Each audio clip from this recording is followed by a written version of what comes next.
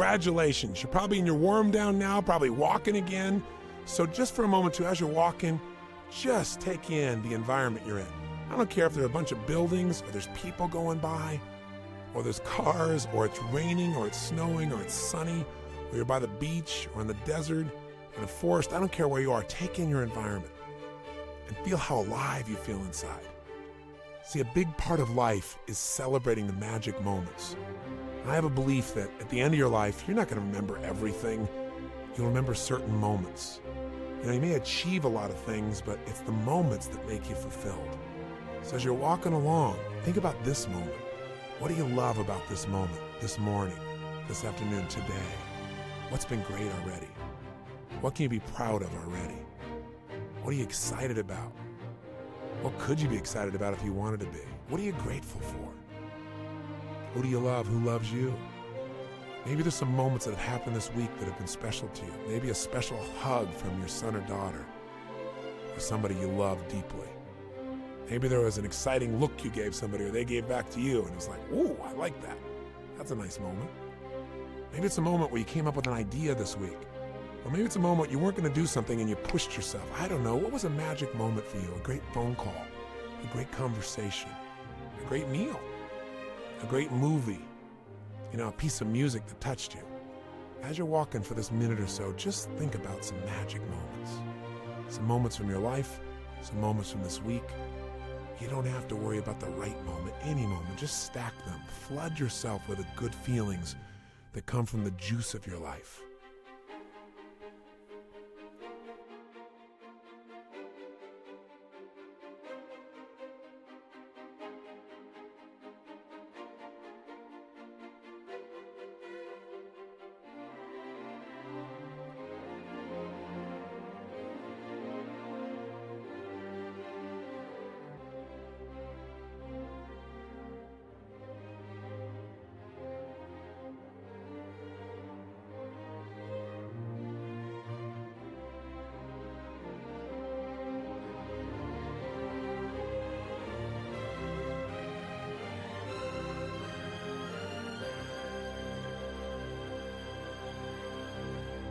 Okay, been feeling pretty good?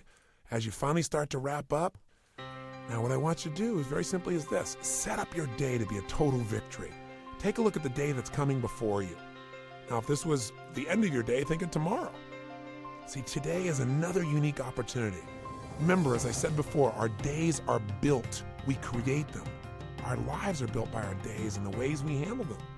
So let's move into the future, into the end of today, and look back on it right now as if it was already done. Let's observe all the important things you did today. The things you did to make yourself happier. The things you did to make yourself healthier or more balanced so that you could achieve not only your major goals, but really enjoy them. That's right, think about it. As you look at this day as if it's already done and you love the day, notice all the details. Sensing things you never sensed before. Hear some things you haven't heard before.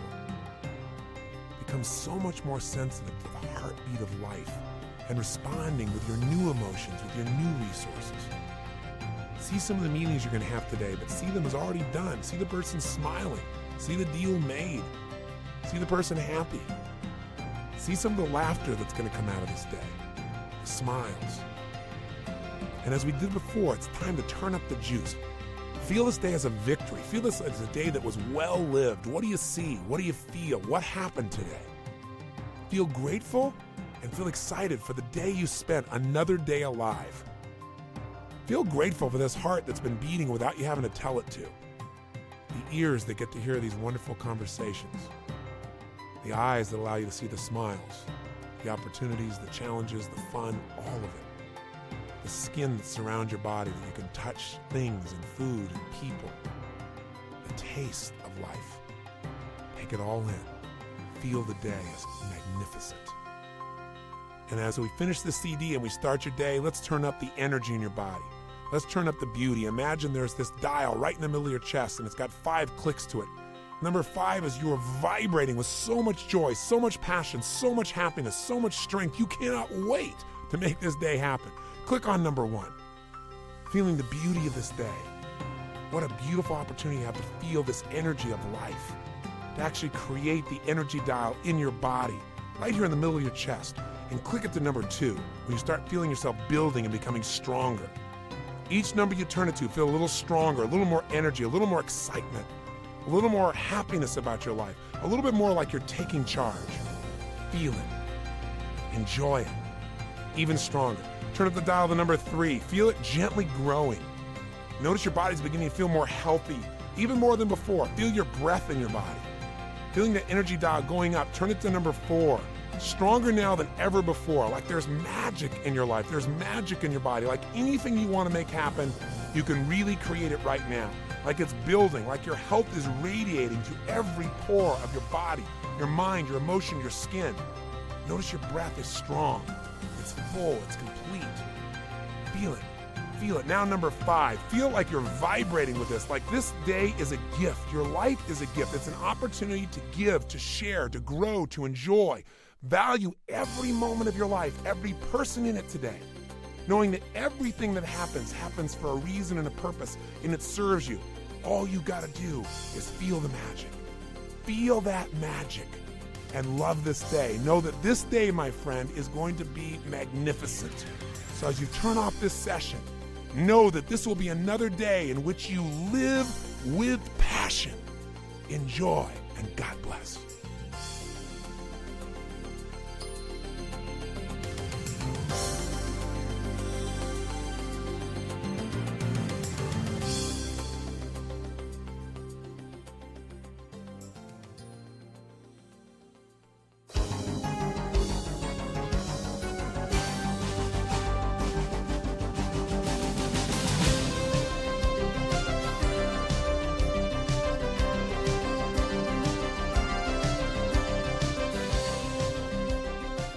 Welcome back again. This is session number 4, day 4 for some of you, session 4 for others.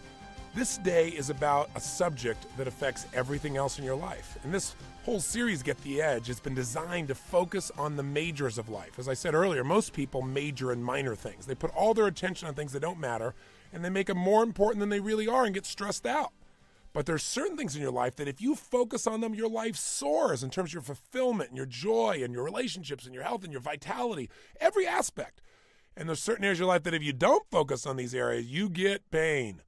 And so that comes to the base level we're here to talk about today, which is your energy.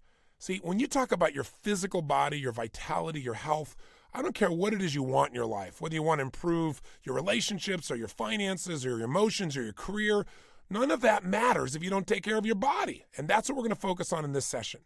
But I got to tell you, most people don't focus on their energy and their body because we don't live in a society where most of us value our bodies that much. In fact, we probably value our bodies the least. Yes, we promote attractive bodies in advertising, but we don't really look at the vitality and health and make it the absolute must. We have a lot more advertising on how to get drunk or how to get yourself out of pain instantly with a drug or whatever else you can consume in big gulp sizes that are larger than your head. People are drinking Cokes bigger than their head. I don't know what's going on out there. But see, we do things in our society for money all the time, but we forget our bodies. We do things to meet our career needs, but we forget about taking care of our body. We take care of our kids, we'll take care of our spouses, our loved ones, but our body's usually the last thing for most of us. And you know what? When we run out there, we try to give everything to everybody else, and we don't have any energy left inside of ourselves. Boy, I'll tell you what, there's no fulfillment, there's no joy, there's no juice. So you don't want to be richest man in the graveyard. And most people are out there focusing on everything else except the most important thing, your temple, the place your spirit resides.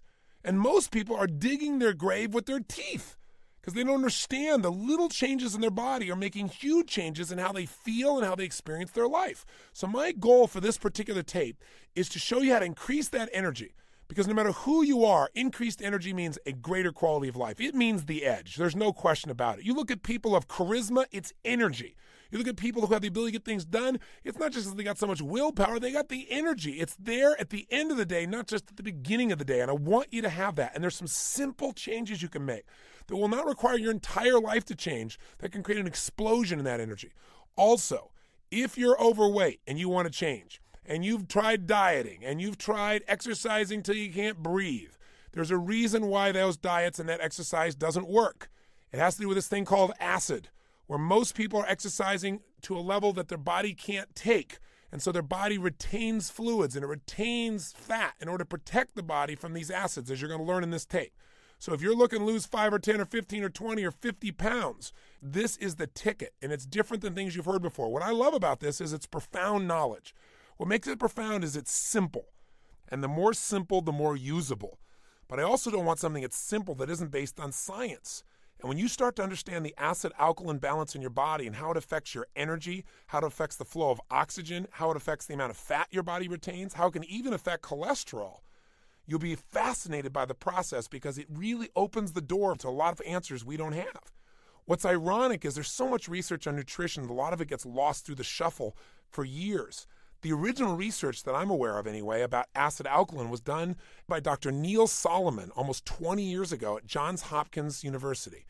Here's a man who focused on everything he could find within clinical nutrition that could massively improve the energy of an individual and the overall homeostatic balance in your body, which is basically your body's ability to heal itself. Since that time, many people have done research on acid-alkaline balance and its impact. I met various nutritionists like Robert Young and doctors like Dr. Alex Guerrero, who, by the way, is the person I recommend today. So you're going to get some pieces out of a live seminar about each of these individuals and what they've discovered and how you can apply it to yourself. By the way, Alex is the closest thing to genius I've seen. He's a doctor of Chinese medicine, and he's known because he's able to take two extremes of people and help make a difference. He takes peak performance athletes when they're burning out and turns them around, which is probably a good metaphor for most of us in today's society who are working so hard and we don't understand why we're not able to get the most out of ourselves anymore. But he also is specialized in his practice on taking care of patients that traditional doctors think are terminal and they're inoperable or there's nothing that can be done at this stage. They just believe that this person is going to pass away. And his statistics are amazing. He's now cared for 400 terminal patients designated as untreatable by their physicians. 5 years later, approximately 85% of them are still alive and thriving. This man really has found some tools that can shift people's health in a short period of time, including those people who think there is no hope. So this information truly can be a breakthrough. And what I really want to do is free you from fear. So many people walk around every day afraid someone's going to sneeze on them and they're going to get a cold or the flu.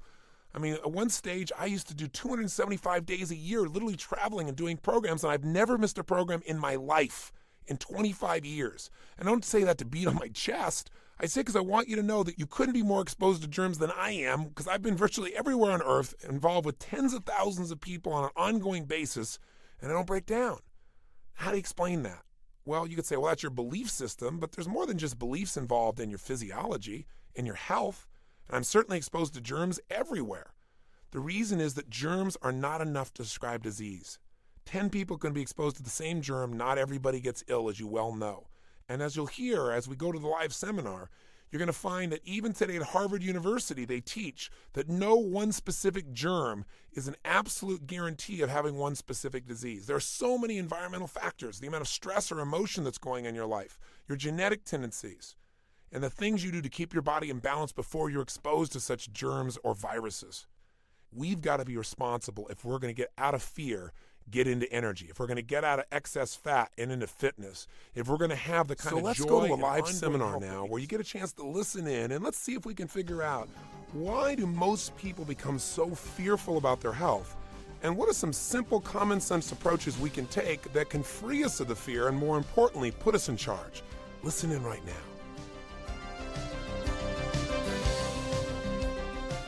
What I want you to understand today is it's not the principles you're going to learn that are going to make a difference in your health.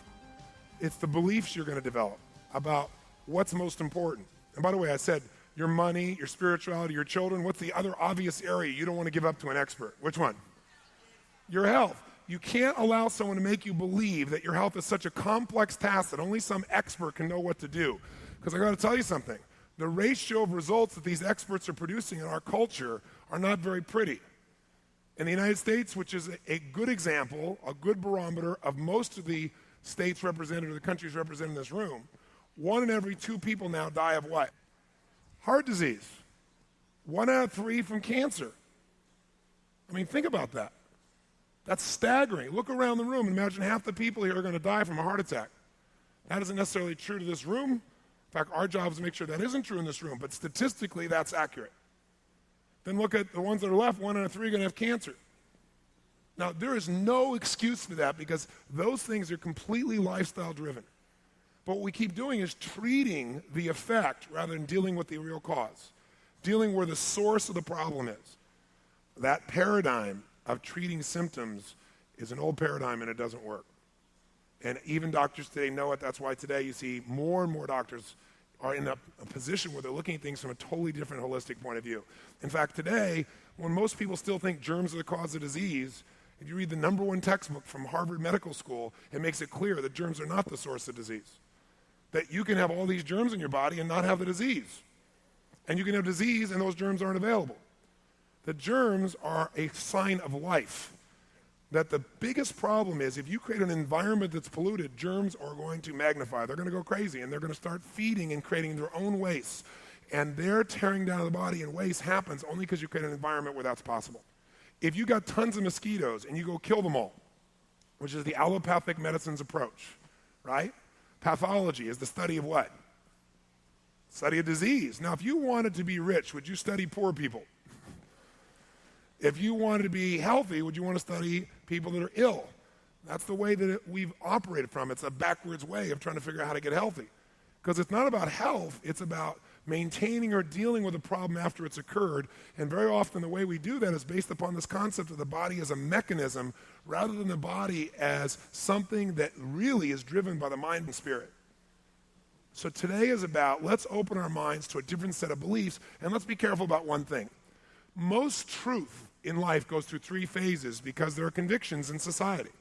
First, it's totally ridiculed. Second, it's violently opposed. Because if the ridicule doesn't do it, now it starts hitting people's convictions and they get very fearful. When a man suddenly says, no, the earth is not the center of the universe, it's not the center of even the solar system, the sun is, Copernicus said this, what happened to him? First it was ridiculed, then what did they do? Stoned him, threw him in jail, right? Made him have to recant everything, destroyed his books, violently opposed. And then the third step, truth becomes accepted as obviously true. Self-evident is the word.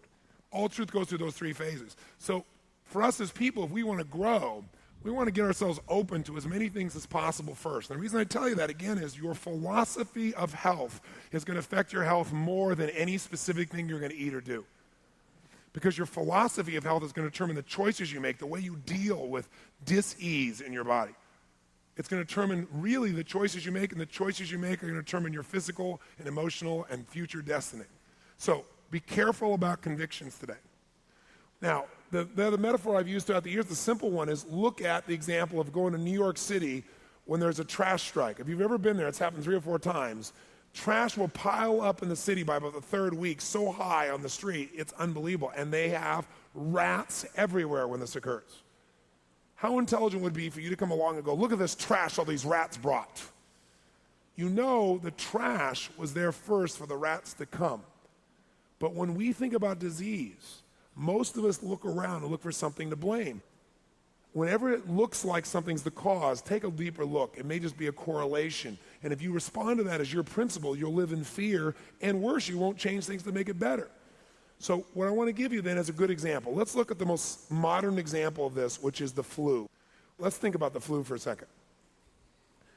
The flu. When does the flu have a season in most countries of the world? Yes or no? Is it holiday season or the normal work season? Quick, out loud. Holiday season. Raise your hand if it's the holiday season in your country, because in this room we have 76 nations. Raise your hand if holiday season is the primary time in which the flu hits. Raise your hand nice and high so I can see. Now, what happens during the holiday season that might add to toxicity or to a deficiency in your nerve energy where you're using more? Okay, do you tend to eat and drink even more, partying even more intensely than usual, yes or no? Plus, as you're gearing up for the holiday season, do you have your normal responsibilities still very often, yes or no? But then you have additional responsibilities, okay? Plus you have things like the outlaws are coming into town, the in-laws, right? People you're not always thrilled about that you got to have to deal with. Is there politics? Is there emotion during this time? Yes or no? Even if you love the holidays and you exert more excitement, does that occur? Yes or no? And in most countries in the world, the holiday season is an extreme of temperature. And in this country, it's the cold season. In some countries, it's the hot season is the holidays. but it's an extreme of temperature. Your body has to use more nerve energy to either cool yourself down if you live in a very hot environment or to heat yourself up if you're in a cold environment. When you're in these environments, you're making more and more demands of energy, and when you use more energy than you can take back, what gets shut off? The elimination process. As that happens, your body's no longer at functional efficiency. As that happens, toxicity builds up. Now, what does this look like? In this country, it starts with Thanksgiving, doesn't it? What happens at Thanksgiving? People sit together and say, it's time to give thanks for our year, for all that we're grateful for, and let's thank our body by giving it a really gentle, nutritious, well-balanced meal. Is that what happens? No, what is it? It's called pig out time. And what do people have for Thanksgiving? What do they have? Come on. Turkey. What else is on the plate? Mashed potatoes. What else is there? Gravy. Desserts. One little token vegetable on the side that nobody touches. Pure acid, pure waste, pure poison in mass. And when you've eaten so much, by the way, do you eat a lot? You eat so much you can't breathe. And you push away the table, I'll never eat another bite again. Pumpkin pie? Okay. Coffee? All right. Isn't that true? And what do you do after that meal? Do you go out and say, oh, God, it feels so good. Let's go out and take a nice run. Let's go to the movie. Let's go for a jog. What do you want to do? Boom. Your brain goes in a total overwhelm, doesn't it? Your body tries to shut down. You're exhausted. And by the way, when you have that meal that one day, the next day, you immediately go on a cleanse, right? You go, okay, I overdid it. I have the right to overdo it. But now, the next 3 or 4 days, I'm going to eat totally pure. I'm going to cleanse. I'm going to drink water. I'm not going to drink anything else but water. I'm going to make sure I get lots of nutrients. I'm going to clean out my colon. Is that what people usually do the next day? There's leftovers. Got to have the leftovers. Can't waste them. There are people dying in China. Right? And by the way, is there some stress usually around this time? You bet there is. And does it end there? No, because you say, well, Christmas is coming. It's the party time. So do you tend to drink more, yes or no? Eat more, yes or no? You go to the company party, right? You have a good time. You think it's time to see the boss looped. It'll be much more fun to be around him, right? You have fun. And then when that ends, you got Christmas just down the road. And you got more stress and more things trying to do, and excitement and happiness, energy. And on Christmas, you usually have a really small, nutritious meal honoring, the day that this is supposed to be about. No. You eat another huge meal. You have more partying, more innovation, and maybe even extreme of temperatures maybe too. And then on top of all this stuff, you don't finish there because New Year's is around the corner. And New Year's is the ultimate party, isn't it? And what do people do en masse on New Year's? Drink what? Alcohol is the total product of decay. It is pure acid in the system. It destroys cells. It interrupts everything. It overwhelms the body. Now, here's what's interesting. When does the flu season hit? That's right. It always shows up late December, early January, usually right after the 1st. And you do it year after year after year, this bug shows up. And by the way, people know it's a bug. They wake up. And what are their symptoms? What are the symptoms of the flu? Nausea, vomiting, diarrhea, fever, chills, aches and pains. Are those the symptoms of a body that's been poisoned? Yes or no? Are those the symptoms of a body trying to get rid of poison? Yes or no?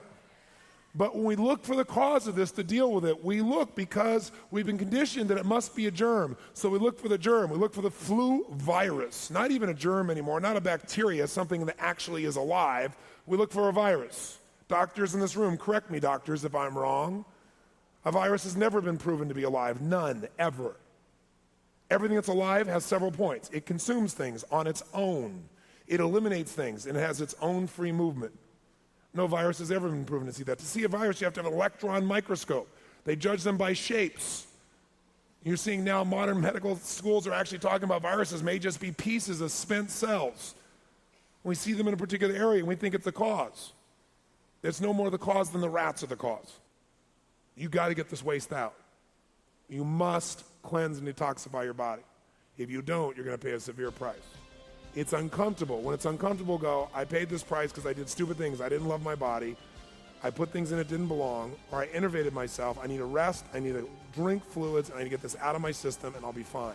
I don't want to aggravate it or shut down the process. I got to let it run its course. If I let it run its course, it'll be healthy.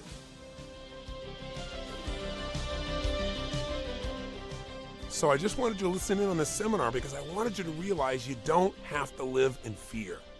That there's some fundamental things that if you let's listen in now to another seminar where we're talking about this principle of acid and alkaline and how it can make a massive difference in not only the quality of your life, but the amount of energy you experience day to day. Here we go.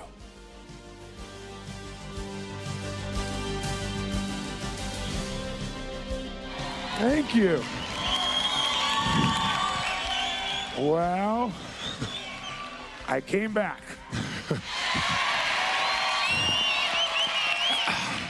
I missed you. What can I say? I came back because I wanted to give you an update, an idea of some of the newest distinctions that I've made. If you've been involved with my work at all, you probably have been exposed to some of the principles. How many of you read Unlimited Power? Say aye. If you did, I talked about some of the fundamental principles of living health there. And my goal is really to get you to see you don't have to be afraid of bugs. You don't have to worry that in the middle of your New Year's, some bug is going to wreck your holiday. Okay? That it's really not how it works. So what I thought maybe we'd do is show you a little bit of how we get to pollute our environment. And the way we get our environment polluted is we get out of balance. And you all know that. What happens during the holidays? If you weren't out of balance before, now you're totally out of balance. How many can relate to this? Say aye. And that balance is not just the balance that comes from, eating too much. It's all of the stresses we create inside of ourselves which innervate us. But they also do something else that I didn't understand at the level of science before. I understood it anecdotally. But science is now showing us some pretty extraordinary things that can help us to know precisely where we break down. Now, to give you an example, think of what your body is. Your body is really this unique system that's working on basically electrical currents tied with magnetism. So think of it as electromagnetism that's actually running you. All the nerves of your body send signals through electricity. There are electrical signals, pulses of electricity. All the cells, all the organs of your body, when they're alive, to be healthy, you got to have healthy cells. They got to be totally energetic. To be totally energetic, they have to have electrical power. What makes that electrical power happen is what we have is a delicate balance in our biochemistry. Chemistry makes the environment possible for electricity to be there. Anything that's going to mess up that electrical balance is going to mess up your cells, is going to mess up your organs, is going to mess up your life. So if all these organs in our bodies have this need to send electricity, in fact, nerve signals are nothing but electrical pulses again, then what we got to figure out is what would mess that up. And then what we're going to do here this afternoon is walk you through the easy ways to make it so your inner environment is totally in balance on a consistent basis, even when you take it out of balance. This weekend took you out of balance because what you've done is you've done the thing that creates breakdown in the body that you've probably been doing for years before you got here, but this weekend may have added to it, and that is the creation of acid. Acid in our systems creates a breakdown of the delicate balance in our biochemistry. Now, you turn on your television, you can't miss a million commercials or somebody comes on and says, I ate the whole thing, Alka-Seltzer. Remember those old ads? Or now these days, they don't do that. Now they don't wait till after you're in pain. They go, look, I'm going to eat this Pepsin AC and then it won't hurt. And what is Pepsin AC and all these things? They are antacids. See, if we're eating so well, if we're so smart, how come we're taking all these antacids like they're coming out of our ears? The reason is because we live an acid lifestyle in modern times. Most industrialized nations live acid. Now, what creates acid in the system? Well, the first thing that creates acid is emotions, anger, resentment, frustration. You can take, and in fact, I encourage you to go by your local drugstore and get some of those little pH strips. Those pH strips, you probably have seen them. They're like yellow. You put it on your tongue for a few seconds, or you can do it with your urine, and then you put it against colors, and it shows you how acid or alkaline you are. Now, why is this important? Let me clarify this first. Your body, to maintain this powerful, energetic, electrical current in you, has got to have a certain pH, a certain basis of what's called acid and alkaline in the system. It is as important as maintaining the temperature of your body. Your body has to stay at what temperature? Quick. 98.6. Well, here's the other number you better know. On a scale from 1 to 14, 1 is pure acid, burn a hole in steel, and 14 is purely alkaline. The middle then, the balance would be 7. Our bodies need to be at 7.36. That's the ideal, which is slightly alkaline. Now, there are portions of your body, like your stomach, has hydrochloric acid in it, and in that area, right, you're going to have more acid. But I'm talking about your blood. The blood, which is the river of life. What takes the oxygen everywhere? The blood. You know, what brings the nutrients? The blood. The blood is the basic source of everything. So your blood has got to be at 7.36. In fact, this is so important, guys, that if this figure were to vary 1 or 2 points, you would die instantly. Because what happens is it would change the chemistry where there'd be no electrical power. And imagine an electrical power plant that somebody unplugged. Everything stops. Your organs, your cells, everything shuts down. You're dead. That's how important alkalinity is to your body. Now, most people, though, are constantly testing the body's ability to do this. For example, we go to a cold environment, what does our body do? It compensates, right? It figures out what to do to try and speed up, try and get that warmth to the body so that we can survive. The same thing happens when you take in a lot of acidity in your body. Your body rushes to figure out how to deal with this. Now, the way the body deals with excess acid, and again, what brings acid to the body? Emotions is the first thing that most people never even think about. When you worry, I mean, how does it feel when you worry? What does your body feel like? Can you feel that kind of feeling inside your body, like something's churning? You're creating acids in the system. By the way, conversely, Norman Cousins, who, God bless his soul, an amazing man who was here in Los Angeles, right, teaching at UCLA. If you remember, he cured himself of disease through laughter therapy. He'd watch for 8 hours a day all these funny films that cracked him up, and he laughed his way back to health because you can also, through your emotions, can you stimulate your immune system? Can you release positive endorphins, yes or no? So when you're talking about my lifestyle, I know people all the time who are so rigid about what they're going to eat, and they're stressed every moment about it. And I'm looking at them going, they are not going to be healthy because they're creating acid continuously, which, guess what acid does? It strips or weakens the electrical charges around red blood cells. So, for example, and I'm getting a little technical, but please stay with me, and I think this will make sense for you. Here's a red blood cell. What does a red blood cell do? Carries what? Oxygen. So you got all these red blood cells in your body. Blood cells, in order to function, have a certain biochemistry, and in order to do that, to have electrical charges. The outside of a blood cell has a negative charge. The reason it has a negative charge is it keeps the blood cells from doing what? Anybody know? Sticking together. If the blood cells stick together, what's going to happen? They're going to suddenly go through the bloodstream more slowly, through the body more slowly, so you're going to get less oxygen. All these little red blood cells got to make it all the way down to little capillaries. Some places they have to go one at a time. So all of a sudden, imagine you got your body full of sludge. And by the way, that's how most people feel. They sludge through life. Because if you see the red blood cells, they're all clumped together. Now, what happens is the inside of your red blood cell has a positive charge. So when acid comes along, you have an acid diet, which I'm going to talk about also, acid emotions, acid lifestyle. The acid comes by and it mitigates, it strips or weakens this charge, sometimes takes it completely away. So what do you think these cells start to do? They start to clump together. As that happens, your energy goes through the floor. But that's not the only problem. These cells start to weaken. Does that make sense? They're not as strong as they need to. And as the environment becomes more and more acidic, they not only weaken, but they die. When they die, they release their own acids into the bloodstream. So now you're compounding it. Now remember the example I gave you of pouring water in a glass and you keep pouring and pretty soon it overflows?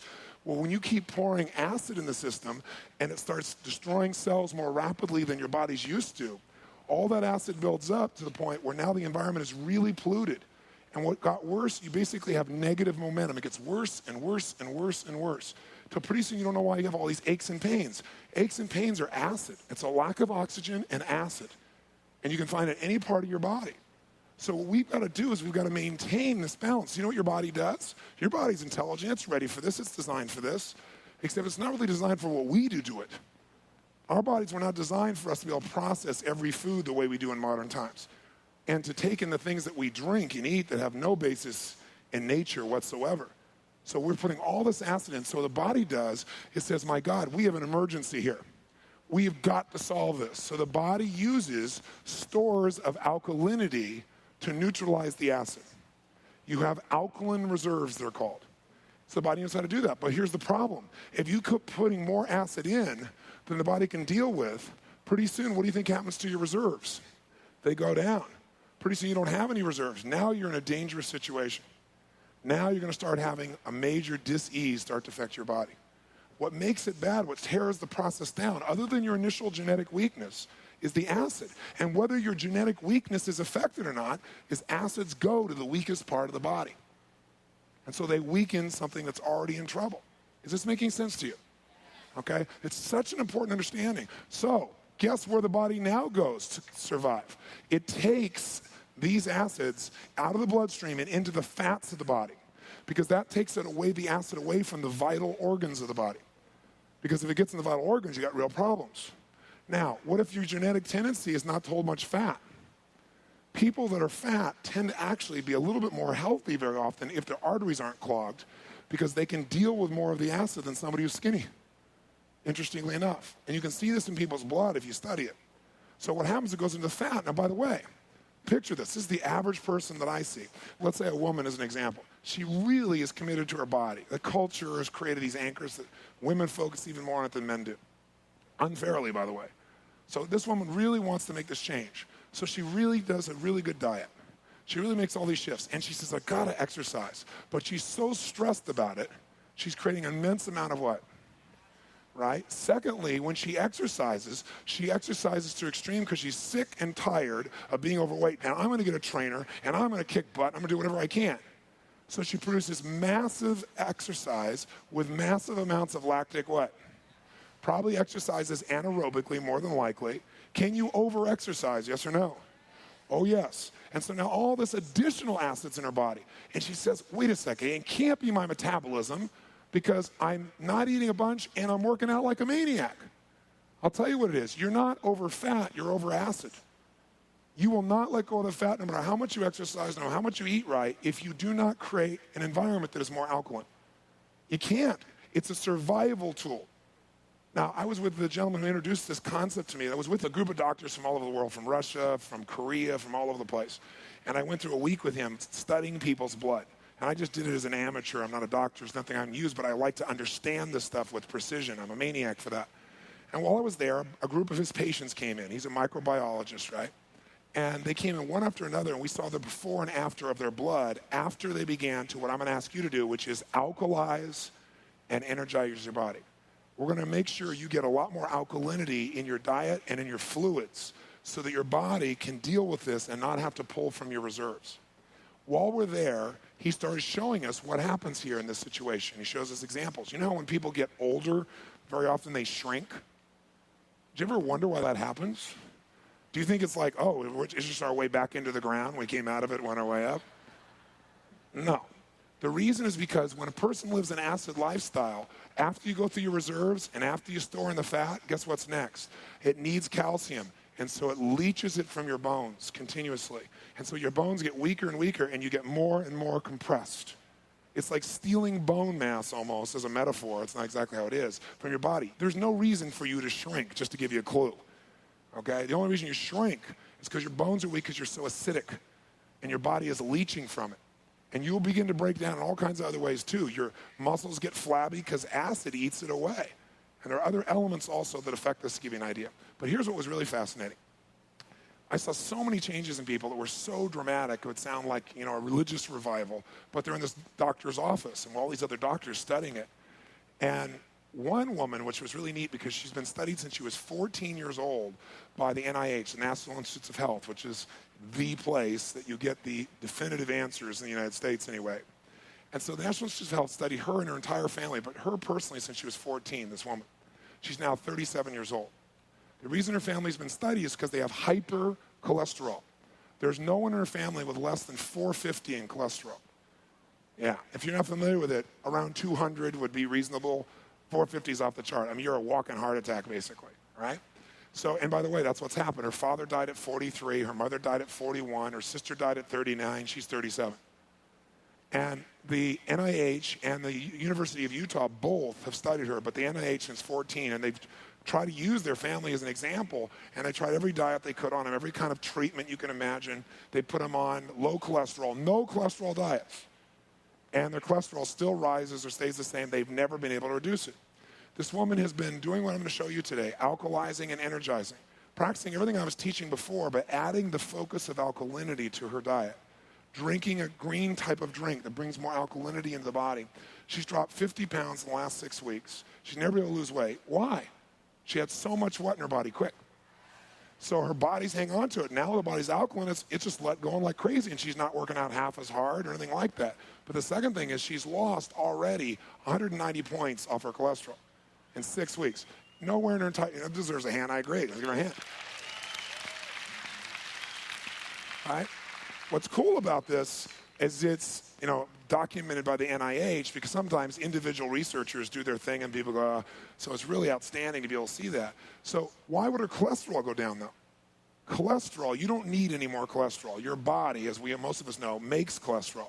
The only reason you get additional cholesterol is you're eating animal products. So you're eating the cholesterol of other creatures and putting it in your body. So with their dead mass, you're taking their cholesterol. All right? Doesn't this sound attractive? Okay? But here's the real problem. You get your body where your blood, you put more acid in. Your blood's got to stay at 7.36 or real close, right? So it's got to do something. Now, it tries to use your fat stores. It tries to your alkaline reserves. It tries to do anything to balance it out. Let's say that you've maxed out those things, and all this acid is going to run through your arteries. What will they do to what will acid do to your arteries? It'll burn a hole in it like that. You'd be dead. You can't have arteries with holes in them, right? So the body says, we need a binding agent. We need something to grab a hold of this acid and protect the arterial wall. So it secretes or gathers, if you've had additional cholesterol, the cholesterol, and it puts it on the wall to protect the sensitive linings from all the acid.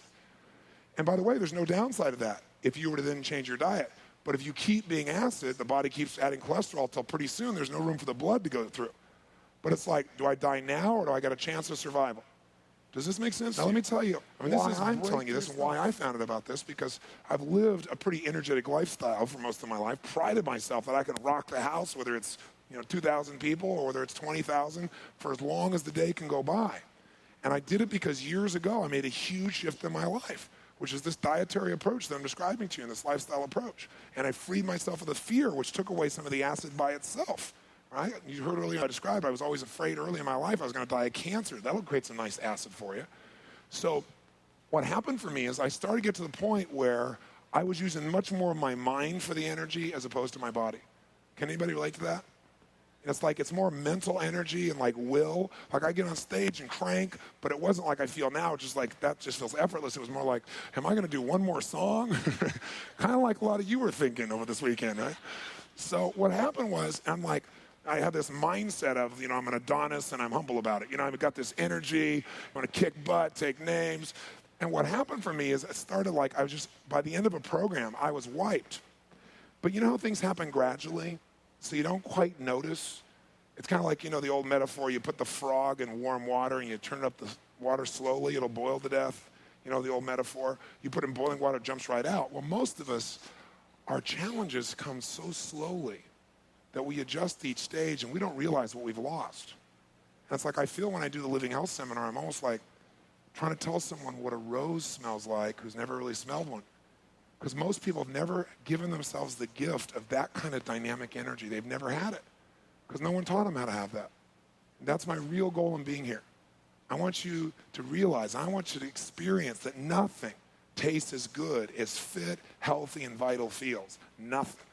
And once you feel that, you'll get addicted to that feeling, and it will change every aspect of your life, your relationships, your finances, everything. Because here we are living in this culture where people value everything more than their body, their money, their career. We'll do anything for our kids, right? All these other things. And what's the last thing that shows up? Our bodies. And thank God that our bodies are as strong as they are, but we deserve to have them at full tilt. So for me, as I started to feel this little bit of loss, so I thought, okay, I know what the problem is. I'm getting toxic. I'm exerting more energy, right, on an ongoing basis than I'm building back up. I'm not sleeping and I'm not resting. And I'm go, go, go, go, go the whole time, and I just need to balance out and cleanse my system. So I decided to do that. Now, I know quite a bit about a variety of sciences that have to do with how to study the blood. And there's quite a bit of research that's been done overseas. And there's a certain type of microscope in the past called a dark field microscope. Dark field microscopy, I guess is how they pronounce it. And so years ago I had that, and it allows you to see what you don't see in a traditional blood test. It allows you to see that your blood, unlike traditional science tells you, is not sterile. It's like another universe with all these creatures moving around inside of it. But what's interesting is there's a new microscope out now called an ultralight microscope that allows you to see even deeper. And what you also can see is things like candida or yeast in your blood, parasites. You can see everything, and it's very visual. So before I went on this cleanse, I said, you know what I'm going to do? I'm going to go look at my blood so I can see how bad it is, and also so I can feel the victory afterwards and see it clean up. So I found out about this place that did this new form of microscope work. I went down, looked at my blood. My white blood cells were ripped open and like leaking out. They weren't moving at the pace they're supposed to move. You know, and my immune system's broken down, which probably was how I was feeling inside. I was feeling run down. And I'm thinking, God, you know, I know I eat well and all that stuff, but I thought, no, I'm not. I'm going full tilt. I'm not breathing. I'm not doing the other things that are so important. And I'm exercising like a maniac on top of it, right? Because I want to be fit. And so I looked at this, and then what was interesting about it is I was also full of candida. Now, what yeasts do in your bloodstream is they eat all your glucose, which is all your energy storage, right? All your sugar. So what that does is you eat and you're never satisfied because you're not getting the nutrients. Remember, taking in nutrition doesn't mean anything. If you don't have proper digestion and assimilation, you have no nutrition. So what happens is along the way, the yeast consume it. So I don't know how many of you can relate to this, but I would find myself, I was so busy, I wouldn't eat all day long. Then about 8, 9, 10, 11 o'clock at night, I was ready to eat a human. I was like, I mean, I got to have something, man. I get that state where you got to have something. How many can relate? Come on, say aye. That's because your blood sugar is where? Through the floor, right?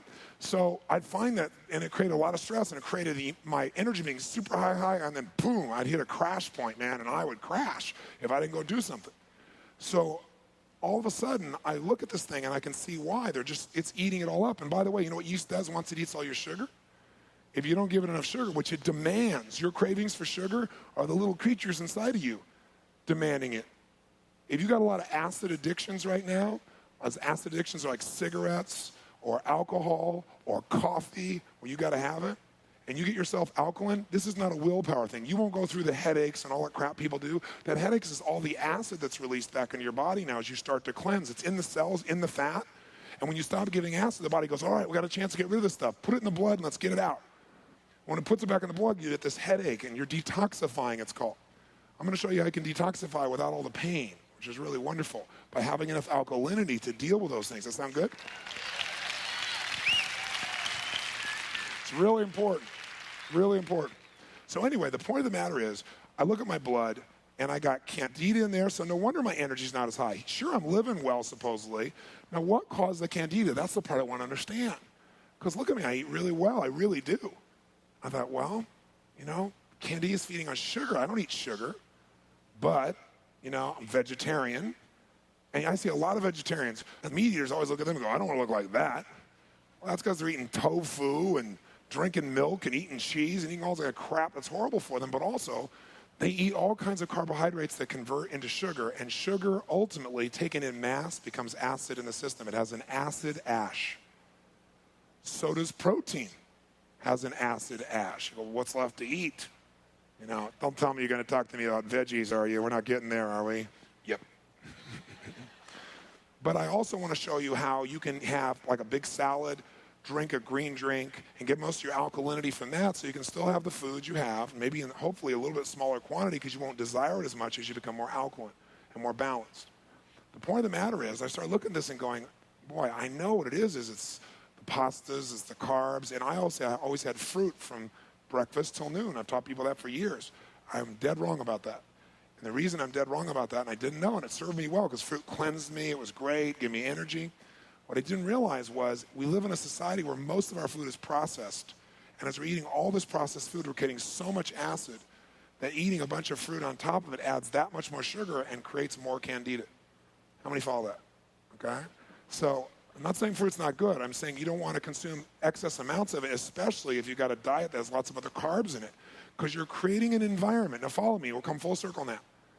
You're creating an environment that these little creatures will proliferate, right? Because they got a feeding ground, right? The rats don't come until there's enough trash to feed them. When there's all this trash, they're going to come. And once they get there, they tell their friends, right? They camp out. And they grow and expand and create more of a problem, don't they? So you don't want to create trash inside. Trash inside starts with the acid. And then it starts to create more and more challenges. And as we do this, as we become more acidic, as we get more sugar in our bloodstream, we create the things that suck our energy away. As I started to say, when they're done with your sugars, these yeast start to eat your proteins. They start to literally break down your soft tissues and your muscle mass. So if you're real flabby and all that stuff, you know, I don't know the real statistic. There are books that claim, there's some scientists that now claim that as much as 70% of the population is infected with yeast and candida. I mean, it sounds to me extreme, except when you look at the lifestyle of most people, then you go, maybe it's not extreme. But you can find out very easily by doing a blood test, and you got to cleanse it out. The good news is you can cleanse it out easily. All you got to do is alkalize the bloodstream, because this environment that the yeast grows in has to be acidic, right? It's the environment, guys. It's always the environment. And the good news is we're in total control of that. And by the way, even your teeth, think about this. If you talk to your dentist has been educated, they'll tell you sugar doesn't burn holes in teeth. It's the sugar as it metabolizes into acid, which all sugars do, it drills a hole in your teeth. It's the acid that does that. Now imagine that acid going through your organs, through your tissues. Imagine that you have a genetic strengths and weaknesses. If yours is in the prostate, gentlemen, the acid will go there. And that's where you're going to experience the biggest problem. If it's in your breast that's that situation for a woman, it's going to go there. It's going to go wherever your weak point is. If your liver's weak, it's going to go there. The weakest part of your body is where the acids will settle, because that part of the body can't clean up the mess as quickly. Does that make sense? And so then you pay the price in your weak place. So you must be alkaline. That's this whole conversation is, number one, how do we alkalize the body? Why do we alkalize the body? Because we've got to have the 7.36. And again, you can do this. You can go pick up all those things, put it in your mouth, and see where you are. So anyway, the point of the matter is, I went and got this blood test to finish the story. I said, what do I do? They said, here's the things you should do. And they said, in 30 days, you can have this totally turned around. I said, show me some examples. So they showed me before and after of people's blood. Being visual, that convinced me. So I said, great. Showed me a woman who had breast cancer and what her blood looked like. And it scared me because mine was moving in that direction, that kind of breakdown. And they showed me 30 days later, and blood was perfect, right? And she's fine. So I went and did this for 30 days, and I went and had the blood test again, because I'm not a believer in, I've never promoted supplements, because most of it is expensive urine. Right? 90% of it just goes straight through you. Your body can't digest it. It's not absorbed. So I went 30 days later, and I looked at my blood, and my blood was perfect. No candida in the system, white blood cells perfect. I knew that before I got there, because I felt better than I can remember feeling in probably 5 or 6 years. And I think I feel pretty awesome. But I remembered how good I felt before that I'd gradually forgotten. So everything I taught before is totally in alignment with creating alkalinity, except eating fruit in the morning till noon. And I've been teaching that for years, so I was an idiot. I apologize. Right? But it really worked for me. I mean, it worked at the time. But it has a cumulative effect if you're doing all these other things too. So I'm not suggesting you can't eat fruit. And I'm going to now become very specific about the principles. But I wanted to give you this overview. I want to say one of the things. Does this make sense to you? There's two words, alkalize and energize. Alkalinity, you now understand how important it is. How important is it? It's life and death. That's how important it is. You got too much acid, are you likely going to have difficulty losing weight unless you have a genetic tendency not to keep weight at all? Yes or no? I guarantee you're not going to be able to lose weight if you keep your body in an acid place. Or if you lose weight, it'll be temporary and you'll gain it back. So you got to understand, this alkalinity is the whole thing. So you got to alkalize and you got to energize. Now, what does energize mean? It means, remember, every organ in your body works on this microelectricity, this electrical magnetic frequency. And all of that is happening in your system. When you're eating foods only provide value when they can be converted into the elements necessary for this chemistry that allows electrical charges to continue. Food actually gets to the organs through these little electrical charges. It's how things are moved around within the system. Are all foods equal? Like, are all carbohydrates equal in the amount of electrical, alive energy in them? Yes or no? Your common sense knows the answer to that is no. Absolutely not. So we must avoid foods that take away more energy than they provide. Your body operates on a subtle electromagnetic current. Nerve signals are, in fact, electrical charges. Your brain, your heart, all the organs in your body really emit these fields of electrical current. And your cells communicate with each other through pulses of electricity. When we eat food, our food breaks down into the food particles to their smallest size, called colloidals. A colloidal is a smallest possible form of a nutrient particle size. The usual size is, I don't know how to pronounce it, certain microns in diameter. These nutrient particles are then carried to cells via electrical charges. If we eat something, guys, that's lifeless, that really doesn't have the electrical charges in it any longer, then you're not going to get the energy that your body deserves. So you won't get, as I said here, the food itself is taking more energy than it's giving if it doesn't give you enough electrical charges. So for example, what kind of electrical charge is available in chocolate cake in megahertz? 1 to 3. Now, by the way, a tumor has 30 electrical charges, to give you an idea, by comparison. A Big Mac has 5 megahertz of energy. Now, before you look at that, maybe I should give you a frame of reference. Each of the organs of your body has a certain amount of energy, electrical energy, that can be measured in megahertz for it to be functioning healthfully. The average of your core organs, like your brain, your heart, your lungs, is 70 megahertz. So just think about this. If you need 70 megahertz of energy, and your primary diet is made up of Big Macs, 5 megahertz, chocolate cake, 1 to 3 megahertz, right? Are you going to be in an energy deficit or an energy abundance? Deficit. And so your energy is going to be low. Now, let me ask you this. If your energy is low, will the organs of your body be working at their total functional peak efficiency, yes or no? So if they're not working at efficiency, and let's say part of that is cleansing or providing what your body needs, then those systems start to shut down and you build up more toxic waste. That's just natural. Your body normally will get rid of, but you're no longer having enough energy to function properly. So you go through this slow decline most people call aging. Does this make sense? So take a look here, if you would, and you'll see some of the other foods we've got here. Vitamins. I mean, most vitamins and mineral supplements are 10 to 30 megahertz, and that's if your body can absorb them. Raw almonds are 40 to 50 megahertz. If you saw me snacking during the break here, I grabbed something, that's raw almonds I have up here. I have cucumbers too, which are super high. Your liver is 55 to 60 megahertz. Your colon, 58 to 63. Your stomach, 58 to 65. Top of your head, 60 to 70. Your feet. So you can see your body's basically in that 60 to 70 range. Fruits do provide, you see this?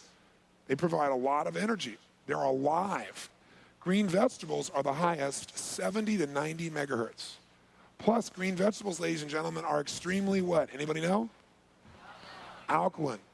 We want alkalinity, and green vegetables are some of the most alkaline things you can take into your body. Next is you'll see live, fresh wheatgrass, 70 to 90. Your brain is 72 to 78. How many of you love a rose? Like you get in the presence of a rose or you smell a rose, it just feels really great. How many have that feeling? Say aye. A rose has 320 megahertz coming out of it. It's like you get this charge. All flowers don't do that to you, do they? Some have more than others. And what the feelings you're having are actual electrical charges that you can experience if you measure them. It's fascinating. And then I'm going to show you a green drink that's between 250 and 350 megahertz. When you drink it, you'll feel like an immediate sense of charge of energy because all the charges your cells need are available immediately, plus it's alkaline. How many would agree that the real challenge that most people have is not some bug is attacking them, that the real challenge that they have is their environment has basically been compromised, that they've done things probably in their lifestyle, consciously or unconsciously, that have put the body in a weakened state, has caused the environment to be polluted, and now problems are building on top of each other. How many buy that theory? Say aye. Okay, if you buy that theory, then the question is, how do we get there? How do we get imbalanced? And then the second question, the more important one, is, how do we get that balance back quickly? First thing that happens that takes us out of balance is there's a disturbance. Now, what could disturb our bloodstreams, disturb our environment? Well, as I start out with again, negative thoughts, negative words, negative actions, those emotions, do they have an impact on our bloodstream, yes or no? Absolutely, and you can feel it, can't you? You know it's visceral. You know your whole body starts to shift when you go in these states. Now, after you have that experience, try adding to that a polluted environment.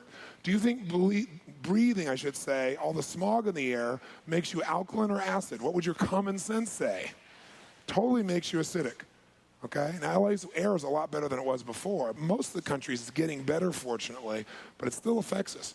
Acid diets. What's an acid diet?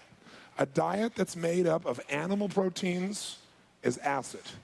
A diet made up of a lot of cooked oils is acid. A diet that's made up of a lot of sugar is acid. A diet made up of a lot of carbohydrates, refined carbohydrates, processed carbohydrates, like pastas, etc. It's going to have a lot of sugar. Sugar, just think sugar equals acid and acid equals glue. That's a good way for you to think about it. The outside of the red blood cell is a negative charge. That's what keeps them repelling. The inside is positive. But what happens is when you put yourself in a position where you have this acid, it strips that charge, and now these cells start to collect. They start to move and become unhealthy. When they start banging into each other, and you can see it in people's bloodstreams, you can see the difference in what happens there between a healthy bloodstream where the red blood cells are big and plump and alive and round, versus you see these misshapen cells, and you see these cells starting to break down, and very often you see things like parasites starting to break out of the cell, literally. You see it rip out of the cell. It's a very scary thing to see. Radiation can do this. We're in front of these screens all the time, most of us, right? Using computers now. We have all this stuff that we don't know the impact on. So we don't have to live crazily, but we want to avoid any excess radiation, because could that disturb the delicate balance, could it, of the electrical magnetic part of your body? Yes or no? Clearly. So those disturbances start there. And then any kind of other destructive behavior or emotion. Now, once you have a disturbance, think of this. Irritation leads to mutation. Right? That's where it can go. So when something gets irritated, it gets out of balance. It gets out of balance, it either weakens, dies, or mutates. So irritation leads to mutation. So what happens is when you have a disturbance, the second thing happens is cells become disorganized. They change, basically, to try and deal with an environment that's different, because life wants to live. I mean, when you even think about cancer, cancer cells are cells that are striving to live so much that they can even expand like crazy in an environment where there's no oxygen. So they mutated, and now they're growing more rapidly than you want them to. It's actually life moving forward, and it's adapting to the environment we give it to. So when you disturb yourself, some disturbances are huge. A car accident, is that a significant disturbance to your body? You bet. That ruptures cells. When you rupture cells, do you think there's more acid in the body or less? Quick. More acid. The body's got to deal with that. So much of it can really be a trauma to the system. But when you get disturbances, cells disorganize so they can adapt to this environment. As they do that, the third step is you get a compromised environment. What that means is cells start to really adapt now to this morbid environment. This is an environment that is not healthy. And all of a sudden now you have healthy cells becoming what? Unhealthy cells. I mean, you can see this under the microscope with people in their bloodstreams. And all of a sudden you have these things called germs that start to grow like crazy, like bacteria and yeast and fungus and molds. Because now you've created an environment in which they can feed. You've created a place where they get to live. Now, what's really fascinating, and you'll see this at Mastery, and this will sound insane to some of my doctor friends in the room, but I took Dr. Solomon, who's on the UN board of aging, and he's the head of the Council for Health and Illness, I guess it is, for the United Nations. So also from Johns Hopkins University, he was the head of nutrition there. Traditionally trained guy, and I brought him about 2 months ago. He was supposed to go for 2 hours, because I said, I've seen things in the bloodstream that traditional biology would never say is possible. I've seen a red blood cell literally not be attacked from the outside, but literally when the environment became acid, start to morph and become a rod form, a bacteria. We think of bacteria coming from the outside. Here's this red blood cell like a butterfly, morphing and becoming another kind of cell. And then morphing back later, when it went to an alkaline part of the body, back into red blood cell. It's all called on videotape. It's called pleomorphism. It's supposed to be impossible. And he's captured this several times, because this guy's whole focus is the blood. He does everybody's blood, and he studies it and watches it. So I called Dr. Solomon. I said, all I can tell you, I've never felt better in my life. I see my blood is so pure. I've seen my blood go. Now the red blood cells are big and plump because my body's alkaline. I got enough water in the system, not dehydrated. My energy's amazing. I said, I've always had high energy, but not where it was like I had such reserves. That's the best word I can give to you. I have reserve now. Before I could do it, and I was going through my reserves, And I said, come take a look. Fly out for me. He said, okay, I'll go check it out. He said, yeah, I'm going between these two places. I'll stop for 2 hours. He stopped for 2 days. And he called me up and he said, this is unbelievable. He said, I want to test that. He's going to do a study at Harvard Medical School. He's trying to arrange one, and at Johns Hopkins, to be able to show the impact that this has on the bloodstream, to show that this has occurred. He wants to be able to duplicate what he's seen. But he said, this is unbelievable, because we always think of the outside world attacking us. He said, what I'm seeing is that the inside environment, just like with HIV, they say it, and now they say for these viruses that the reason they can't stop it is because it keeps what? Mutating into something else. Well, our red blood cells de-differentiate and become something else. What happens is this starts to create this buildup of these bacteria, yeast, molds, and guess what they do? They're creatures, right? They're feeding now on your energy stores, and like all living things, they feed on things, and what do all living things also do? They excrete their wastes, and their wastes are pure acid. So not only are you building the acid up from your lifestyle, but you're now creating an environment where these things proliferate and or adapt. Now on top of that, they put their own waste in, which brings you to the fourth level of imbalance. Now you have debilitating acids growing, so that the waste products from those unhealthy cells pollute the environment, and they start to impact the quality of even the healthy cells now. And so more disturbances, more disorganization of cells, worse environment, more acids, and now you're going to what most people think of as debilitating diseases or aging or whatever the case may be. It's an acid problem that comes from disturbance. Now, let me just tell you this. It takes 4 parts of alkalinity to balance out or neutralize 1 part of acid. That's why most people are so acid. So what's neat about the blood and what's neat about the foods is you can see it. You know, it's not this little, oh, I'm going to take this supplement and hope it's okay. I mean, you can see it and you can feel it. Here's the cycle of balance. Both experiences. Number 1, you must cleanse. How many of you think you've built up some toxicity and some acid through your lifestyle up until now? How many think you're certain about that? Say aye. Trust me, you don't need a blood test to know that, okay? So you got to cleanse. Now, what you want to do is superhydrate your system. Superhydrate means you're going to drink a lot more fluids than you normally do, but you're also going to drink fluids that are alkaline in nature. So you want to drink green drinks. Whether you drink hard drink or not, you can certainly do any other form of green drinks you want. If you go by any of these juicing places, you can get fresh green drinks, and there's all kinds of them that are alkaline, anything you want. But one of the most potent that most of you have heard about is wheatgrass. And the only thing with wheatgrass is it's very concentrated. So you got to make sure you gear up for drinking wheatgrass. And wheatgrass has some benefits in that the chlorophyll in the plant captures the energy of the sun, which is basically life. We have to get that energy ultimately through the system. And so what happens for us is the chlorophyll in the plant is what converts it to energy. And if you look at the molecular structure of wheatgrass, and you look at your own bloodstream, you look at the molecular structure of your blood, it's almost identical. So it's almost like eating the greens or eating the chlorophyll is like taking the blood of the plants that's still alive when it's like that, just like it's giving yourself the ability to build your blood, and it's seen as a blood builder. There's quite a bit of scientific research on it. So you're welcome to drink that, or if you want, get some of this green drink. What's great about it is you can put it in any water you want, wherever you are. You can take it with you on the road, and you can take something. You start to get that place where you haven't eaten, and you're like, your blood sugar's going, you drink that, boom, you're solid. You'll have the fluids that you need, you won't be dehydrated, your blood sugar will be even, and your energy will start sparking because all that electricity, all that energy is available for your body immediately. But what you're going to want to do to cleanse ideally is 7 to 10 days would be the ideal. 7 to 10 days where you would literally go on pretty much a liquid diet. You'd be doing green drinks, green soups. There are a variety of choices in there that you can go through during that time. The minimum you'd want to do is probably 3 to 4 days. We say, I'm just going to cleanse my system. I'm going to give all my organs a break. I'm not going to add more crap on there. I'm going to give them a rest and let my body just flush the system out. This would be the ideal. Now, I'm not going to ask you to do that if you don't want to do that. I'll tell you what to do that's more gentle and more simple. But this type of cleansing is not painful. In fact, you'll start to learn after a few days, if you do the 7 to 10 day one, you'll notice after about day 3, you don't have any hunger at all. In fact, you'll realize if you start to go eat, it's almost like, God, I'm not hungry. And you'll notice you're really doing it because you're frustrated. Or are you really doing it because you feel lonely?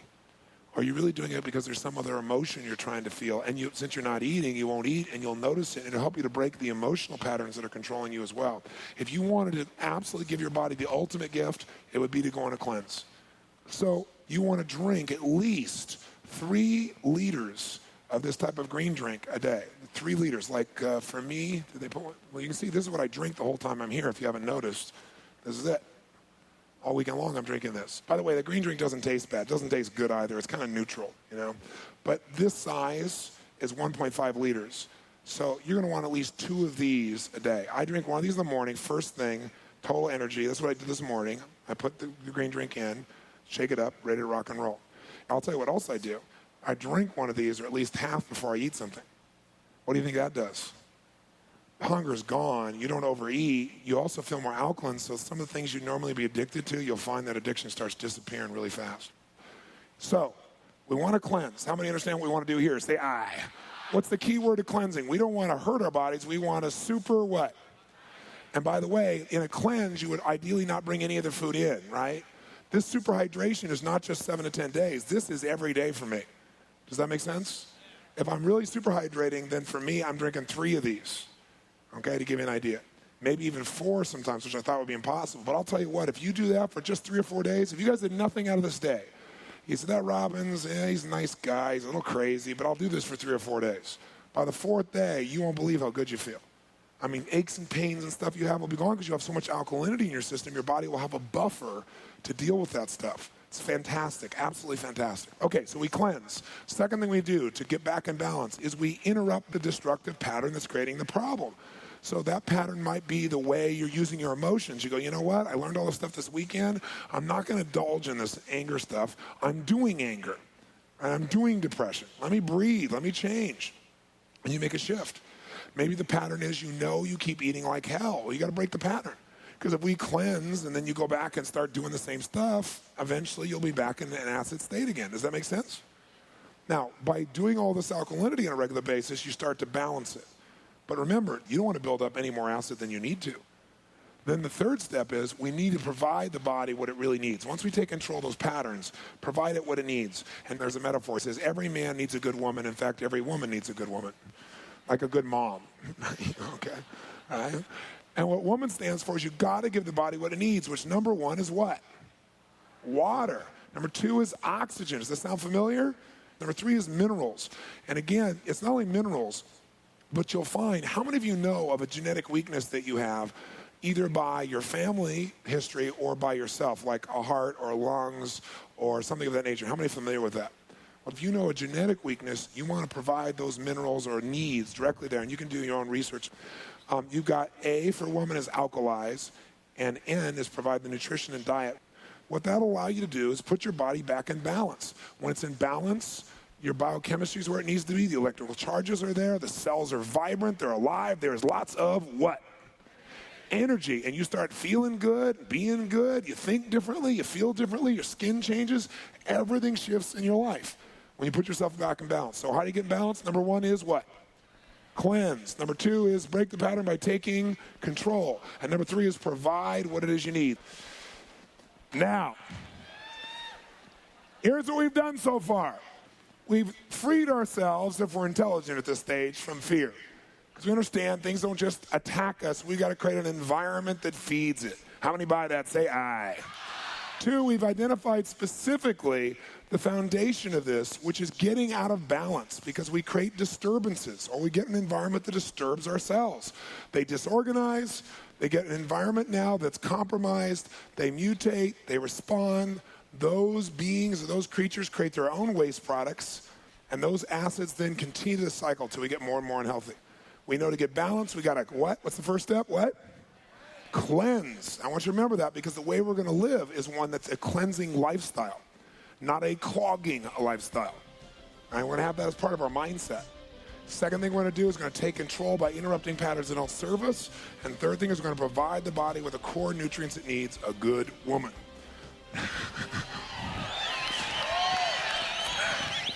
I doubt if there's anyone who wants to argue everyone doesn't need a good woman in their life, right?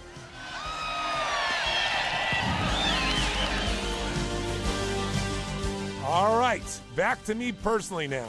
As we wrap this up, here's the secret to this. First of all, does it make sense to you that you've got to provide your body with more alkalinity to stay in balance?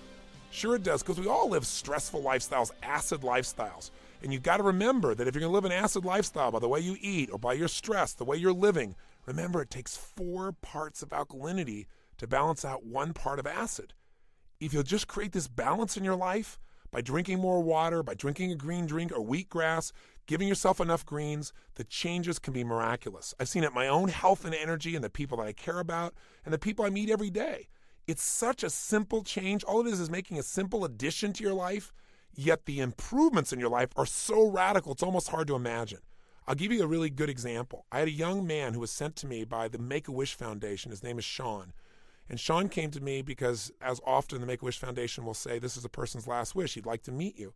So what I usually do is I say, have him come to one of my 3-day seminars if they're physically capable. We'll do whatever it takes to make them comfortable, because in those 3 days and that revolution for their life and that Unleash the Power Within program, they're going to experience things that will shift their beliefs, their emotions, their entire life. And then I'll spend time with them afterwards for an hour or two just hanging with them, as opposed to just having lunch. So in this case, they brought me this young boy, Sean. I think he was 21 or 22 years old at the time. Unfortunately, he had stunted growth, and he didn't stand much taller than my knee. He was in a wheelchair. His bones were so brittle that when he came to do the seminar, and it was time to do the part of that seminar called Fear into Power, the first part of the seminar is teaching people how to overcome any fear and take action in spite of it. It's the thing that stops us all. So it's a pretty powerful seminar. On that very first night, I have people walk across a bed of burning hot coals between 1,200 and 2,000 degrees Fahrenheit. No one has to, but everybody ends up doing it. Because once you see how to break through your fears and you know what to do, you just take action, and everything shifts. After doing that, anything else you thought was difficult seems pretty easy by contrast. So he couldn't physically walk, obviously. And so his parents handed him to me, and as his dad was about to hand him to me, he said, open your hands and just hold him in your open hands. And he said, don't squeeze at all. If you squeeze at all, you'll break his bones. If he coughs, he breaks a rib. That's why his prognosis was for death soon.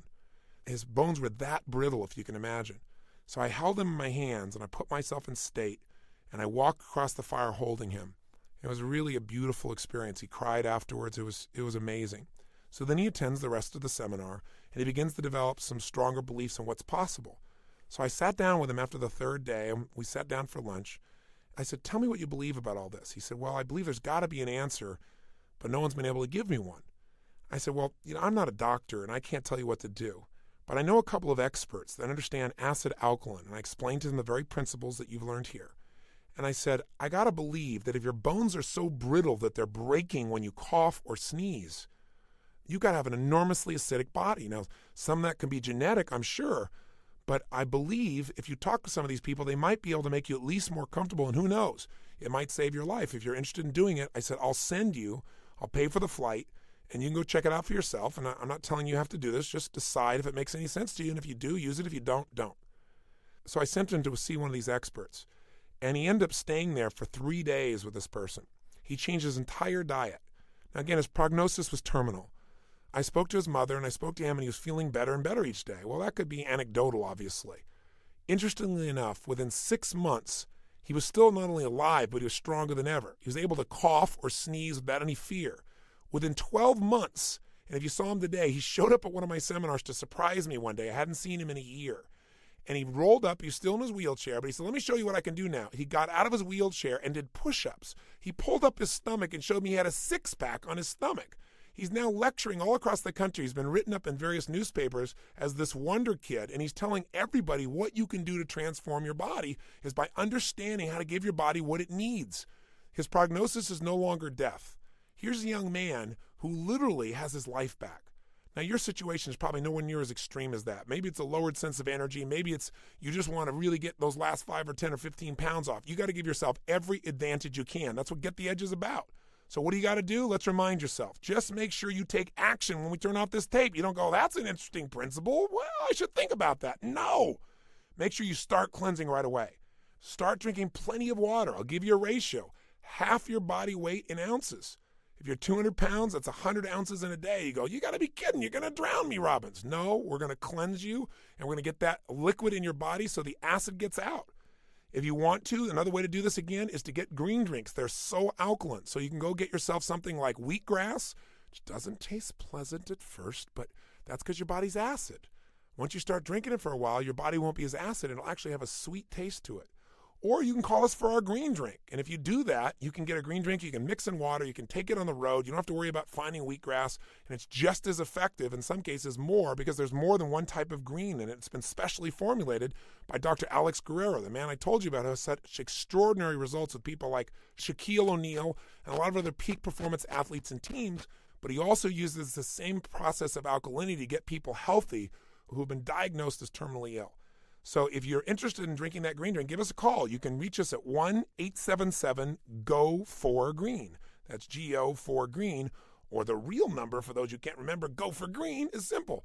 877-464-4733. Again, if you're interested in getting the green drink or any of our Inner Balance products, all designed by Dr. Guerrero, give us a call at 877-464-4733.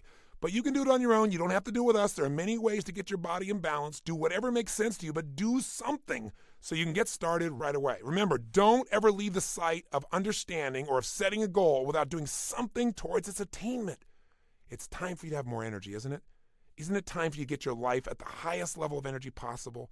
If it is, make sure you do something right now. We talked about it here. If you want to experience more energy than you've ever had before, call us or do something now as soon as this tape is done. Our next session is about the mastery of emotion. You know what? Whether you're happy or sad, depressed, frustrated, angry, or filled with joy, excitement, and passion is a choice. There are a couple of physical triggers that you can take hold of that once you understand them, you'll know how to use your emotions instead of have your emotions use you. That's our next session. I hope you enjoyed this session, and I'll look forward to talking with you again tomorrow. Till then, remember to live with passion.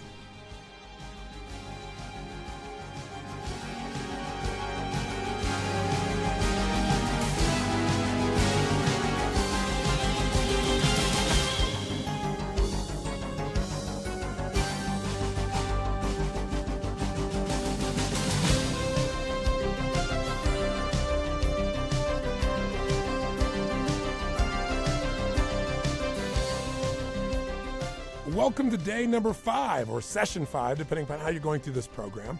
Listen, yesterday we talked about the power and importance of energy in your body, but you can have a lot of physical energy and have it shunted by investing the energy in emotions that pull you down. Now, we all have times in which we get frustrated or overwhelmed or depressed or angry. We also have times when we feel euphoric and joyous and we feel excited about our lives. The secret is not to never feel the negative emotion. That's not real. This is not about positive thinking. This is not about denial. It's about the power of using your emotions as action signals. You see, every emotion you've ever felt in your life is really a call to action.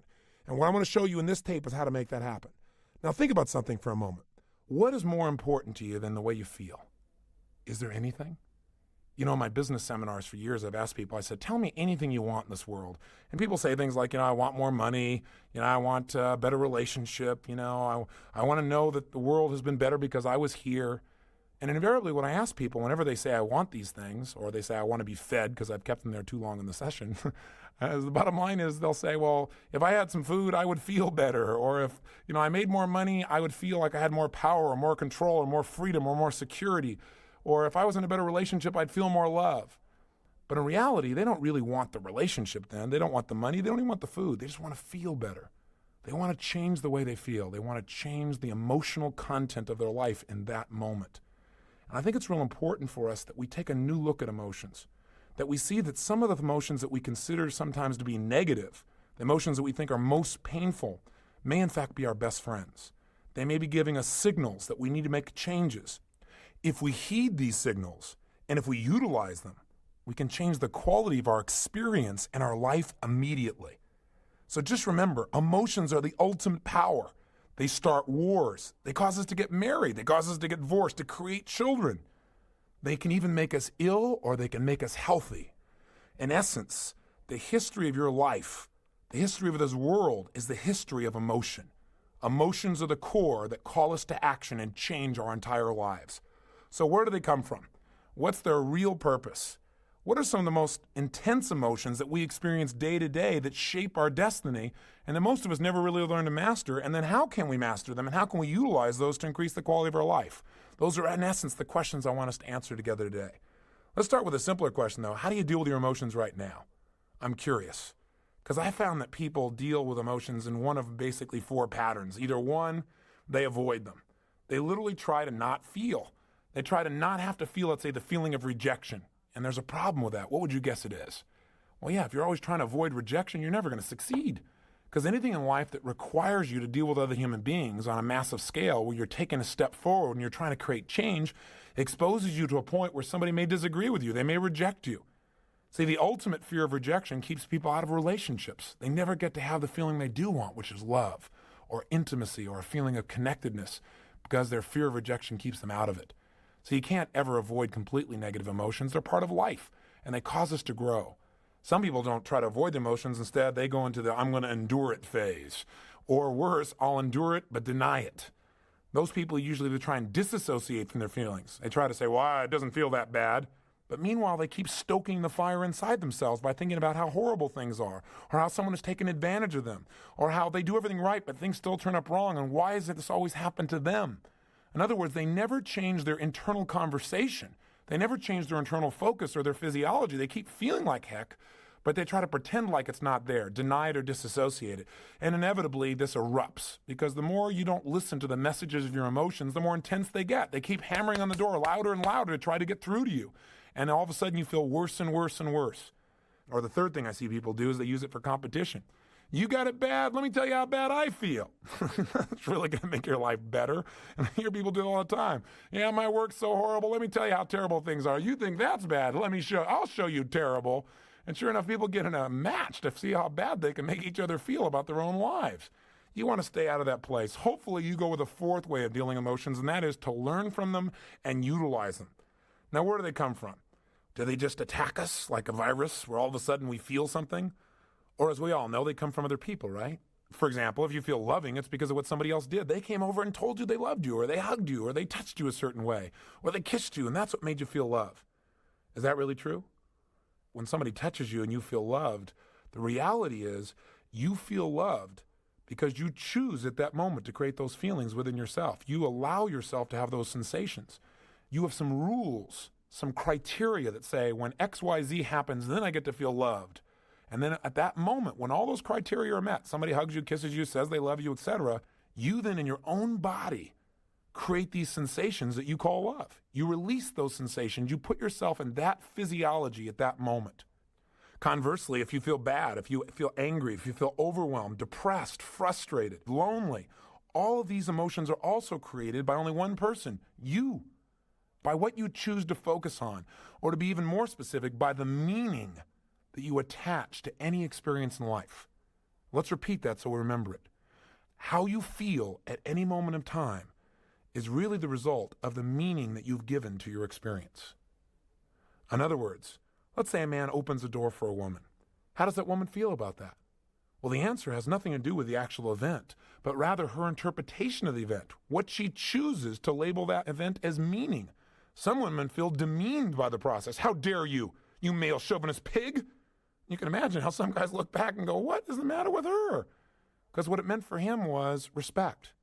Or it may have meant for him he was doing it out of appreciation or love or just simple caring. See, what we feel is not based on our experience, but again, on our interpretation of our experience. It's the way we represent our experience that determines how we feel. And look again at that word represent. It means, if we spell it out, represent. In other words, something just happened. Now, after it happens, you take it in through your five senses and you make a representation, another presentation of what happened inside your head. The way you represent those events will determine how you feel.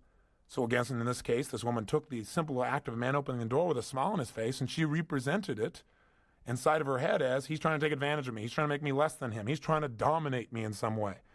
We must be very careful of the meanings we attach to things because those meanings basically determine the quality of how we feel in our lives. We must make sure that the emotions we feel are appropriate, that in essence they empower us instead of disempowering us. There are no negative emotions. There are no bad emotions. Every emotion serves us as long as we interpret it in a way that adds a powerful meaning to our life.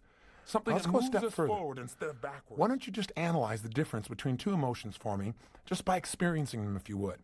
Stop for a moment right now and I want you to think about something that you'd like to have happen in the future. And what I'd like you to do is hope that it will happen. Just take a moment, stop for a second, close your eyes if you can. Now, if you're in a car, this is not a very useful exercise. Okay, you might have to hope with your eyes open. I hope you keep your eyes open while you listen to me here. But right now, I want you to think of something you want to have happen in the future and just hope that it will occur. Just hope. Notice how this feels. Now, I want you to notice, do you see like two different possibilities when you hope? I'm curious, do you see it working out, not working out? How does it feel to hope? Now, open your eyes, kind of change your state a little bit, move your body around, change your physiology. And then secondly, I want you to try another emotion. I want you just for a moment to close your eyes and think of this thing you want to have happen, but expect it to happen. Put yourself in a state of absolute expectation where you absolutely expect, you know it will happen. And as you expect this will happen, as you know it will happen, you create that in your body. Right now, I want you to notice how that feels, and also notice how this is different than hope. And then as you do, open your eyes, and what was the difference? Now, when I ask people to do this in seminars, one of the first differences that people will tell me is that hope for them, when they hoped, they saw two different examples. They saw it working out. They also thought of the possibility of not working out. In other words, they held two different options of what was going to happen in the future, and they didn't feel very certain. When I ask them which one they like better, they always say they like to expect better than they like to hope. In addition, they'll say things like, well, I felt like when I was hoping that I was passive, but when I was expecting, I was active. I felt move forward. I felt more intensity. So what I begin to hear is the difference in these emotions for a lot of people is the way you represent them. That is, you focus on both possibilities when you hope. When you expect, you just focus on one possibility. This is what's going to happen, and that's all you picture. That's all you notice. That's all you think about. In addition, there's this movement when you expect, this sensation, this tension, but it's a positive tension. All emotions have different components. We will learn how to use those components to intensify our positive emotions and to lessen our negative emotions. I just had you do this exercise for another quick reason. I wanted to reinforce something. Were you able to hope this thing was going to happen in the future a moment ago? And were you in fact able to expect it, to create that feeling in your body? Then once again, I've proven to you that you do control your emotions, don't you? There was no reason to expect it. Nothing I said had changed the content of whether or not you would succeed. I just told you to choose to expect something would work out, and you did it, didn't you? And did it feel better? So remember, you're always in control of how you feel. Nothing in the environment controls you. It's the way you interpret the environment, the meaning you give, the rules you have that determine what positive or negative. So why do we have emotions in the first place? What's their purpose? Especially, why do we have these painful emotions? You might say, I know what these powerful positive emotions are for because I deserve ecstasy. Well, I agree with you. You deserve to feel great, and they're a reward system. And some people look pain as if it were the punishment system. And sometimes it is. When we don't follow our own rules, when we don't live by our own values, by our own life standards, then we certainly give ourselves pain as a way to keep ourselves on track because we want to avoid pain. But I think negative emotions serve a very powerful, positive purpose. And that purpose I've already alluded to when we started this tape. Negative emotions are a signal that a change is needed. Let's think about this for a moment. When you feel an emotion like fear, an emotion that most people try to avoid at all costs because it's just too painful, or any variant of that emotion like worry or concern or terror, when you feel those emotions are giving you a signal. Rather than just try to avoid the feelings, you should listen for and notice the signal and utilize it. The signal of fear is you must prepare. Boy, that's a valuable signal. It's in your body for a reason. It's saying to you that something may be coming in the near future that you better be prepared for, either prepared to cope with or prepared to deal with. That's valuable information. We don't want to deny that emotion. We don't want to avoid it and pretend it's not there. That's how Niagara happens. That's how people get in trouble emotionally, physically, financially, in their relationships. They don't want to feel the fear that the relationship's not working out, so they pretend it's still going great.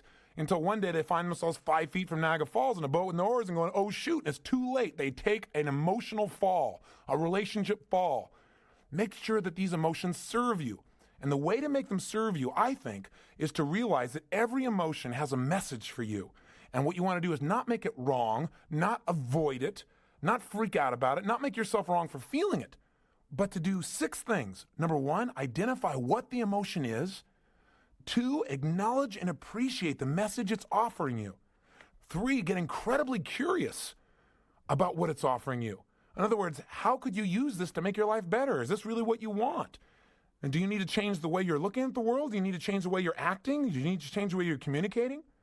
And then 4, get yourself to feel reassured by seeing that, hey, you've worked this out in the past. You've made it through this emotion before. 5, get yourself certain that you can handle anything like it in the future by rehearsing using this emotion as a tool of empowerment. And 6, take action and change your whole life.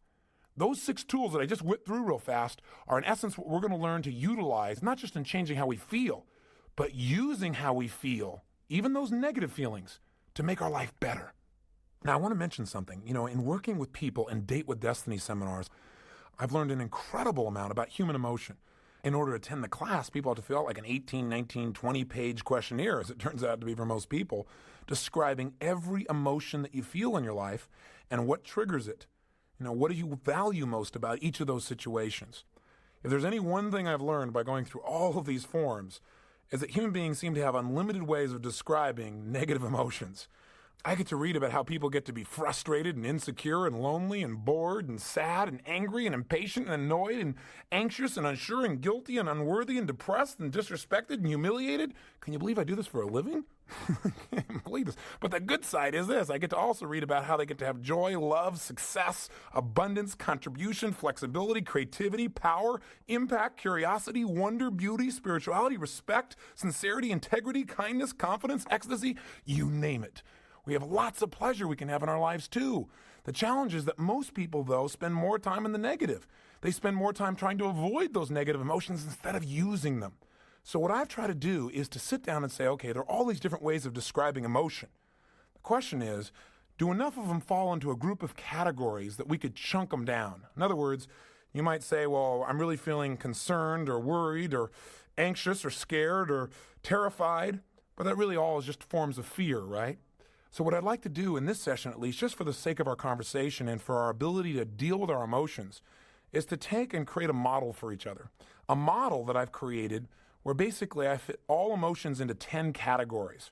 Now, the challenge with this is we all have different labels for what a feeling means. So yours may not agree with the ones I'm putting down, but just for our ability to have a conversation and for our ability to deal with our emotions, we're going to say there are 10 types of emotions, just for the sake of conversation. Is that okay with you? I hear yes, I just hallucinate. That's another kind of emotion, I guess. But here are the 10 emotions, and I'd like you to jot them down. Now, I know if you're driving in your car, it makes it a little more difficult. But if you can, take out your Get the EDGE journal, and let's write down these 10 emotions. I'll wait for one moment. Moment's up. Welcome back. Here are the 10 categories of emotions. Here's the first one, uncomfortable emotions. You say, it's a pretty big category. You're right. But I'm basically describing here emotions that don't have a tremendous amount of intensity, but they do bug you, they bother you. Feelings of boredom, for example, or being impatient, or uneasy, or distressed, or maybe mildly embarrassed would probably fit under uncomfortable for most people. The second category of emotions would be the emotions of fear. Those could be things like concern, apprehension, worry, anxiety, feeling scared, or even terrified. These are all different types of emotions that we're going to relate, for sake of our conversation, to fear. The third category of emotion I call hurt. Any kind of feeling you would link to hurt. And we're going to talk about how most of our feelings of hurt come from a sense of loss. Fourth category, anger. And anger, again, has a large variety. Everything from mildly irritated to angry to livid to resentful to furious to enraged. Anything in that category we're going to talk about as an anger emotion. Fifthly, emotions of frustration. These are any emotions you would link to being held back or hindered in your pursuit of something. Sixth, emotions of disappointment. Anything that makes you really sad or defeated as a result of something you expected that didn't work out well. 7, guilt emotions. Maybe another way of describing them would be the emotions of regret. Number 8, feelings of inadequacy. Any emotion you've ever experienced that you would consider causing you to feel like you're less than or unworthy would fit into this category we call inadequate. Number 9, feelings of being overloaded. Now again, overloaded I'm using to make it soft, but most of the emotions you probably link in here would be feelings of being overwhelmed or even hopeless or depressed. Anything that makes you feel like there's more than you can possibly deal with would fit into the overloaded category of emotion. And lastly, number 10, lonely emotions. Anything that makes you feel alone, like you're lonely, like you're apart from or separate from, would fit into this category. So again, the 10 are 1, uncomfortable feelings, 2, any feelings of fear, 3, any feelings of hurt, 4, any feelings of anger, 5, any feelings of frustration, 6, any feelings you would link to disappointment, 7, the category of guilt and regret, 8, feelings of inadequacy, 9, feelings of overload, overwhelm, hopelessness, or depression, and 10, any feelings you link to loneliness. Okay, it's a big set of categories, but here's why I've done this. I want to train you and myself. I've just started to use this technique on myself because I just came up with it, and it's pretty fantastic. I've enjoyed it. If I do say so myself, I'm quite humble. It's really fantastic. I've had a good time with it, and I hope you will as well. All of these emotions, these categories of emotions, are there for a reason, and they're to give us a message that something needs to change. Now, one of two things has got to be changed when we're feeling any of these emotions. And before I tell you this, let's make sure you're enrolled here. How would you feel in your life if you knew, no matter what emotion you felt, you could go, okay, am I feeling uncomfortable, or is that a feeling of fear, or is that a hurt feeling, or an anger type of feeling, or a frustrated type of feeling, or a disappointed, or a guilty, or inadequate, or overloaded, or lonely feeling? How would you feel if you knew that in a moment or two, you could instantly get out of that feeling, no matter how intense it had been? Would that be useful? Then stick with me, okay? Because I know this may seem a little bit cumbersome. At any moment you feel any emotion, the first step you're going to always want to take to master your emotions, I mentioned earlier, I say it to you again, first step always will be to identify the signal. And what I mean by identify the signal is figure out, if you're having a feeling, which one of these categories does it go into. So let's take a look at how this might work. Let's say something happens between you and a loved one, and as a result, you feel rejected. You look at your list of 10 here, and you say, rejected's not on here, Tony. Well, step number one is identify which category it most fits. Well, when you feel rejected, you really could feel a lot of things about that rejection. You might feel uncomfortable, you might feel actually hurt, or you might feel angry about it, or as a result of rejection, you might feel lonely. What I'm trying to do is get down to the core emotion that really is controlling you, rather than just this giant word called rejection, which really isn't the essence of what you're feeling. As you go down and you look through your list, and by the way, I know you're not good at this list yet because it's brand new, but you'll memorize it simply by listening to this tape over and over again. What we're going to call them from now on is action signals, because that's exactly what they do.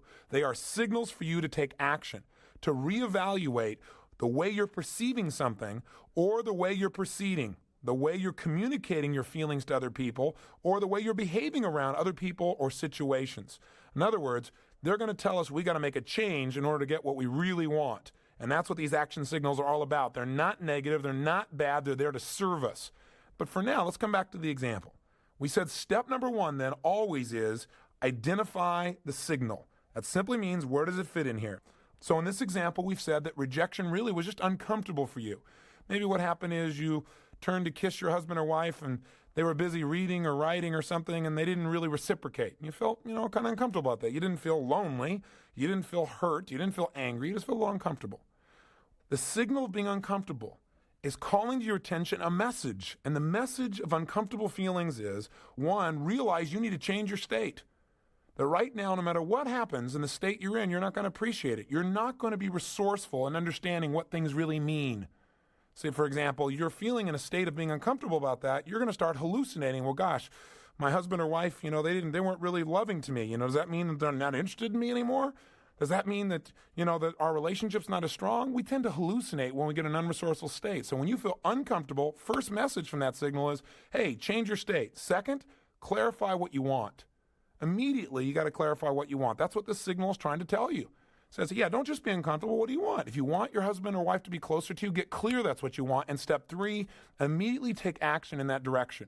And the way to take action in that direction is communicate your desire or do something that expresses it. Make sure you do something until you achieve what you want and you're no longer uncomfortable. It's literally that simple. Don't just sit around and go, gosh, I feel bored. I feel foolish. I feel insecure. I feel kind of rejected. I feel uncomfortable. Say, great. I need to change my state. The fact that I'm uncomfortable is a signal. It's giving me a message to immediately change my state. 2, clarify what I want. And 3, take action in that direction. If you do that, you've conquered this emotion immediately. Let's say you felt rejected to the point where you called it hurt. You really felt hurt inside. Well, what's the message of hurt? When you feel the sensations you call hurt feelings, that signal is giving you a different message. And the message there is that there's an expectation you have that's not been met. And you have a sense of loss. That's why it's more intense than just being uncomfortable. You feel like you've actually lost something. Now, the challenge with this, as with all these emotions, is that when you identify the message, you must immediately clarify what has to be changed. I've mentioned this twice on the tape in passing, but I want you to hear this right now. Whenever you have what you used to call a negative emotion, you're now going to call an action signal. You know that action signal is signaling you need to change one of two things, either your perception or your procedure. Now, let me clarify what I mean by that. Your perception might be, for example, that, gosh, you feel hurt. You feel like your husband doesn't love you so much anymore, or your wife doesn't love you so much anymore because, gosh, when you first met, boy, all you had to do was, look at them and they dropped their newspaper and came over and hugged you, and now they don't. And you have a sense of loss, and that hurts you inside. And that hurt is a lot more painful than the feelings of just being uncomfortable. The point, though, is this. Is this an appropriate emotion for you to feel based on this situation and this time with this person? And that's really the question we want to ask ourselves whenever we have an emotion. We know that when we have that signal, we need to first identify it, and then secondly, immediately appreciate this signal is offering us a message, and the message is we need to change. Again, our perception or our procedures. So our perception might be, person doesn't love me. Do we need to change our perception? Do we have some rules that are inappropriate in this situation? And the answer here probably is yes. Wouldn't you agree? This person is just wrapped up in what they're doing because they're just immersed. It doesn't mean they love you any less. What this emotion is telling you is you need to change your perception because otherwise you're going to feel pain for no reason. You might also look at this same situation as a symbol that you need to change your procedure. Procedure means the way you're proceeding with this information. In other words, what this may be is a signal to you that you really aren't communicating your real needs to your husband or to your wife. Maybe what you need to do is change your procedure, and instead of feeling hurt or instead of feeling uncomfortable, turn to your husband or wife and say, honey, I know you're wrapped up in your work. I know you're totally immersed. I know you're trying to do stuff that supports the whole family here. But you know what? I just need, 3 minutes with just you and I, because I really need right now to just feel loved by you. I need to hold you. I need to feel connected to you. Now, if that person starts to get upset, obviously you're getting feedback that your procedure still didn't work. You have to be a little more flexible, a little more creative, or maybe a little bit more loving in the way you do it. Or maybe change the timing in which you go about something. But that's changing procedure, changing the way you communicate. Or another way of changing procedure might be it's a signal that says that the way you're communicating your husband or wife doesn't make them want to make you feel loved right now. That your present behavior may be turning them off. For example, let's say you feel rejected by them because when you come in the door, they don't rush up and give you a hug. They're immersed in something. Now, how do you respond to that? Well, what a lot of people do when they feel rejected is they feel uncomfortable with it, or they feel hurt, or some people get angry when they feel rejected. Now, what's the message of anger? The message of anger is you have a standard for your life, something that's important to you, and it's not being met by another person, or maybe even not being met by you. Sometimes we get angry because we're not living our own standards, huh? So let's say as a result, one of your standards is that people who love you, they run up and they greet you in your home. They don't do that today. Well, you feel angry. One of your standards has been violated. Something you believe important is not happening, and now you're angry about it. How do you respond now to your spouse who doesn't even know what's going on? Maybe you give them a dirty look, or maybe you make some snide remark, or you find something wrong with what they're doing. As a result, this person may very well purposely reject you. Now when you're feeling this rejection, you're feeling this hurt or this anger, and you say, okay, this anger means I have a message here, a signal. Signals I need to change either my perception or my procedure. Maybe you don't need to change your perception. Maybe they really are rejecting you deliberately. Maybe the procedure is not only how you communicate, but how you're behaving. Maybe you need to look and say, I'm not treating this person in a very loving way. No wonder they're giving me this feedback. I need to change me. Are you following me so far? So we're always getting the message. We're identifying the signal. We're appreciating the message and knowing the message is telling us we either need to change our perception or our procedure. The way we're communicating, the way we're behaving. I know this may sound complex at first, but I'd play this tape back and listen to this little section a couple of times. You'll get this down. I want to change either my perception or my procedure, the way I'm communicating to this person or the way I'm behaving, or just the way I'm looking at the whole darn thing and making it so I don't have pain. I need to look at things, communicate, or behave in a new way. That's the message of pain. Let me say that again because I think you'll get this one. If you're feeling pain, it's a message. You need to change the way you're looking at things and therefore what they mean to you, or change the way you're communicating your desires or needs to someone, especially if the pain involves somebody else, or change the way you're behaving, the way you're treating others, and that'll get you a new response. That's in essence the basis of all these action messages. They're telling you, you got to set a new outcome and move in a new direction. Otherwise, you're going to stay in pain. And by the way, let me mention something to you. If you ignore a message, if you ignore one of these signals and these action signals, whether it be the signal of feeling hurt or fearful or angry or frustrated or disappointed or overloaded, that signal doesn't go away. It intensifies. You'll feel even more hurt, even more angry. It intensifies until one day you get smart enough to say, hey, I got to change something here. I got to change my expectations, the way I'm evaluating this thing, the way I'm looking at things, the way I'm feeling about it, or the way I'm communicating what I need, or I got to change the way I'm behaving, period. I'm going to keep feeling this until I make one of those three changes. It's that simple. Next, once you've identified the signal, i.e. you've identified, you said, I was feeling rejected, and what that really means is I'm feeling uncomfortable, or it really means I'm feeling hurt or angry or lonely or whatever. Then the second step is appreciate the message. Respect that emotion. Don't make your emotion wrong. So many times they say, well, I don't want to feel rejected, or I don't want to feel bad, or I don't feel angry, I don't want to feel hurt. Don't do that. Appreciate it. It has a message for you. It means you got to change. But it also means something very specific. So before I go any further, let me review with you what the messages are that each one of these 10 signals is giving you. We've already said that if you're uncomfortable, the message is simple. You got to change your state, clarify what you want, and take action in the direction of what you want. And immediately you won't be uncomfortable anymore. If you're feeling category number 2, emotions of fear, whether that be concern or apprehension or worry or anxiety or scared or frightened or terrified, no matter what intensity it is, any one of those still are fearful emotions, and fear emotions deliver one message to us. We need to prepare ourselves to deal with something or to avoid the negative consequences of something that's coming up, something that's about to happen, a situation or an event. Basically, fear is get prepared. Get yourself so you can deal with something. And that's a valuable message, isn't it?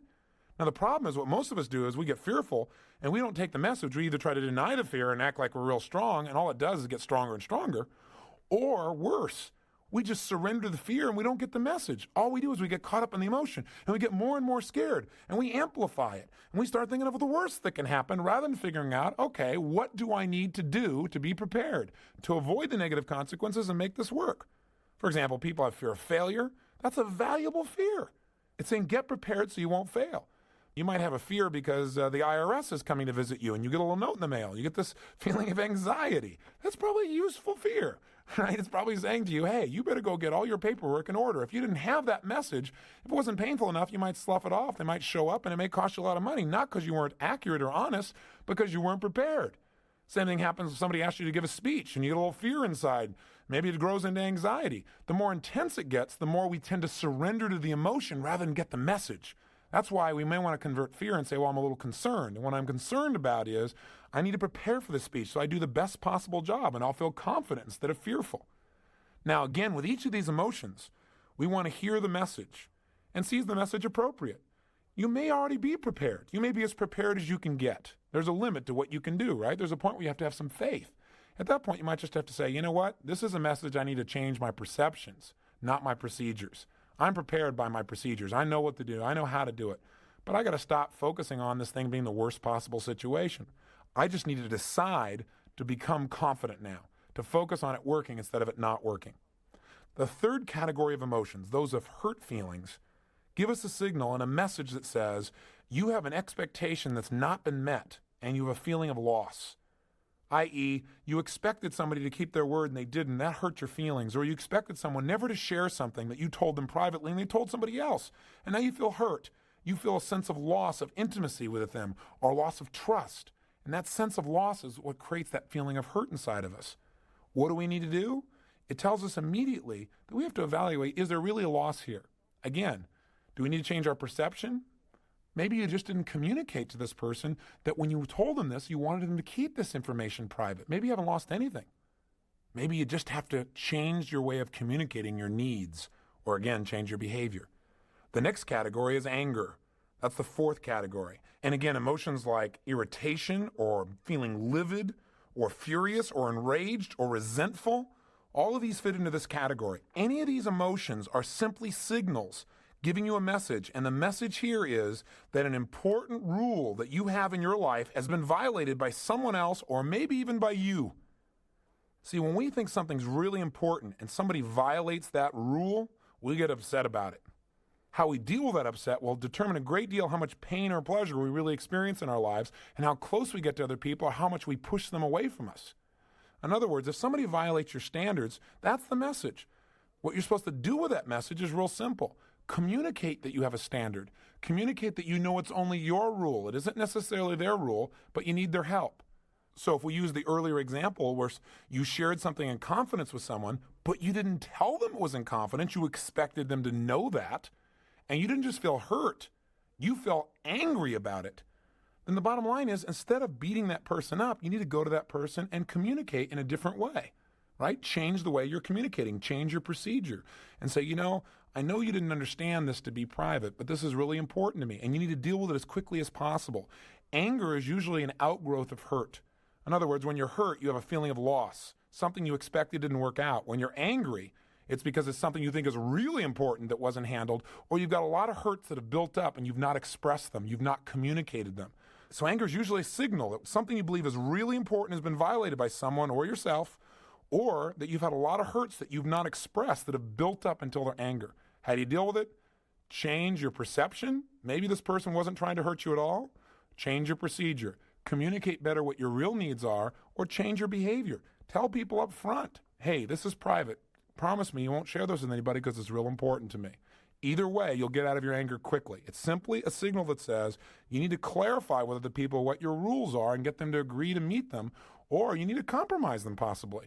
You know, some things you get angry about, you're going to get angry about for the rest of your life. And you better identify those things and realize that those are just your standards. They're not everybody's standards. And if you go around being upset because everyone doesn't live by your rules, you're going to be upset your whole life. So again, maybe you need to change your perceptions, change your rules so that life is a lot simpler and a lot less painful for you.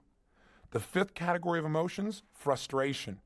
These action signals are telling you need to change your approach to achieving your goal. Whatever you're going after, you're not going to get it the way you're doing it right now. That's why you're frustrated. You keep trying to get the same result by doing the same thing over and over again. There was a definition given a long time ago about insanity. They said insanity is attempting to get a new result by doing the same thing over and over again. It'll never work. So you've got to change your approach. When you feel frustrated, just know, hey, that's a message. I got to change my approach. I need to be more flexible in the situation. Category number 6, disappointment. If you start to feel disappointed, that's a signal. And that signal is bringing you a message. And the message is that you need to realize that an expectation you had, an outcome you're going after, is not going to probably happen unless you change your expectation and make it more appropriate for the situation at hand. In other words, maybe you wanted something to happen in too short a period of time. I was doing a seminar about a week ago, and I was in Fort Lauderdale. And I was in the restroom, and this man recognized me and came up to me. It's always interesting when you're in a restroom and people come up and ask you for advice about how to change their life. It seems a little inappropriate. But anyway, the bottom line is it made me uncomfortable, actually, and I guess I had to clarify that I needed to change my state, clarify what I wanted, and take some new action, which I did right then and there. I won't give you the details. But the bottom line is, this man told me, he said, gosh, I'm hoping you can help me and turn my whole life around. He said, because I've been doing everything I know. I've been listening to every tape there is. I read every book, and I've been doing it all, and nothing seems to be working. He said, I feel like I'm so disappointed. I did everything but he said, and my life still isn't working out. He said, I just feel like I just could take my life. And I said, well, you want some help? And I didn't say that harshly. I did it to break the guy's pattern. He looked at me like I was crazy, and then he saw me smiling, and he kind of, his brain fried for a moment there, and he saw that he was being ridiculous, and so was I. And so he said, well, I said, listen. I said, what you need to realize is that the reason you're disappointed is you're getting feedback. Disappointment says that you set some pretty strong goals within a certain time frame, and you didn't meet those. So you got to change your goal a little bit. You got to make it more appropriate for where you are right now. Make it a little bit more realistic for where you are right now. I said, remember something. God's delays are not God's denials. See, you may just be in what I call lag time. Lag time means if you go out right now and you plant a seed, you don't come back the next day and look for the plant. You don't expect to all of a sudden reap your reward the next day. See, if you planted a seed and then you ran back the next day and you went to the soil and you said, hey, soil, where's my plant? The soil will just giggle at you and say, hey, what, are you new? It doesn't work that way. You got to work through all the different seasons and stuff. How can you be disappointed already? But some people manage to do that. I said, so you may be in lag time. Sometimes you put a seed in, you plant something, and it takes a season for you to get the reward. And you're still in springtime, and you're expecting it to be fall. Realize disappointment says you need to change your expectations. You need to change simply your view of things and come up with a more appropriate outcome for the time that you have involved, the people you have involved, the situation you have involved. So that's the message. Listen to it. Utilize it. Don't keep re-experiencing disappointment and stacking it until you feel overloaded or overwhelmed or hopeless or inadequate, which are emotions we'll talk about later. But first, let's talk about the next one. The 7th major category of emotions are guilt or regret emotions. Hey, when you've got feelings of guilt or regret, a lot of people say, well, don't feel guilty about anything. Garbage. Guilt serves you if you hear the message. And the message of guilt is really simple. It says you violated one of your own standards and you must do something immediately to ensure that you're not going to violate again in the future. That's why you have the pain of guilt. Now, what most people do is they do one or the other. They either deny the guilt, take themselves out of it, and don't feel guilty at all, which, I agree you shouldn't stay in guilt, but if you just deny the guilt and don't get the message, the guilt's going to come back. It'll get you sooner or later. It's back there. It's deep. It's dark. It'll get you. So with that fear, maybe you should turn that fear into getting the message instead of being overwhelmed and, again, surrendering to guilt. That's the other extreme. People just walk around and they allow themselves then to feel inferior for the rest of their life. They feel so regretful about what they once did. That is not the purpose of guilt. It's to make sure you clean up your act. It's to make sure that you don't violate this again. It's that you make things right when you screw up. That's what you got to do. Now, sometimes you can't. Sometimes someone has passed away or something's occurred where you feel guilty about something that happened in the past you really can't change. The only thing you can change is your present and future behaviors. When you do that, you can let go of the guilt. But that's the message it offers you. And again, when you immediately feel the signal, what do? You identify the signal and you realize, hey, I'm feeling regret or I'm feeling guilt. Secondly, you appreciate the message. It's a message that says you need to change something. Either your perception or your procedures. Maybe you're feeling guilty about something you shouldn't feel guilty about at all. Have you ever done that? I know I have. I felt guilty one time because I didn't help somebody feel happy enough. I used to run around. If everybody around me wasn't happy, I feel guilty if I felt good. How stupid. We don't want to fall into that category. You might want to change your rules or your perceptions. Or you might need to change your procedures again. Maybe the procedure is you feel guilty about the way you communicated to somebody. You were too harsh. Go back and clean it up. Say, hey, I'm sorry. I didn't mean to do this. I really regret what I said. I was wrong. Boy, the guilt will disappear. Or change your behavior in the future. Change the way you're going to communicate to that person or people like them. Any one of these three changes, again, will immediately eliminate the guilt, and then guilt has served a good purpose, hasn't it? It's kept you on track. It's moved you forward. It's made you a better person. That's why it's there. Utilize it. Don't wallow in it. Let's go to category number 8, inadequacy. Boy, if you feel inadequate, those are any of those emotions, again, that make you feel like you're less than. Feelings of being unworthy, for example, would be inadequate feelings. Whenever you feel this emotion or emotion like it, get excited. Appreciate it's offering you a message, and the message is simple. It's saying you need to do something to get better in this category right away. It doesn't mean you have to be perfect at it. Inadequacy just says you got to do something. Don't sit on your duff anymore. You're feeling inadequate because you haven't done anything to be really good in this area. Now, the first thing you got to do is, as you go through this process, is ask yourself, is this really an appropriate emotion? That is, am I really inadequate, or do I need to change the way I'm perceiving things? Maybe I got some rules that say, in order for me to be adequate, I have to go on the dance floor and outdo John Travolta. That's probably inappropriate perceptions. You need to change the perceptions, or it may be changing the procedures, which is, I need to prepare myself by doing something right now to get better. One thing you could do is just go practice. One thing you do is go out and initiate some communication. So inadequacy is a message to get up and do something to become better, or to change your criteria, to look at what you're doing and make it easier for yourself to feel adequate. You probably got rules that are too harsh. Now, category number 9. This is one of the categories that I think immobilizes and destroys more people's lives than virtually any of the others combined. And that is a feeling of being overloaded or overwhelmed or hopeless or depressed. They all fit together. I use overloaded to make it sound simpler, because if you say, gosh, I'm depressed, you'll immediately feel much more intensity than if you say I'm overloaded. The key here is to realize that this is a signal. When you feel hopeless, depressed, overwhelmed, or overloaded, the message that's offering you is that you need to reevaluate what's most important to you in this situation. Sit down right now and decide what is absolutely important, what's a necessity for you versus what's a desire. Write down all the things that are most important for you to accomplish. Then, 2, put them in order of priority. And then 3, take the first one on your list and do something about it.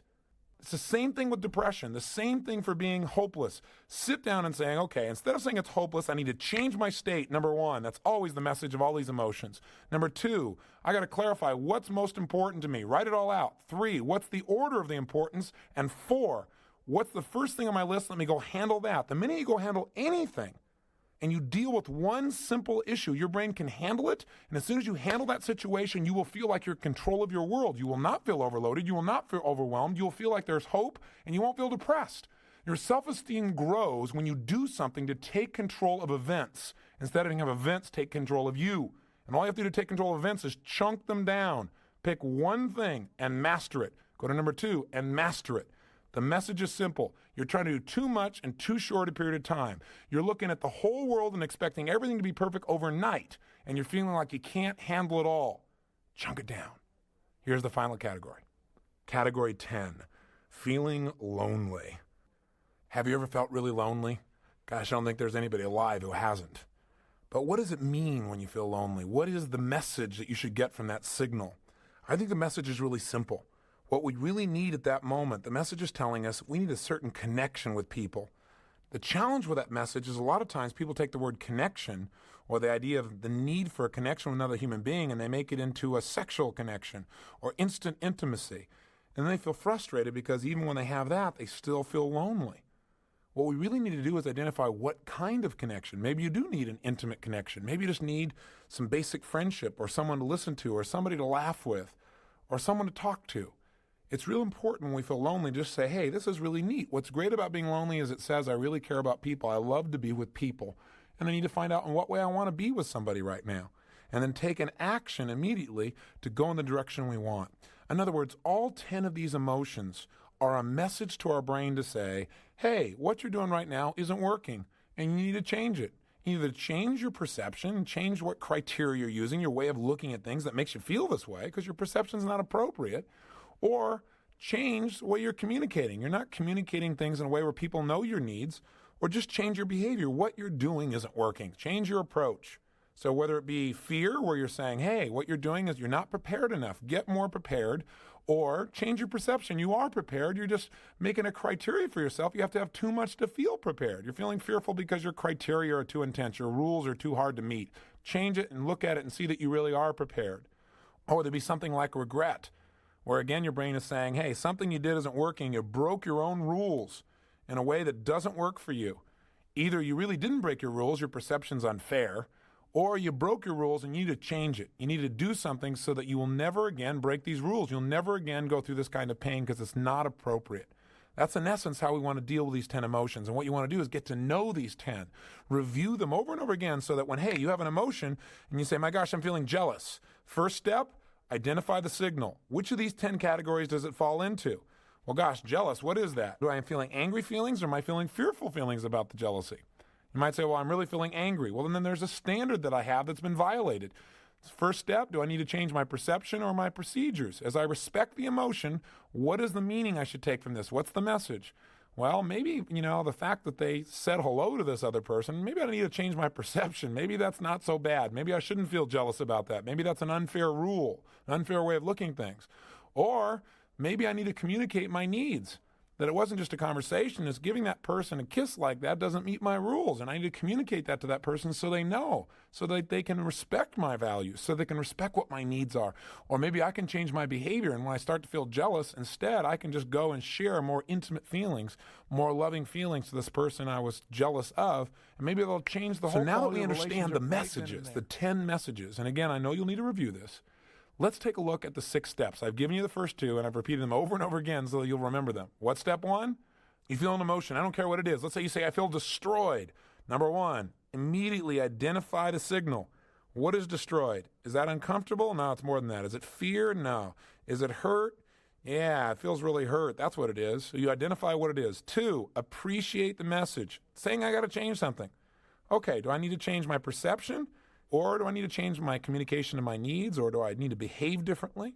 What do I need to do there? And what's the specific message? What is the specific message that hurt offers me? Hey, there's an expectation I have that's not being met and I have a feeling of loss. Then I go to step 3 of the 6 steps. And that is, I got to get curious. What I need to do is get curious about what do I really want to feel? And what would it take to make that happen? So here are the 4 questions you're going to ask to get curious. You've identified the challenge. You appreciate the message. You respect the fact that your emotions are helping you. They're giving you a signal to take some kind of new action. And now you're curious. And your curiosity is, well, how do I really want to feel?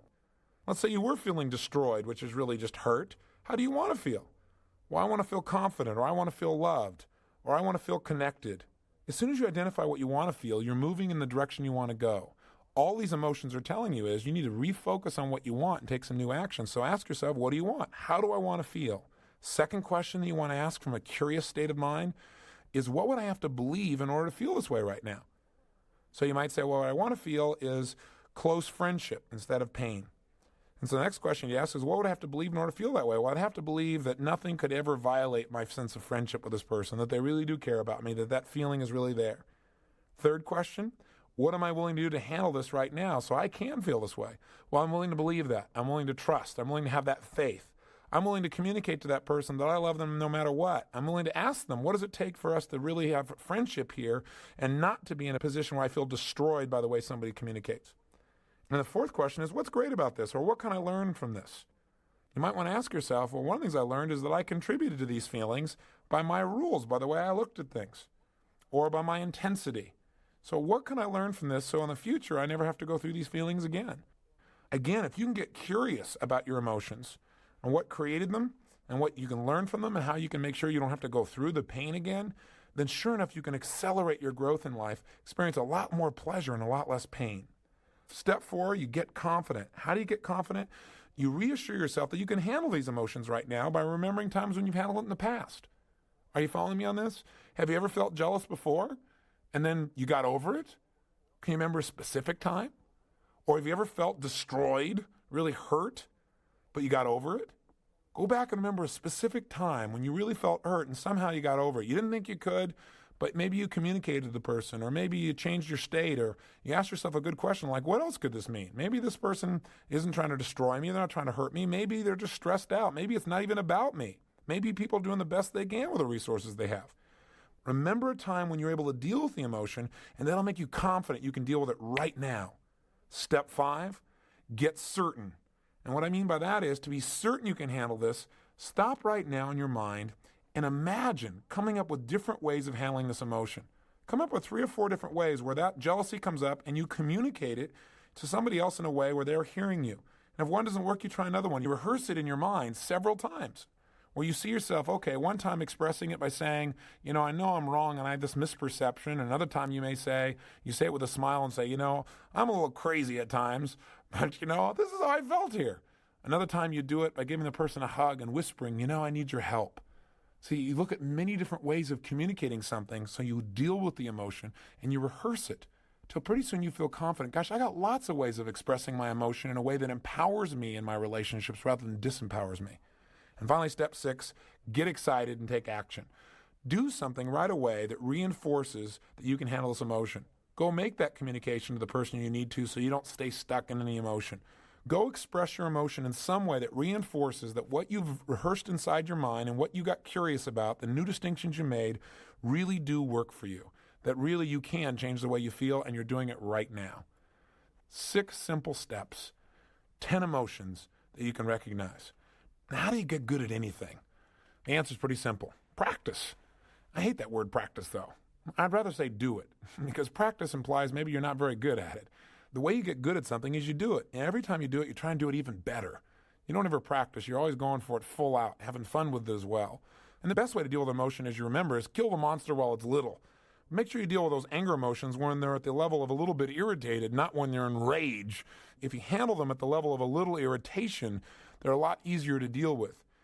Also, remember the tools you've already learned. If you start to feel like you're in rage, connect yourself and say, well, maybe I'm not in rage. Maybe I'm a little annoyed, or I'm a little bit inconvenienced by this conversation. That'll break your pattern and make it easier for you to hear the message of those emotions and take new actions instead of being caught up in those emotions and surrendering to them or being defeated by them. The emotion's there to serve you. And by the way, the very best way to get what you want is to focus on it. That is, to experience it, to plant it. Think of your mind, your emotions, and spirit as the ultimate garden. The way to make sure that you harvest what you want of that garden is not to keep practicing planting disappointment seeds and fear seeds and saying, boy, I'm really good at taking those things out and learning from them and showing what got to change, but instead to plant seeds like love and warmth or appreciation. In fact, let me offer you 10 quick emotions that if you plant them every day and you cultivate these emotions, you focus on these being the way you want to feel every day. You hold yourself to a standard that says every day I want to feel these 10 emotions. What you'll have done is planted the seeds of greatness. You've planted the seeds that create a tremendous, juicy life. A life where you don't need a lot of action signals because you're already acting. You're already living life at its fullest. See, a weed in your garden is a call to action. It's not negative. It's a call to action. It says, you've got to do something. You've got to pull this out. And that way things can grow. Well, one of the easiest ways to keep the weeds out is to keep cultivating the kinds of plants you want right there in the garden so their roots are bigger and deeper and stronger, and there's not much room for weeds. Here are the 10 emotions that add juice to life, and you want to cultivate them. Number 1 is love and warmth. Listen, if you want to create a behavior, I don't care what the behavior is. The best way to get yourself to do something is put yourself in an emotional state where that behavior is automatic. Let me give you an example. If you want to have close relationships and do the things that make you close to other people, the easiest way to do that is to cultivate an emotion of being loving and warm. If you put yourself in a loving and warm state, you don't have to think, well, what should I do to make my relationships work? It just happens automatically. The second set of emotions is to be appreciative and grateful. That also builds relationships.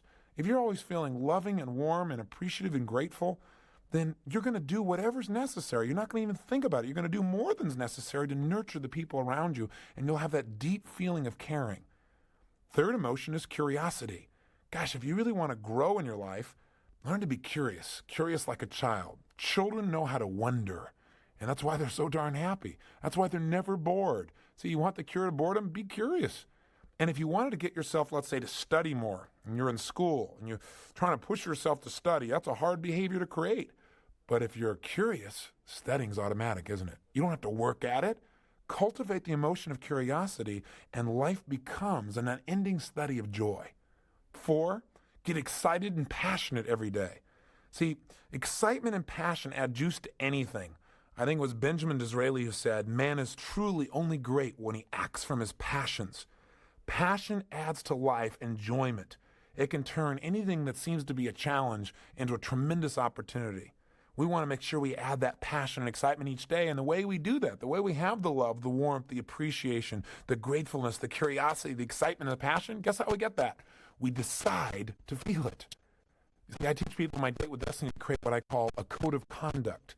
It's a set of emotional states that you put in front of you, and you say that every single day you are committed to live those emotions, even if things don't go well, even if it rains on your parade, even if all your expectations are not met. You choose to feel this way anyway, because cultivating these emotions makes life work. And out of these emotions, it causes you to do the things that make life for you successful in every sense of the word: mental, emotional, social, spiritual, intellectual, physical, financial, every sense of what success can mean for all of us. So we want to cultivate each of these emotions. 5th major emotion to cultivate: determination. Hey, you want to go on a diet? You want to get yourself to follow through? It's really hard to do, isn't it? Most people fail because they try to push themselves to go on a diet rather than putting themselves in a state of determination. So if you're determined, now a diet is easy because you're in an emotional state where the appropriate behaviors happen automatically. The 6th powerful seed to plant to make your garden grow with joy and passion and energy: flexibility. Boy, if there's a seed to plant that will guarantee success, it's the ability to change what's going on. All those action signals, all those things you used to call negative emotions, are just a call to be more flexible. Be more flexible in the way you evaluate things, your perception of what things really mean. Be more flexible in the way you communicate. Be more flexible in your behavior, and your whole world changes. The 7th major emotion: confidence. When you're confident, you're willing to try things. You're willing to put yourself on the edge. You're willing to really experience that one emotion that every single religious book on the planet talks about: faith. Now, one way to get confidence, one way to develop faith, is to use the muscle more often, to practice it, to exercise it. I often ask people, are you confident in tying your shoes? And people say, well, of course. I say, how confident? They say, absolutely confident. I say, how come? They say, well, because I've done it a few billion times. Well, if you want to have confidence, the best way to have it is exercise it every day. Utilize it. Have some faith. Have some trust. Choose to be confident in a situation, and you'll discover that you're going to do well. For example, most people are fearful about things that they think someday may happen, and they feel bad about it in advance. How many of the things you used to be fearful about never came about? Just think, if those times you'd chosen to be confident, you would have reinforced that confidence is the way to live. Choose confidence over fear. 8, be cheerful. Gosh, I added to my values list cheerfulness not long ago, and when I did, people around me commented, God, there's something about you. You seem so happy. I thought I was always happy. But you know what? There's a difference between being happy on the inside and being cheerful. Being cheerful means that when you're happy, you tell your face about it. That everything works together. That when you're communicating with people and you're feeling happy on the inside, they feel happy being around you. It means that you're trying to be happy in a way that not only makes you feel happy, but the people around you as well. And cultivating that emotion enhances your self-esteem, makes life more fun, causes people to respond to you in a way where you need a lot less of this stuff like fear and hurt and anger and frustration and disappointment and overload and depression and guilt and feelings of inadequacy. All those seem to disappear in an environment that's cheerful. Cultivate this emotion. You won't need so many of those action signals to get your attention. Here's number 9, feeling healthy. Gosh, feeling physically vibrant and healthy is a great way to make sure that anything else bounces off you. Have you ever noticed how when you got tons of energy, you feel alive, you feel vital? The challenges, even the challenges that used to really destroy you, you seem to handle so much better, so much easier. It's like those action signals aren't really necessary when you feel vibrant and alive. Cultivate the feelings of being healthy and practice the things you know will make you feel physically vibrant on an ongoing basis. And finally, the 10th seed to plant, maybe one of the most important ones of all, is a sense of contribution. If every day you can feel like what you do adds something, more than just to your own life, but to others as well, then life takes on a new, deeper sense of meaning. I think we all have a need to feel like our life matters, like because we lived, other people's lives were better, they were greater, they were more enjoyable. We all want to leave our mark. And each day we can do that in little ways. We can do it by the way we smile at somebody we don't even know, or by giving a compliment, or just by appreciating someone who really needs to be appreciated. So often people get angry because they don't feel appreciated. Maybe the next time you start to feel angry, just realize that you've got a standard there that says, if I do this, people have to respond to me. And maybe that's inappropriate. Maybe from now on, you learn to make yourself feel good. You learn to appreciate yourself, or you learn to communicate to people and say, I'm not feeling very appreciated. I love a few strokes here or there. And you know what? You get yourself out of anger in a heartbeat. You've taken on a new task, a new direction. But in your own life, why not every day just focus on how you can contribute and how you already have contributed? Notice the little things you do to support other people. They'll make you feel good about yourself, and it'll make you want to do even more. And the more we contribute, the more addicted we get to giving more to other people. And if everybody in life got addicted to this feeling of contribution, imagine what the world would be like. So those are the 10 seeds: love and warmth, appreciation and gratitude, curiosity, excitement and passion, determination, flexibility, confidence, cheerfulness, health, and a sense of contribution. Plant these emotions daily and watch your whole life grow. I've dumped a lot on your brain for emotions. I think this is a tape you'll probably want to listen to a couple of times to really get good at using these action signals as well as planning the positive ones. Remember the 6 steps. Identify the signal. This feeling I'm having right now, which of these 10 categories does it fit into? 2, appreciate the message. Respect it. Don't make the feeling wrong. Just immediately look at it and say, okay, this is a message. I need to change something. Number 1, maybe I need to change the word I'm using. Maybe instead of being devastated, I'm a little concerned. Maybe I need to change my perception or my rules about this. Maybe it's inappropriate to feel this way. Or maybe I need to change my procedures. In order to get out of this emotion, I need to communicate more effectively and tell people, this is really what I need. I want to meet your needs too. Can you help me out with this? Or maybe I need to behave differently. Maybe I need to just treat people differently and they'll treat me differently and I won't feel this hurt or this anger or this depression or this upset. Or maybe I need to be more flexible in my behavior and then I won't feel like I'm stuck anymore. I won't feel so frustrated. Again, I've got a lot of choices. 3rd, get curious. Get curious about what you really want. Ask yourself, what do I really want in this situation first? 2nd, what would I have to believe in order to feel that way right now? Maybe you already believe it and can start feeling that way instantly. Thirdly, what am I willing to do to make it the way I want it? And 4thly, what can I learn from this? What's great about this? Did I contribute to this? And how can I make it better so I don't have to experience it in the future? How nice to be able to move on. 4thly, get confident. Remember times when I've dealt with this. Remember some specific times you dealt with this emotion and you handled it. You turned it around. We all need a little hope. And one of the best places of hope is that we've handled it in the past. Hey, I've done it in the past, so I can probably handle it in the future. And I can probably handle it right now. And then get certain, number 5. Get certain because you're not just confident about the past, but rehearse in your mind. Imagine dealing with it coming up in the future. Situations where it would have come up and now you handle it easily. The best way to get good at something is practice it. And there's a good thing to remember. Our brain can't tell the difference between something we vividly imagine and something we actually experience. So if we imagine dealing with it enough times, we'll start to feel absolutely certain we can deal with it in the future, and we will.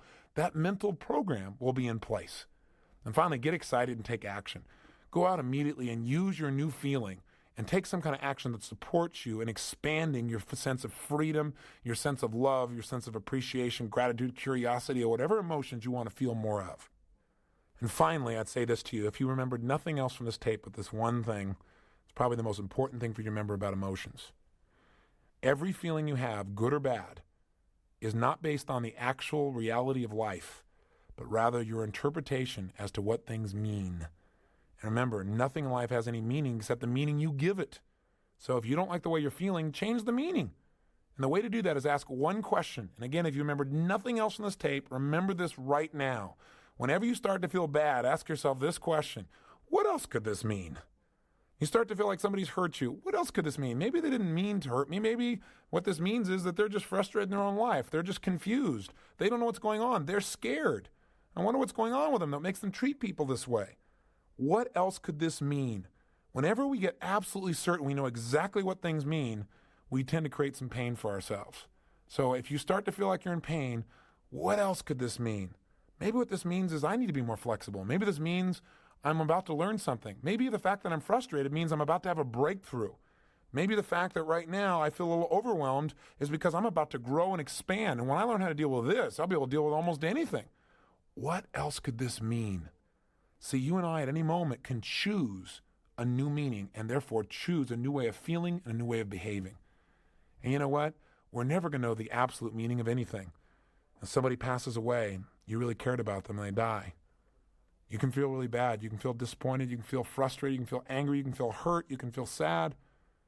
And all those are appropriate emotions. But make sure you take a message from it. And the message you got to eventually come out with is, what's an empowering way of looking at this? What else could this mean? Maybe it doesn't mean that I just lost somebody. Maybe it means this person has gone someplace they need to be. Or maybe this means my connection will be even stronger with them now than when they were here. Maybe this means I will value my own life and give more while I'm here because I realize that life is delicate. Choose meanings that empower you in life instead of assuming meanings that disempower you.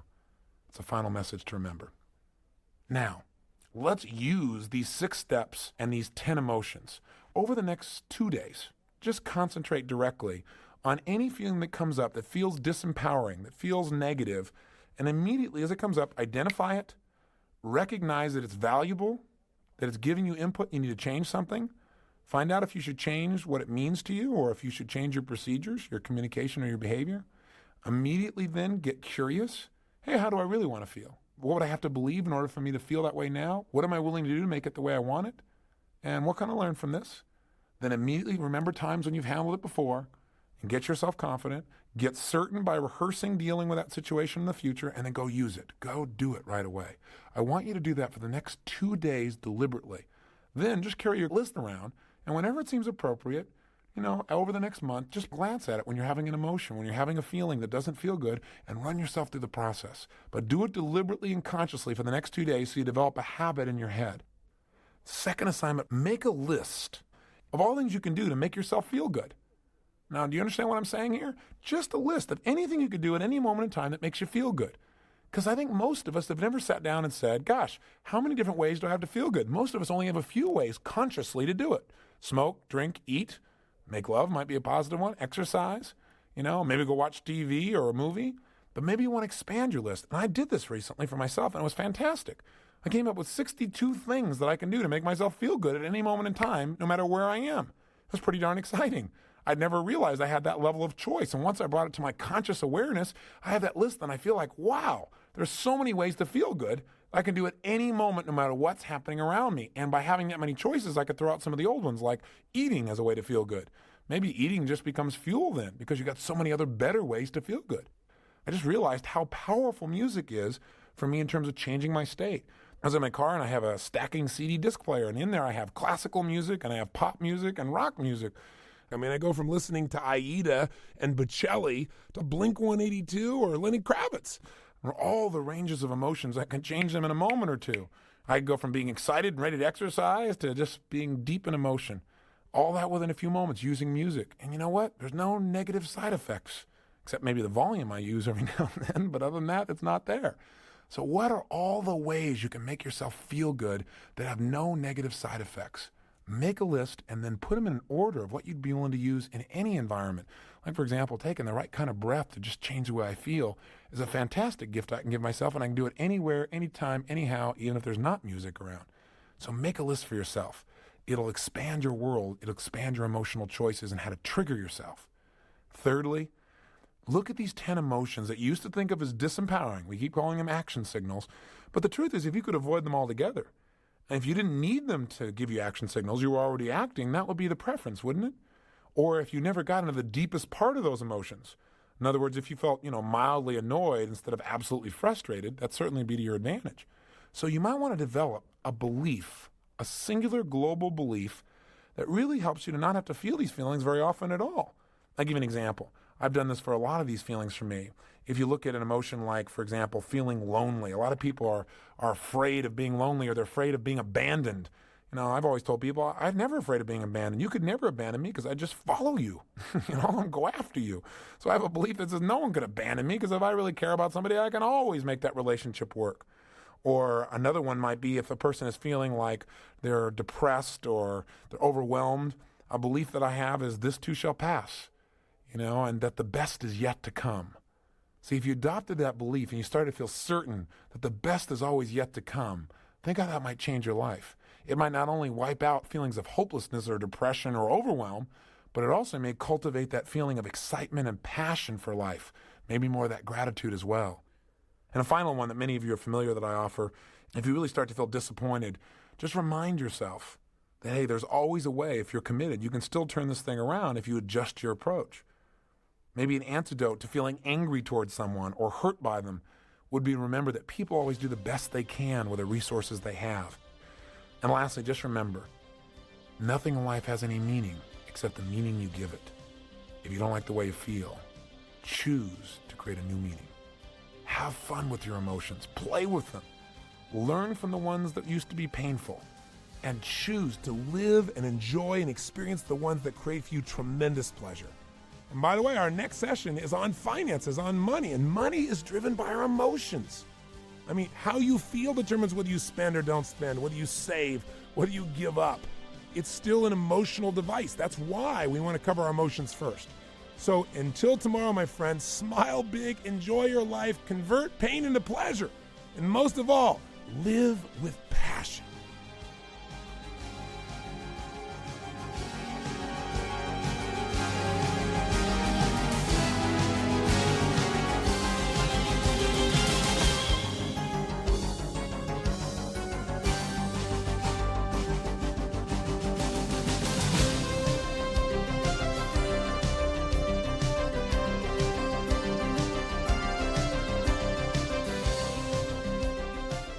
Hello, welcome to day 6, all about financial abundance. How do we experience the kind of freedom in financial terms that we really deserve? Now, you and I by this point know that the reason I waited till the 6th session for this is because if you don't take time for yourself, the money doesn't matter. You can have all the money, you're running around trying to make more, and you're not going to be fulfilled. If you don't have a system for changing what doesn't work in your life, money's not going to solve it, which is why we went through the results workshop. And if you're in a position where you're not thrilled in your relationship, money is worthless. And if you're in a place where you don't have the physical vitality, health, and energy, then we go back to the richest man in the graveyard metaphor. So that's why this comes last in our series. And the only thing that comes beyond this is really knowing the purpose of your life, how to use all these resources to meet your life's purpose. So this session is about financial abundance. And I can talk to you about this because I have the unique privilege of having achieved it. There's nothing worse than talking to someone who talks a good game but hasn't lived it. Each of these sessions, I transform my body. I transform myself emotionally. But more importantly, I've not only done it with myself, I'm able to do it with other people too. Millions of people around the world. So this is a subject I know. One of the things I had difficulty with early in my life when I started making money is I go to people to figure out how to invest my money, and they knew less than I did. They knew how to sell me on a concept, but they weren't wealthy. I talked to a stockbroker, and he didn't know anything. He just knew what he was being told to sell. So gradually I began to say, why am I talking to a guy that makes 1/3 what I earn, telling me what to do with my money? So I can just tell you that I started at ground zero. I did not have the silver spoon, anything close to it in my mouth. I started out with nothing. And now I'm in a position economically where I can do virtually anything I want in my life. So I was recently doing a seminar, and when I was doing the seminar, I was trying to get through to people because a lot of people look at me, and I have a public company now, Dream Life, and the day that the company went public, the value of my stock, I had 23 million shares, shot through the roof, and my net worth was $400 million just from my stock holdings. So it was a pretty good day. That was above everything else that I built over the last 23 years of my life. So it was pretty amazing. But I also realized, hey, it's just paper. It could go down to zero. Who knows in the stock market? What I got was abundance a long time ago. I got it when I changed my psychology. I got it when I worked hard enough to create enough income that I never have to work as long as I lived if I had no public company. So I'm not tied to something. I don't have to live and die, but the stock price is going up or it's going down. It's just a neat bonus. But the reason I tell you this also is when people see that, they look at it and go, oh, that's so far from my realm of possibility. Most people do anyway. But the truth is there's people 100 times bigger than what I'm doing. And I don't see it that way. I see if that's what I really wanted, I could achieve it. Maybe I'm deluding myself, but I don't believe so. And if you have certainty and you have the right plan, you can achieve anything. And it's not the number anyway. It's about what does it take for you to feel abundant? What does it take for you to kill the scarcity, to rid it from your life, and experience the kind of gratitude that sets you free? And so I thought I'd just put you right in that seminar, and you can hear me telling them about it, but I want you to know this is an area of your life you deserve to master. Because when you master it, when you're coming from a place of abundance, instead of fear, instead of scarcity, you don't worry so much about yourself. Your focus is really on how to contribute. And in my lifetime, I've had an opportunity to contribute quite a bit. In fact, I started my foundation decades ago, and it really began with me feeding 2 people on my own with the little money that I had. And to give you an idea how much it's grown, we're now in over 2,000 school systems. We're in 750 prisons. We're in more than 100,000 health and human services programs. And this last year, between Thanksgiving and Christmas, we fed more than 1 million people in 19 countries, over 500 cities. So all this comes from having so much abundance in your own life. You're no longer worried about yourself. You really, truly want to give. But I'll tell you this, the best way to get beyond scarcity is start beyond it. If you can get yourself to feel that abundant now by doing things as if you were already financially independent. So let's start out here by me inviting you to join me right now in a live seminar where you hear me talking about this story of how things changed for me. And instead of saying, oh yeah, isn't that wonderful? Hopefully you can start to say, okay, what do I really want? And how can I create the kind of abundance I want at whatever level that is for me? It's not about stock. It's not about money. It's not even about how many people you can help or feed. It's about what's the standard that you really want for your life. And what I'm trying to get across to you, I guess, is I'm just a guy. But I've had the privilege of doing very well in this area of my life because I finally decided it was ridiculous for me not to be abundant financially when I was being abundant emotionally and spiritually and physically. So I want you to listen in. Let's get started.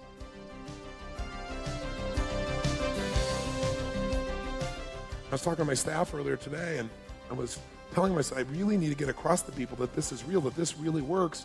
I said part of that is I take for granted, I don't want to waste somebody's time telling them what I've gone through, but I thought maybe I should give you some sense of it because the story of what I've gone through a little bit will reflect some of your stories, but also will show you the change in psychology because I'm in a position where I don't have to worry about this anymore, but I only changed that not because the mechanics weren't available to me, they're available to anybody. But they became not only available, but used when it was a must, when I changed my model of the world, when I made it okay. So I grew up in a position where I know exactly what it feels like to walk into a restaurant and, like Denny's, if you can call that a restaurant, right? That was my idea of a restaurant. And go in there and freak out and look at the menu and see how much something cost before I ordered it, and worry. And if you took a girl out, praying she wouldn't order something expensive. And then feeling rotten for not wanting her to have what you wanted her to have, which is anything she wanted. Now, I can remember going, even after I've made some money, like when I bought the castle, that was like this big metaphor for me of breaking through, that I was gonna buy this because I always was so spiritually driven and emotionally driven, but I never really did well financially. So for me, buying this castle, I thought, this is where I want my children to grow up someday. This is like me driving the stakes in the ground. I'm gonna show myself that I can take the invisible and make it visible. So it became my like last stand kind of thing. I'm going to find a way, and I found a way. And I'll tell you what, part of what made it a must and part of what changed me from making $38,000 a year to making $1 million a year within 1 year was having a son that I wasn't planning coming into this world. So I grew up with so much pain. I linked so much pain to finances and not having it. I always swore I would not have a child until I was set financially because I didn't want them to go through that.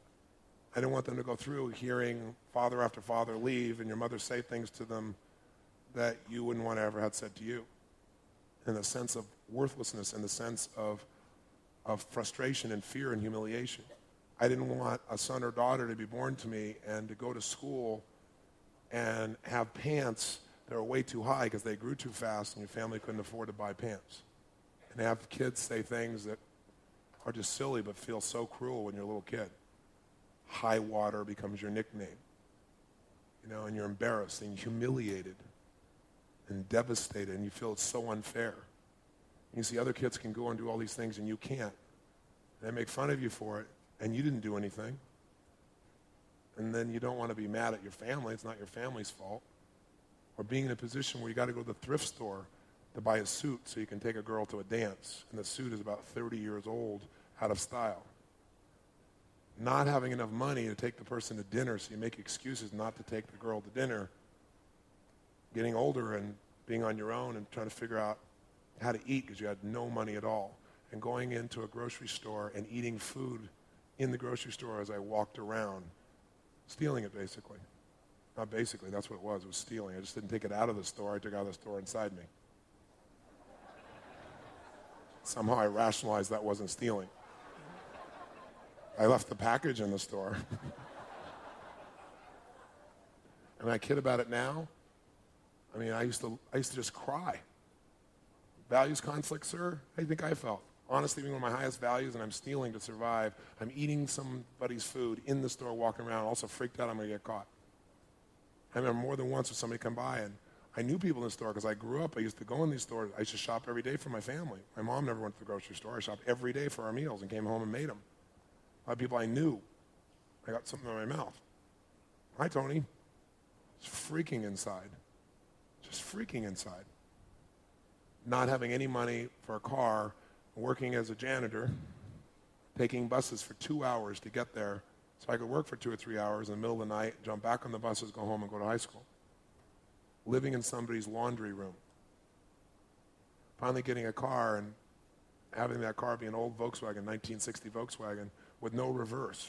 So I had to park on a hill. I always parked on a hill so I could get back out. Remember, being in a position where I was really in love with a lady and watching another man come pick her up in a limousine and knowing she wanted the finer things in life. I couldn't provide them, and I felt it was so unfair because I really loved her. And I felt like she loved me, but she also wanted significant life, certainty. Looking around at my life and just feeling hopeless and worthless. Living with a woman who I liked a lot but did not love, really wanted it out of the relationship with, but stayed in it because she paid half the rent. Convincing myself I should stay with her for security, for $400 a month split between us. Giving up my dignity for $200. It's true. Thinking about what I dreamed I would do with my life and knowing it would never happen because I didn't have the resources, I thought. Being in the position where I saw other people having the kind of life that I really wanted and just thinking life was unfair and feeling hurt and sad and having one of those things after another, after another, after another. Finally getting so determined, finally deciding that it was nobody else's fault, it was mine.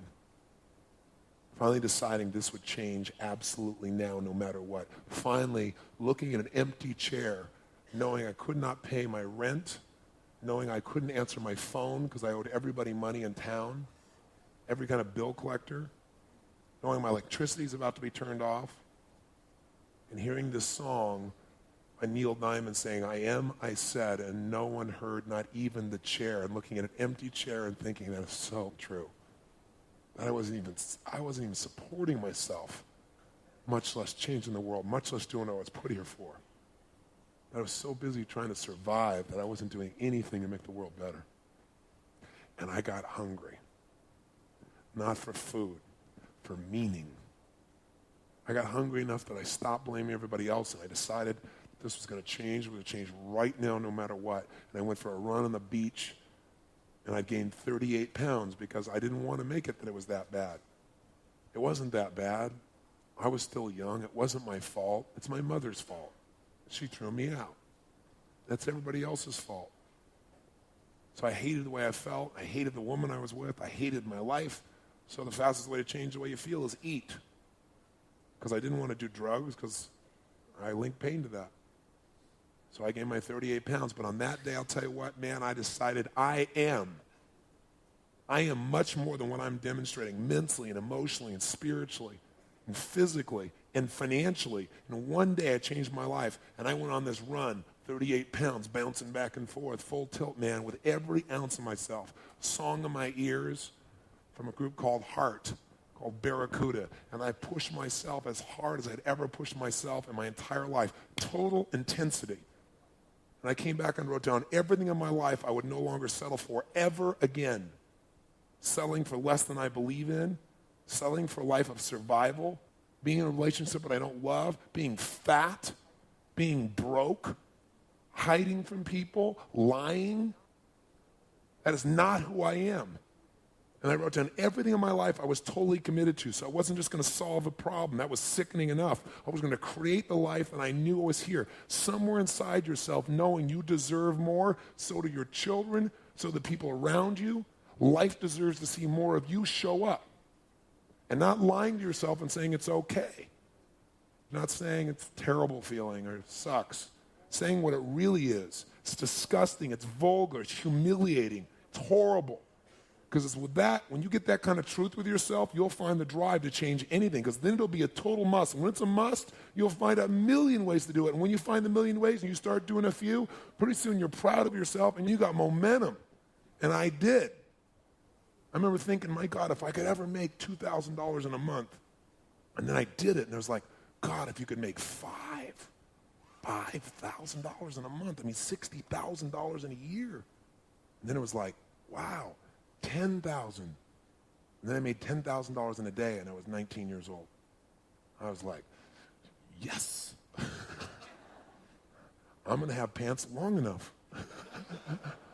No worries. I'm going to drive a decent car. I'm going to have a life that I want. I can give to my church. I can do this. I can do that. Then I went back to see my friends, all these people I loved. I was so excited. I want to share with them. I said, let's do things. Let's fly to Egypt and let's race camels between the pyramids. They said, what's the matter with you? You just into money? I said, no, I'm just not into poverty anymore. No? Huh?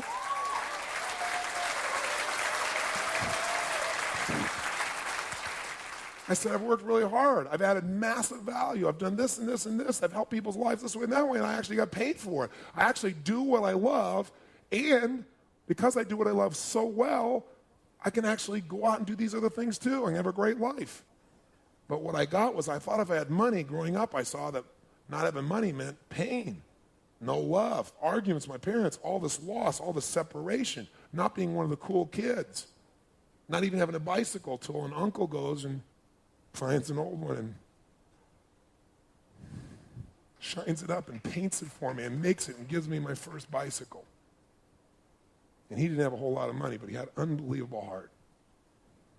So when you link that, man, not having is why everybody hates each other, they leave each other, and they don't love each other. Then you start saying, yeah, I'd like to have some. And so then you do, and then people reject you. Now your brain is really scrambled. You do good things. You make a difference in the world. You cannot earn without adding value. Let me tell you something. The only way to become wealthy is to add more value to other people's lives than anybody else is adding. It is the only way. If you don't add value, you will not sustain the wealth. You will not maintain it. Your income is in direct proportion to your contribution, period. And you're going to make yourself wrong for that? I guess you want to limit your contribution. But we forget that because, boy, love is one of those deep human emotional needs, isn't it? So now having money equal pain, so I got rid of it. I started not showing up for key meetings, started treating people harshly, started sabotaging every way possible because my brain went, you better get rid of this money because no one's going to love you. So I did. And my Aussie friends have a term for it in their country. What's it called, guys? That's right, the tall poppy syndrome. You get a little too significant, we'll cut you down to size real quick. All people's fears. Because other people not want to be honest with themselves and say, I could be more. And one of those areas is the way I contribute, and one of those areas is economic. But I don't want to look at that because it'll make me feel inferior, so I'll just do what feels good. I'll go drug myself, drink myself, watch myself, live myself, anything else. It's not everybody's focus. It doesn't need to be. But most people are not even close to where they really want to be. They mitigate their real wants. They lower their standard in order to feel comfortable wherever they are. They don't look at what they really want for their lives. And they come up with every excuse and reason to make it feel justified and holier than thou. So I sabotaged it all and found myself in a 400 square foot bachelor apartment and broke all over again. And I learned I love people. If you help people, they still like you, but don't make any money at it. So I didn't for years. Broke, terrible. Till finally a few things happened that just got me inside, and I realized I was playing a game. I was doing this to get people's love. I was lowering my standards for how I wanted to live life and what I want to contribute to life to try and get people around me to approve. And there was a time when I got mad as hell and I said, next level, and I kicked it in gear. And then what really pushed me over the edge, though, was making it a must with the leverage of my son. I got myself up to $38,000 a year, and guess what? I'd had all this pain. I was doing okay. It wasn't great. So what happened? When it was really intense pain, I had this drive. As soon as I got near $40,000 a year, gosh, I was only 23. So the bottom line is I went out there and did it. My son comes along, wham, $1 million. Then guess what? I stayed at $1 million for the next 5 years. And by the way, I found a way to spend $1 million. I went from making $38,000 a year, living in a 400 square foot bachelor apartment, and I made a huge move, man. I grabbed hold of my psychology and I went for it. I had a choice to move from Venice to Marina del Rey. It's across one street if you've ever lived there. But it's a totally different identity. Anybody know what I'm talking about here? 2 psychologies and divided by 1 street. And there's a big difference in what you pay to be an achiever, isn't there? You got to pay for significance. And I was living in Marina del Rey. And I'm building a business. Yep. Robbins Research Institute. I sat there in this little room and said, I got to create a name for this company. I got to make a company that sounds really big. Right? So an institute, that sounds big. And what am I going to do? I'm going to research everything that works. Robbins Research Institute. So I had a little room, right? It wasn't big enough to have an office and have a bed. So I thought, which one will get me further? So I took the office. I had this desk, and I had Robbins Research Institute. It was an answer phone, right? And I had 1 stereo to help change my state because I was kind of depressed at times because I didn't really feel like I was quite pulling it off 100%. And I had an 8-track player. Remember those? And you go, where'd you sleep? I hung from one end of the room in the corner to the other, a hammock, and when I put it was a futon so it was solid, and that was my bed so I could go under it and do my work and build my company. That's how I started. I moved from there to the castle. I moved from $625 a month to $16,000 a month. 1 month. I went down, I was building my business, and I got some partners, and I lived in San Diego, and I said, I can't build this by myself, I need your help. I said, I'm the best communicator you're ever going to find. I'm humble about it. I said, I am. I will in my lifetime touch more people than any human being you're going to meet in terms of actually helping them to change the quality of life. It is my destiny, and I will do it, and there'll be plenty of money, but I'm happy to split it with you. I need people to do the resources. I'm on a mission. I need somebody to handle the finances. I need somebody who's happy to do that. That's what they do. They said, done deal. We went to your program. You're unbelievable. And my momentum was growing in the culture. So then I made $1 million a year. But I never saw it. The person had a great lifestyle, was my mage. Oh, Mr. Robbins, I love your jacuzzi. This is great. Love your workout room. I was never there. It wasn't like I was out spending millions of dollars. I was gone. But it cost $1 million just to have that. And I stayed there for 5 years. And after 5 years, I thought, I'm working harder than I ever have. I'm helping more people than I've ever helped. I'm better than I've ever been. Everybody else is making more money at my company. I'm not earning a dime more. Why? Answer. Earning more than $1 million a year? What's the matter with you? What are you, greedy? Is there something? Aren't you spiritual? Why would you have to have more than $1 million a year? And my brain went, is it possible to earn more than that? Is it possible to add more value? If this is a spiritual game about create whatever you want, and you went from 38,000 to $1 million in a year, you should at least go from 1 to 3. I thought, but how did I do it? And that was the secret. I figured out what got me to make it a must. And what it was nothing more than something else I cared more about than myself. So it was my son. So what's that for me now? And I said, I'd like to be responsible for feeding every homeless person who needs a meal in all of North County of San Diego. There's a man named Brother Benno, an amazing, amazing man there. And I went and met him, and I thought, I want to be able to pay for a quarter of that so that when I eat every night, I know that every soul in this county of this city can eat because of my good works. I set that goal, and I figured out what it would take, and I figured out to earn $3 million, be able to afford to do that, and still have more for my family. And I made $3 million the next year. But I stayed that way for about 4.5, 5 years. And then a few years ago, I started thinking about what I really want my destiny about, what I want to contribute to the world and to society. And I figured out a really crystal clear vision that I have now. I know exactly what I'll do over the next 16 years of my life. After that, things will change, but I know precisely what I'm going to do and where I'm going to go. I know what it takes.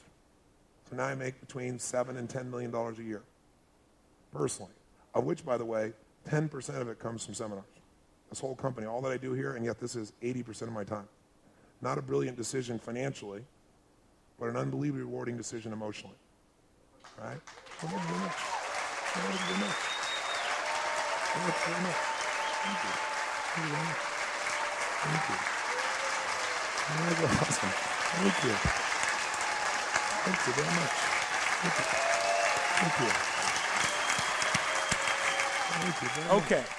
So you heard a little of my story, and hopefully to get you to relate. I mean, I really did start out just as a janitor. I really started out with zero. And just as I became abundant in other areas, I became abundant in this area because the secret is psychology. Now, one of the psychological barriers to becoming wealthy is the belief, the limiting belief that, gosh, I have nothing to start with. You know, I have no vehicle. I don't have my own business. I can never achieve this. Well, let me tell you that comes from not understanding one simple principle that I know you've heard about. But, you know, there are a lot of things in life we know intellectually or we've heard about, but we don't own it emotionally, so it doesn't benefit us. And one of those is the power of compounding. Now, when Einstein talked about all the principles in the universe that were astounding, one of them he described was compounding. That if a man really understood this, his fascination would be beyond almost anything else he can imagine, because here is a chance for you to start out with almost nothing, and you can be a full-time person employed by someone else and still be wealthy. You don't have to be Bill Gates. You can invest in Bill Gates, but you can do it with tiny amounts of money that allow you to take his talent and ride piggyback on Bill Gates or on Steve Case of AOL Time Warner or of Wayne Huizenga at a Blockbuster. You don't even have to have unique ideas. You have to become an investor, because if you invest in those people who have the genius to build companies, as an example, your wealth can grow beyond your wildest imagination. Even if you're not a great investor, you can do it if you understand compounding. Here's what it is. When you invest money and then you don't spend it, money that is continuously reinvested compounds on top of itself. And in the beginning, it grows very slowly and eventually it has explosive growth beyond anything you could earn, even if you're a top athlete or business person. Let me give you an example by giving you a metaphor. I just took up the game of golf. I swore I would never do this. It's too slow. It's an old man's game. And I knew I'd get addicted to it, is the truth. And that's so challenging. It's such a mental game. But if you and I went up to play golf, and most people bet on holes, and I walk up to you and I say, you know, why don't we bet just 10 cents a hole just to make it fun? You probably go, you know, even if I'm a good player or not a good player, you probably say, okay. And I say, you know what? As we get close to hitting the first ball, I'll say, why don't we double it each hole? You know, just 10 cents the first hole, 20 cents the second hole, 40 cents, you know, the third hole. And you say, okay, that'll make it more interesting. You just made a big bet and you better be good at golf. Let me tell you why. Let's walk through it for a second. The first hole's worth a dime. Second hole's worth 20 cents. Third hole's worth 40 cents. Fourth hole's worth 80 cents. Fifth hole's $1.60.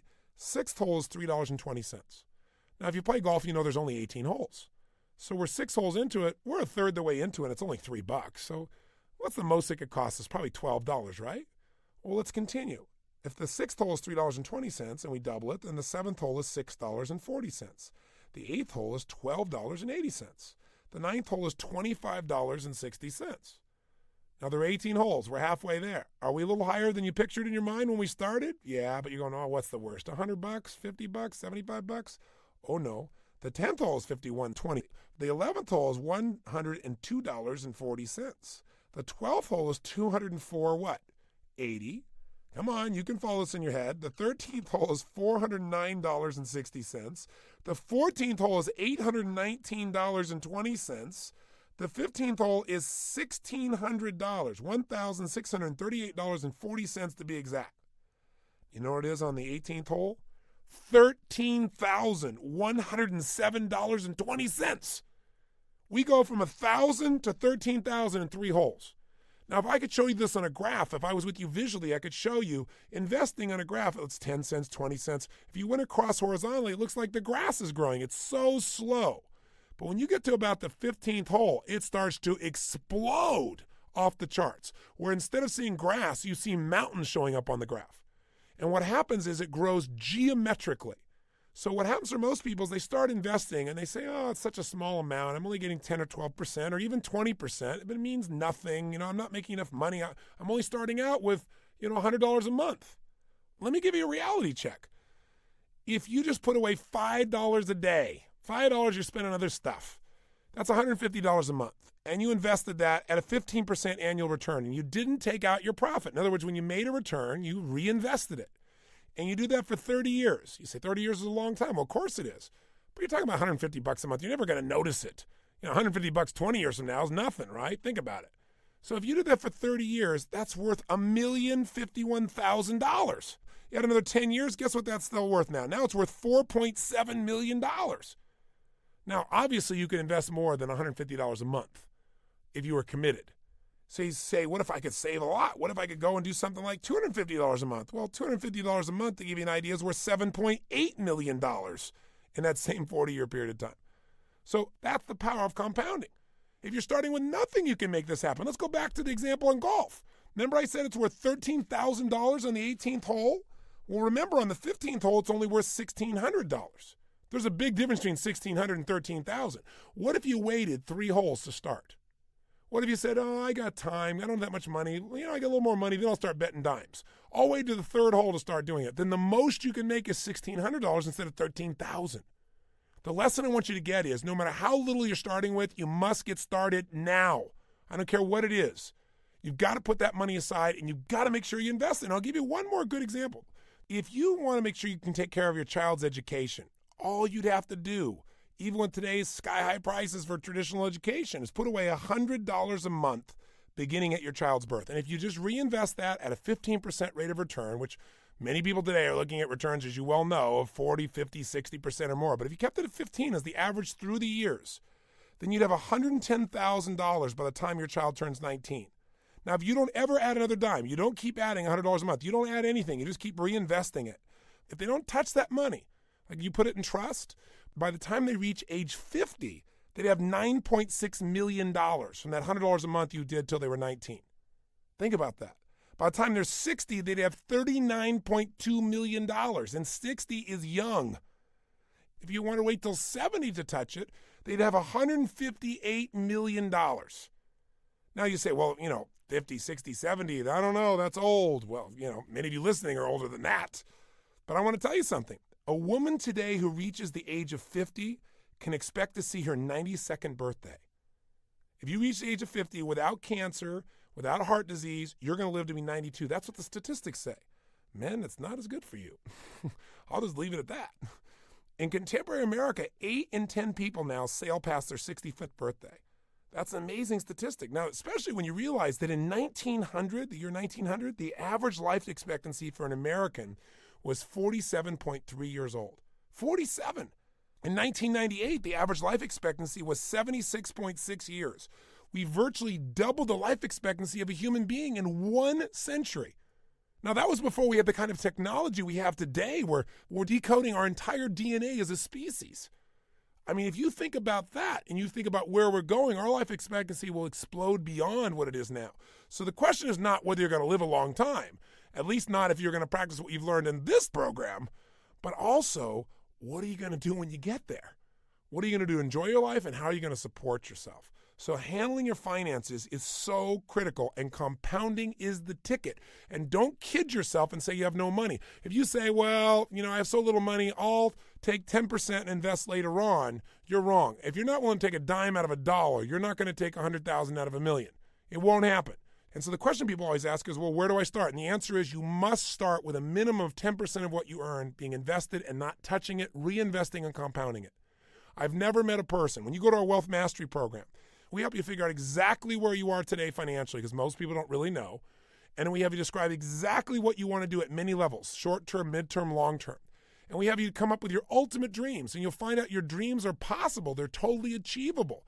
And we run a computer program. We keep changing it till we come up with examples that are incredibly conservative, and you can achieve them. In all the years that I've done this, virtually anyone that I've talked to, whether they're starting from zero in the hole or ahead, saving 10% reinvested can achieve their goals in 10 to 14 years.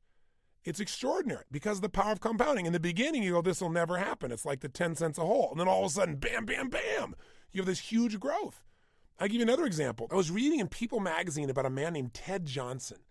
He was an African-American UPS delivery man.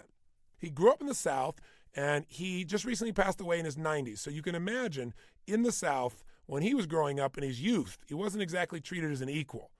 And so he didn't seem to have the same economic opportunity that most people would have. In his entire life, he never made more than $30,000 a year. But when he died, through the power of compounding, he left a legacy of more than $70 million. $70 million. And by the way, he gave away $36 million of that money while he was alive. It gave him such joy. You're going, I'm going to work for the UPS. No, it's not the UPS. It's that he took his money, he set aside, he compounded, and he didn't touch it. And now he's left this legacy for his family and for his friends and from the city he grew up in. He was so thrilled in his passing because he lived a full life into his 90s. He loved his life. He had a great lifestyle, but he also created incredible abundance for the people around him. This is the power of compounding. You must get started today. You say, how do I do that, Tony? Here's how. Decide today a percentage of what you earn that you're going to save. You go, yeah, but I spend everything I've got and all my bills. Make your bills wait. Pay yourself first. Remember we said you got to give time to yourself first? You got to invest in yourself first above everything else, so you'll always be running to pay bill collectors. And I'll tell you the secret to how to do this. Don't ever see the money. What do you mean don't ever see the money? I mean, go to Charles Schwab, go to your bank, and say, I want you to deduct 10% of my paycheck before I ever see it and put it in a money market account. A money market account, if you're not familiar with it, is very simple. It's like a savings account, but it gives you more flexibility and a little better return. And anyone can advise you on it, but it's very simple. And you put it there for holding purposes while you decide where to invest your money, but you don't ever see it. If it's in your bank account, you will spend it. If it's in your investment account and it can't be used for anything else, you won't spend it. Does that make sense? You can do that today. They have these automatic withdrawal processes. They're available through all kinds of companies. Do it today. Now, you might say, okay, I understand the emotion of this. I got to start by really mastering this. I understand a little bit about how you've changed and other people have changed. I understand this compounding. I mean, this is pretty simple. I've heard of it, but I'm getting associated to its value and I'm willing to use it. And let's say I've set aside 10%. I've set aside for my year $1,000 or $10,000 or $100,000, whatever it is. Where do I put it? Ooh, that is the million-dollar question. And I'm not talking Regis Philbin here. I'm talking the real question. How do you really make $1 million? You want to be a millionaire? Answer this question. Where do you put the money? Well, first of all, you have to understand what the best investment you can make is. Hey, let's go back to the seminar just so you can be with the people.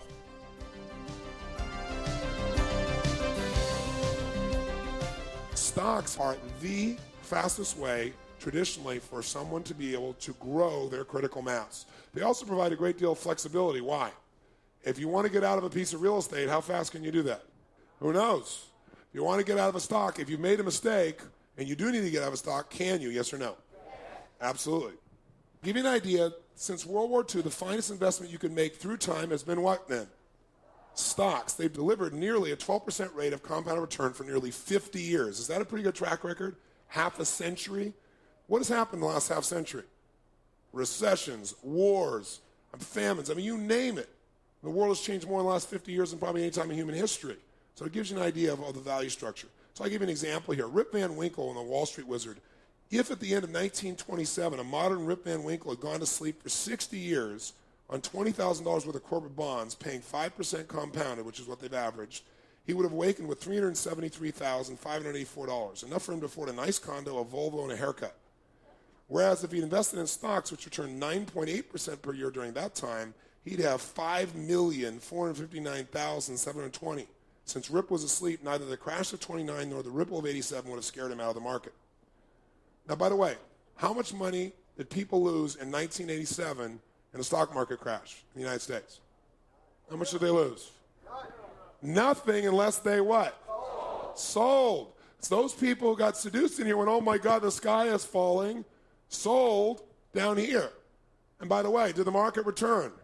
How quickly? Staggering. Less than a year, all of a sudden it's exploded back up, and where is it now? So if you didn't sell, you didn't lose anything. In fact, more people made money on that day than any day in decades. My friend I told you made $500 million that day because while everybody else was freaking out, he was looking at companies going, they're worth so much more than what they're selling for. Yes. Instantaneously. So give me an example. So let me show you why companies are growing companies are one of the most unbelievable investments you can imagine. Walmart. In 1974, Walmart had 78 stores. Kmart had 1,326, and Sears had 851. The combined equity market value of Sears and Kmart was 65 times that of Walmart. Now, before you look at the next thing, I want to give you a little clue. All the analysts at that time who were evaluating looked at the resources that Sam Walton had and his current growth rate based on what he'd done, and they said the guy's maxed out. What they didn't look at was his ultimate resource, which is Sam Walton's ability to innovate and model. He spent 2 days a week going to other people's stores, modeling what other people did. He had no shyness about anything they did that worked, they went and did. They did not evaluate his ability to motivate his employees to give their all and create a relationship with customers that had never been seen in that environment at that price point before. And as a result, Walton has done something, Walmart, that's just staggering. Give you a perspective. In 1989, the market value of Walmart was $24 billion, 3 times Kmart and 2 times Sears. By 1996, the market value of Walmart was $51 billion. A $100 investment in Walmart in 1974, never adding another dime, was worth $23,000 by the end of 1989, and by now it's worth $42,000. $100 worth 42 grand, never adding another penny. Is that staggering? Okay. So this is not $100 a month. That was a one-time $100 investment. If you did $100 a month, can you imagine what the compounding of that would have been? Beyond your imagination. Here's another one, Disney. The market value of Disney in 1984 was $2.1 billion. Today it's $43.6 billion. That's actually old. It's changed since they bought Cap Cities. But a $100 investment in 1974 is worth $6,000 today. $100 a month, you look to the right there, invested every quarter in 1974 would be worth $437,000 today. Just to give you a perspective. And then Subaru, and if you would have bought in the early days of Subaru, if you would have bought the stock rather, it sold for $2. It then went up to $167, 33 bagger. Thus, if you bought a $6,000 worth of stock in Subaru, starting in 1967, hung on to it and sold it at its peak, your $6,000 would have left you with $1 million instead of a rusty old car. Same price of the car, if you bought the stock, you'd be a millionaire. How many fall? This is the place you want to have a significant amount of your assets. Now, I've made a big point here to talk about how stocks overall through time have been the best investment to make. But obviously, your individual decisions are going to shape that. And if you know so much more about real estate or your own business or any aspect of investing, then that's obviously where you're going to want to spend a good deal of your time. Whatever you invest in, you've got to understand it. And of course, there are many choices. And I'll tell you something else. Often people say, well, that's true when stocks are going up, but what about when the economy goes down? What happens when we go in a bear market? Well, the truth of the matter is you can make money in any market. And if things are going down, more people became wealthy during the American Depression than any time in U.S. history. I can tell you, for example, in the recession we had many years ago here in the United States, I remember a lot of people were freaking out. But if you've managed yourself well, a recession is a great place. I remember one of my sons was very concerned because he thought, oh my gosh, there's been this big boom in stocks and it looks like it's over and I'll never really be able to participate in a victory again. I'll never have that big victory, that big achievement. But the truth of the matter is he was looking at the high prices of homes at that time in various parts of the country and the high price of automobiles. And I said, listen, let me tell you a story. During the last recession, I remember I wanted to buy a car. It was an 850i BMW. I remember it would just come out, and the sticker price on it I think was around $80,000 or $90,000.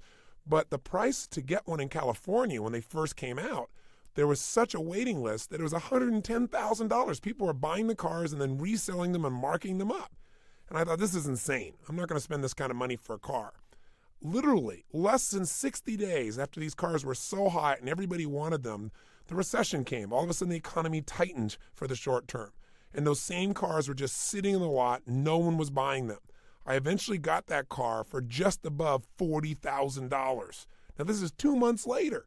So when you start looking around thinking, real estate in the northeast of the United States, it's exploding, exploding, exploding. You'll never go down. Trust me, there are always adjustments, and you can win no matter what. If you got a lot of cash during that time because you've handled your finances properly, you can do extremely well in your lifestyle. So yes, take advantage of whatever the economy offers you. Don't operate out of fear that you can only do well in a great economy. A great economy is one you're prepared for. All right, let's recap. What have we learned? Financial abundance comes from an abundant psychology. You've got to be willing to take risks. You got to put yourself on the line, but they don't have to be huge risks. You don't have to be an entrepreneur to be wealthy, but you do need to become an investor. If you become an investor, you can become wealthy beyond anything you could earn in your job. because there's only so much you can earn by yourself. But compounding is unmatched in its power, and we've learned the power of compounding. We've learned that of all the investments we can make, the one investment that traditionally has brought back the greatest return is the investment in companies that are growing, that are expanding. And so we understand that the stock market has been one of those primary investments, not the only one. So we know we've got to take 10% of what we earn and invest it. The question is, okay, let's say I've committed to this and I got Charles Schwab or somebody to deduct 10% of my money. Where do I put it? Well, let me just tell you this. You're going to screw up. You're going to put it in the wrong places. You're going to invest in companies that are going high flyers and they're going to be cut in half overnight. It's going to happen. You're going to buy a piece of real estate and then the market's going to crash. This is going to occur. I don't care how good you are. The greatest investors in one of the top financial traders in the world. I've worked with him now for 6 years. Now, this guy pays me $1 million a year plus to coach him because I get a percentage of his profits.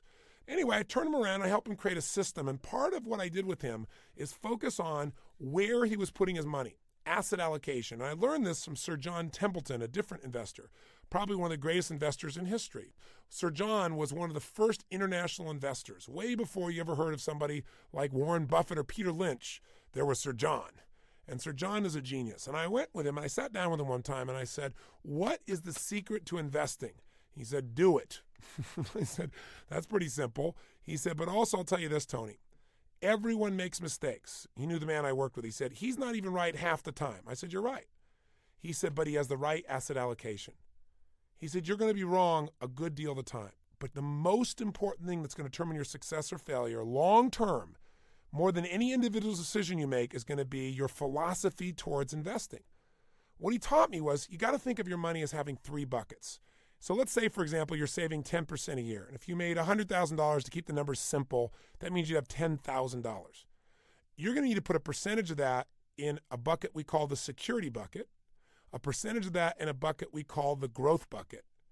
And then any profits you make, you're going to split up into the third bucket also, which is your dream bucket, dream goals. And I'll walk you through each of these. So, for example, if you made $10,000 a year and you saved 10%, you'd have $1,000. You might put 50% of that in your security bucket, $500, 50% of that in your growth bucket. Or if you made $100,000 and you saved 10%, $5,000 might go in security, $5,000 might go into growth. The percentage you're going to split isn't necessarily 50-50. Let me explain the buckets and their purpose, and then you can decide your percentage. And you need to decide this in advance, not hear about some high-flying stock and go and put all my money into that, because you're going to find something that flies real high can fall real quick. And if it does, you've lost everything you've got because you didn't do what we call asset allocation. You didn't allocate your assets, your money, in a way that guaranteed long-term success. So he said, here's how you understand it, Tony. Think of the first bucket as being like the highest bucket. He said, you're going to take a percentage of your money, no matter what, and you're going to always put it in the security bucket first. Now, what goes in the security bucket are investments that are, by nature, very secure. They're not very risky. Since they're not risky, they also don't give a really large rate of return. Because in life and investing, the greater the risk, the greater the potential return. There's also the greater potential loss. Less risk, less return. They just go together. He said, that's not bad, though. That's important. If you understand the power of compounding, the money you put in there can get you to your goal long term. It'll look like it's growing at the speed of grass, but he said, truthfully, it'll get you where you want to go. So the kinds of things that fit in this are fixed income investments. Now, if you're not familiar with that term, a fixed income investment is, for example, like a treasury bill or a money market account, a municipal bond or a corporate bond. What a bond is you give your money to somebody, you loan it to them, and they give you a bond. They give you an agreement that says, I will pay this back, and I will pay you 5%, 6%, 7%, 8% on your money. So I'll pay you all your money, plus I'll guarantee you a 7 or 8% return as an example. So that's called a fixed income investment because it's guaranteed, but it also limits the return you can get. It's fixed. It can't get any higher than the 8%. It can't go any lower than the 8% as an example. Does that make sense? These are secure investments. Your insurance policy, where you're building up policy value that you can borrow back later, that goes in your security bucket. The home you live in, you're probably not trying to sell that home. You're really just living in that home. You want to hang on to that home. You don't want to sell it and use that money to eat on. So this is something that you're using purely to have security in your life. Now, he said, once you put money in the security bucket, you don't touch it. You don't take it out until it's time to retire. You leave it alone, and even though it looks like it's growing slowly, you'll be surprised. Before you know it, you'll be the UPS guy. Now, the second bucket is the growth bucket. So in the growth bucket, this is where you put a percentage of your income, And this is where you're investing in things that have the potential to grow and give you a much greater rate of return. So in this area, the reason you don't put all your money in this bucket is it's more risky. Because it's more risky, again, you have the potential for more growth. So what fits your growth bucket? Mutual funds, collectibles, real estate, art, any form of securities or stocks. If you're a momentum trader, if you're a sophisticated investor, this is where your options, your puts, your calls, your indexes, is where all this goes. Now, no matter how high things go up, they will have a time when they get corrected, whether it be the market, whether it be art, whether it be real estate. There's always a correction. So things don't go up forever. They may over the long term, but there are going to be times when they change. So if you'd invested in real estate there thinking, oh my God, it's guaranteed for years and years, it's gone up, up, up, and you put all your money in it, you would lose all your money. You'd have nothing to show for it. You'd be starting completely over. On the other hand, if you don't put any money in your growth bucket, you don't get to grow more rapidly. You don't take advantage of the chance to grow at 2 to 5 times the speed that your security bucket would grow. So here's the secret. You figure out a percentage that goes into security, a percentage that goes into growth. A common percentage for most people is 70-30 or 60-40. In other words, if you're older, if you make a mistake, you're in deep trouble, right? So you're going to have to put more money in security, even though it grows more slowly, just to be safe. If you're a young buck and you're just starting out, you can afford to make a few mistakes and start over still. So you might be more aggressive. You might be 50-50. Some people have been 40 securities, 60 on the growth side.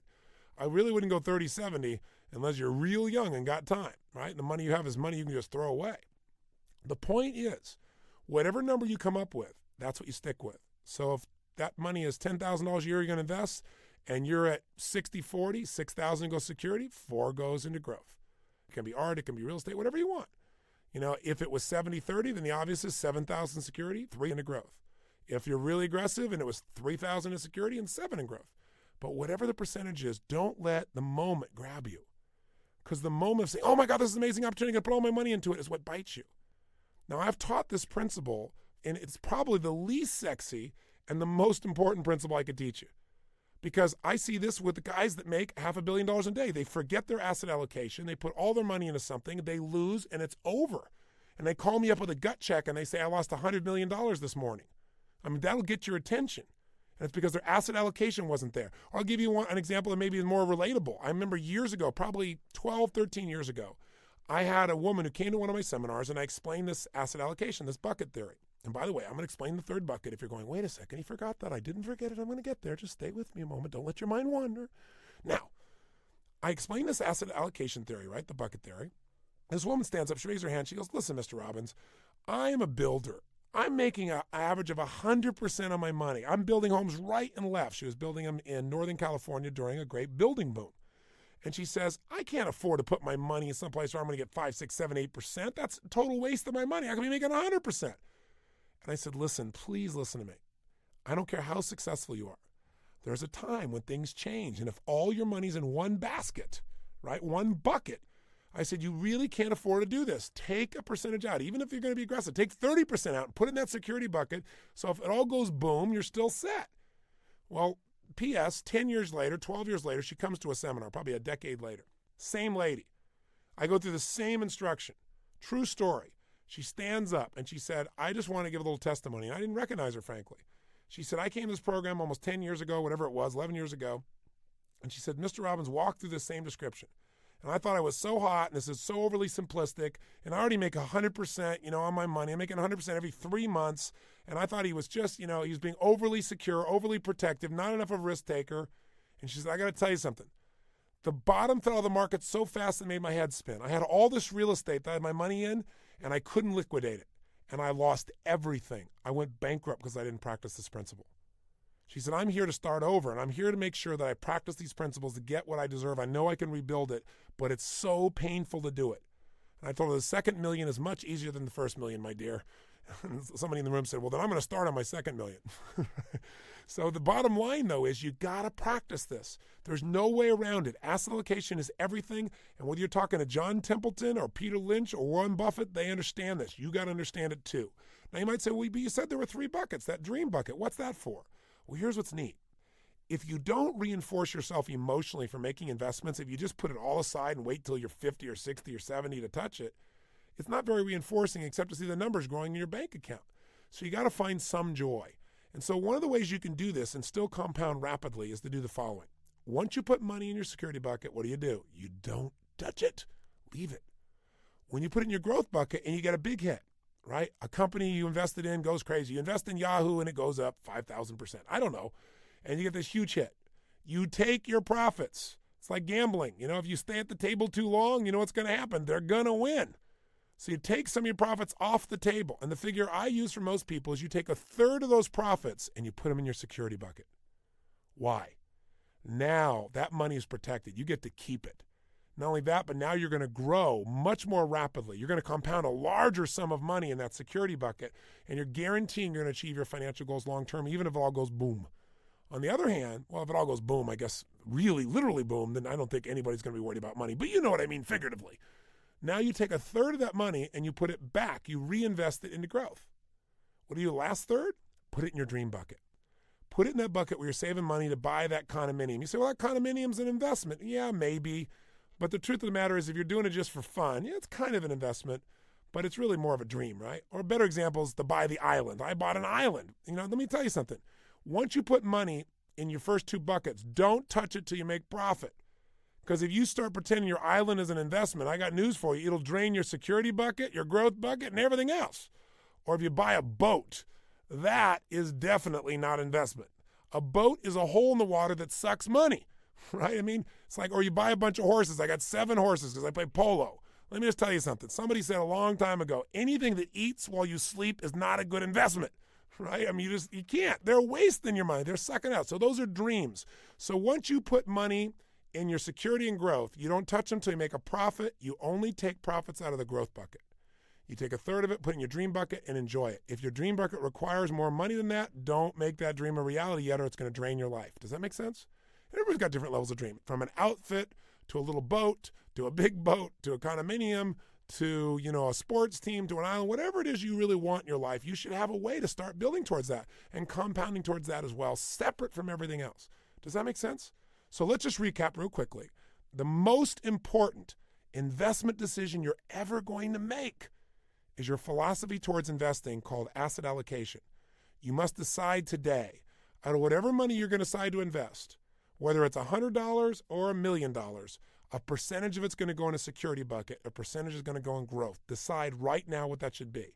Now, if you're risk adverse, like, you know, you don't like losing money, then you better put more of it in the security bucket. If you're more of a person who's willing to take risks and it's a gut check for you, but you do it anyway, and you're young enough to take it, then maybe you put a little more in the growth bucket and a little less in the security bucket. But everyone must put a substantial amount in the security bucket to guarantee your long-term success and to insulate yourself from failure, from the things you cannot control, called the market, whether it be the real estate market, the art market, the market for your business, the market for stocks. You've got to make sure that you have a way to guarantee your success. If nothing else on this tape grabbed you, but understanding that getting started now is a must, going out and getting 10% deducted so you can't touch it, and making sure you use this form of asset allocation, then this tape was well worth it and can make the difference between whether you succeed or fail financially. It's that important. So decide right now what your percentage is.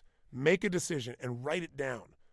So the next time somebody says, oh, I got this great investment, you go, you know what? Can't make it right now because I got to put this much in my security bucket first. Or I can do a smaller amount of that. I'd love to do more, but I got to do a smaller amount because I got to be smart long-term, not get seduced by the short-term. This is the difference between someone who becomes wealthy. So if it's really this simple, why don't more people become wealthy? Well, really, I'm going to give you 12 reasons. There isn't just one. There's lots of them, and they're actually pretty simple. And as I describe these 12 reasons why people fail to become wealthy, with each one, you should think about doing the opposite, and you have basically 12 simple steps to becoming wealthy. The first reason people never become wealthy is they never clearly define what wealth means to them. See, if you go to our wealth mastery program, you're going to find that you might be sitting next to somebody who's worth $100 million, and you might be sitting with someone on the other side of you whose net worth is minus $10,000. I mean, we literally have that diverse a group that comes to the program, people that are totally sophisticated and unsophisticated because the principles are the same. What's interesting, though, is most people never define what it takes for them to feel wealthy, to feel abundant. See, one of the things we do in those seminars is have you define precisely what it would take for you to feel secure, as an example. For most people, if you ask them, what would it take for you to be financially secure, they can't tell you. They go, $1 million, $10 million, but it's random. They've never taken the time to really define it. So, for example, if I told you there was a way to be able to pay for the following things without ever having to work again as long as you live, how would you feel if you knew for the rest of your life all of your housing would be paid for, all your utilities, gas, electric, etc., all your car costs, automobile travel costs, all of your food costs, all of your insurance costs, and all your taxes? If all those were paid for the rest of your life and you never had to work for it, how would that feel? Wouldn't that be unbelievable? Now, for most people, that amount of money is so small, it'd blow you away. They think in terms of $10 million, $100 million, $1 million. When the truth is, for most people, all they'd have to do is be able to generate enough money to cover $30,000 or $40,000 a year max, maybe $50,000.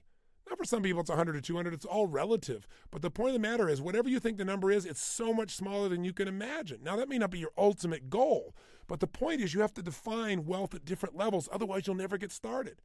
The second reason people never become wealthy is they make it a moving target. They say, okay, I need $100,000. Then they get it and they go, I need $10,000. Then they get it and they go, I need $100,000. They get that and they say, I need $1 million. Then they say, I need $10 million. I need $200 billion. And what happens is they never win the game of life. They never get to ring the bell and say, I won. That doesn't mean you don't keep accumulating or achieving or expanding, but you never feel like a winner because you're always moving the target, so you always feel like you're losing. No one wants to play a game where the minute you shoot the ball, they move the target. You got to be able to win. Third, they define it in ways that make it feel impossible to achieve. If you're thinking you need $10 million and you don't make more than $50,000 a year, that sounds pretty impossible, doesn't it? But the truth of the matter is you probably don't need $10 million to achieve the lifestyle you deserve. That's why you got to define it and go through this process. 4, because they make it so big, they don't believe they can ever achieve it, so they never even start. 5, they never make it an absolute must to be wealthy, to be abundant. See, for most people, it's a should. And I just got to tell you, everybody gets what they must have, not what they should have. I said this before. Right now, you're earning exactly what you must earn, not a dime more. I know your goals are higher, but your goals are shoulds. We get what we have to have. It's the nature of human beings. If you have to be in a quality relationship, you will find it. If you should or you'd like to, you're in one if it's convenient, if it shows up. That's true of any area of your life. So you've got to make it a must to be abundant, to be wealthy, to have more than enough. 6th reason people fail to become wealthy, they don't have a realistic plan. Now, again, if you come to Wealth Mastery, you can put together a plan that's very real, very realistic, conservative for that matter, and still know you can achieve it because using the power of compounding and asset allocation can produce results you never thought were possible for. But you got to have a plan. And I'll tell you the next one, number 7, is some people actually get a plan, which is very few people, but then they fail to follow through.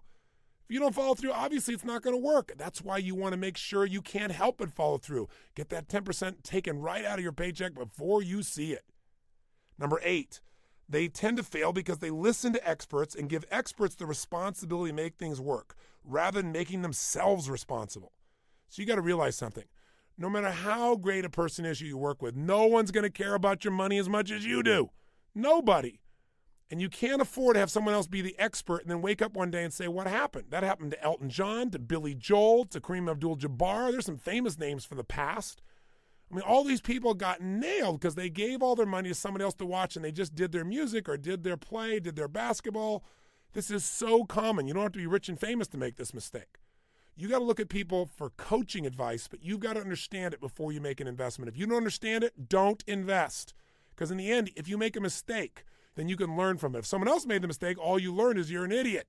You trusted somebody else and you're paying the price. That's not the way to learn. And by the way, I learned this way too. That's why I know about how dumb this is. Number 9, they give up when they face major financial challenges.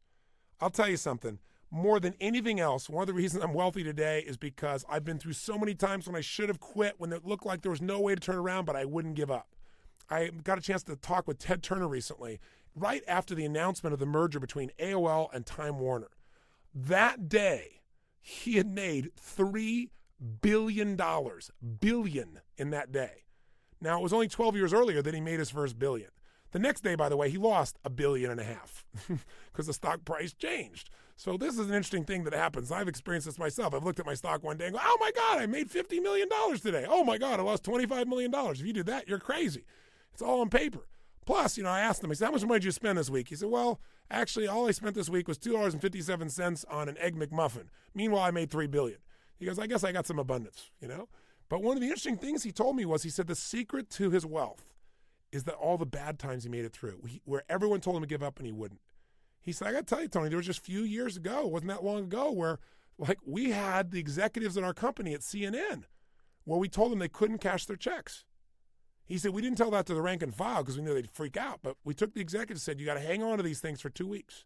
He said, even then, we paid people, dirt cheap to keep this thing going and grow it and get it where we needed to be. And he said, I got to tell you, man, I'm here today because of the losses I've been able to absorb.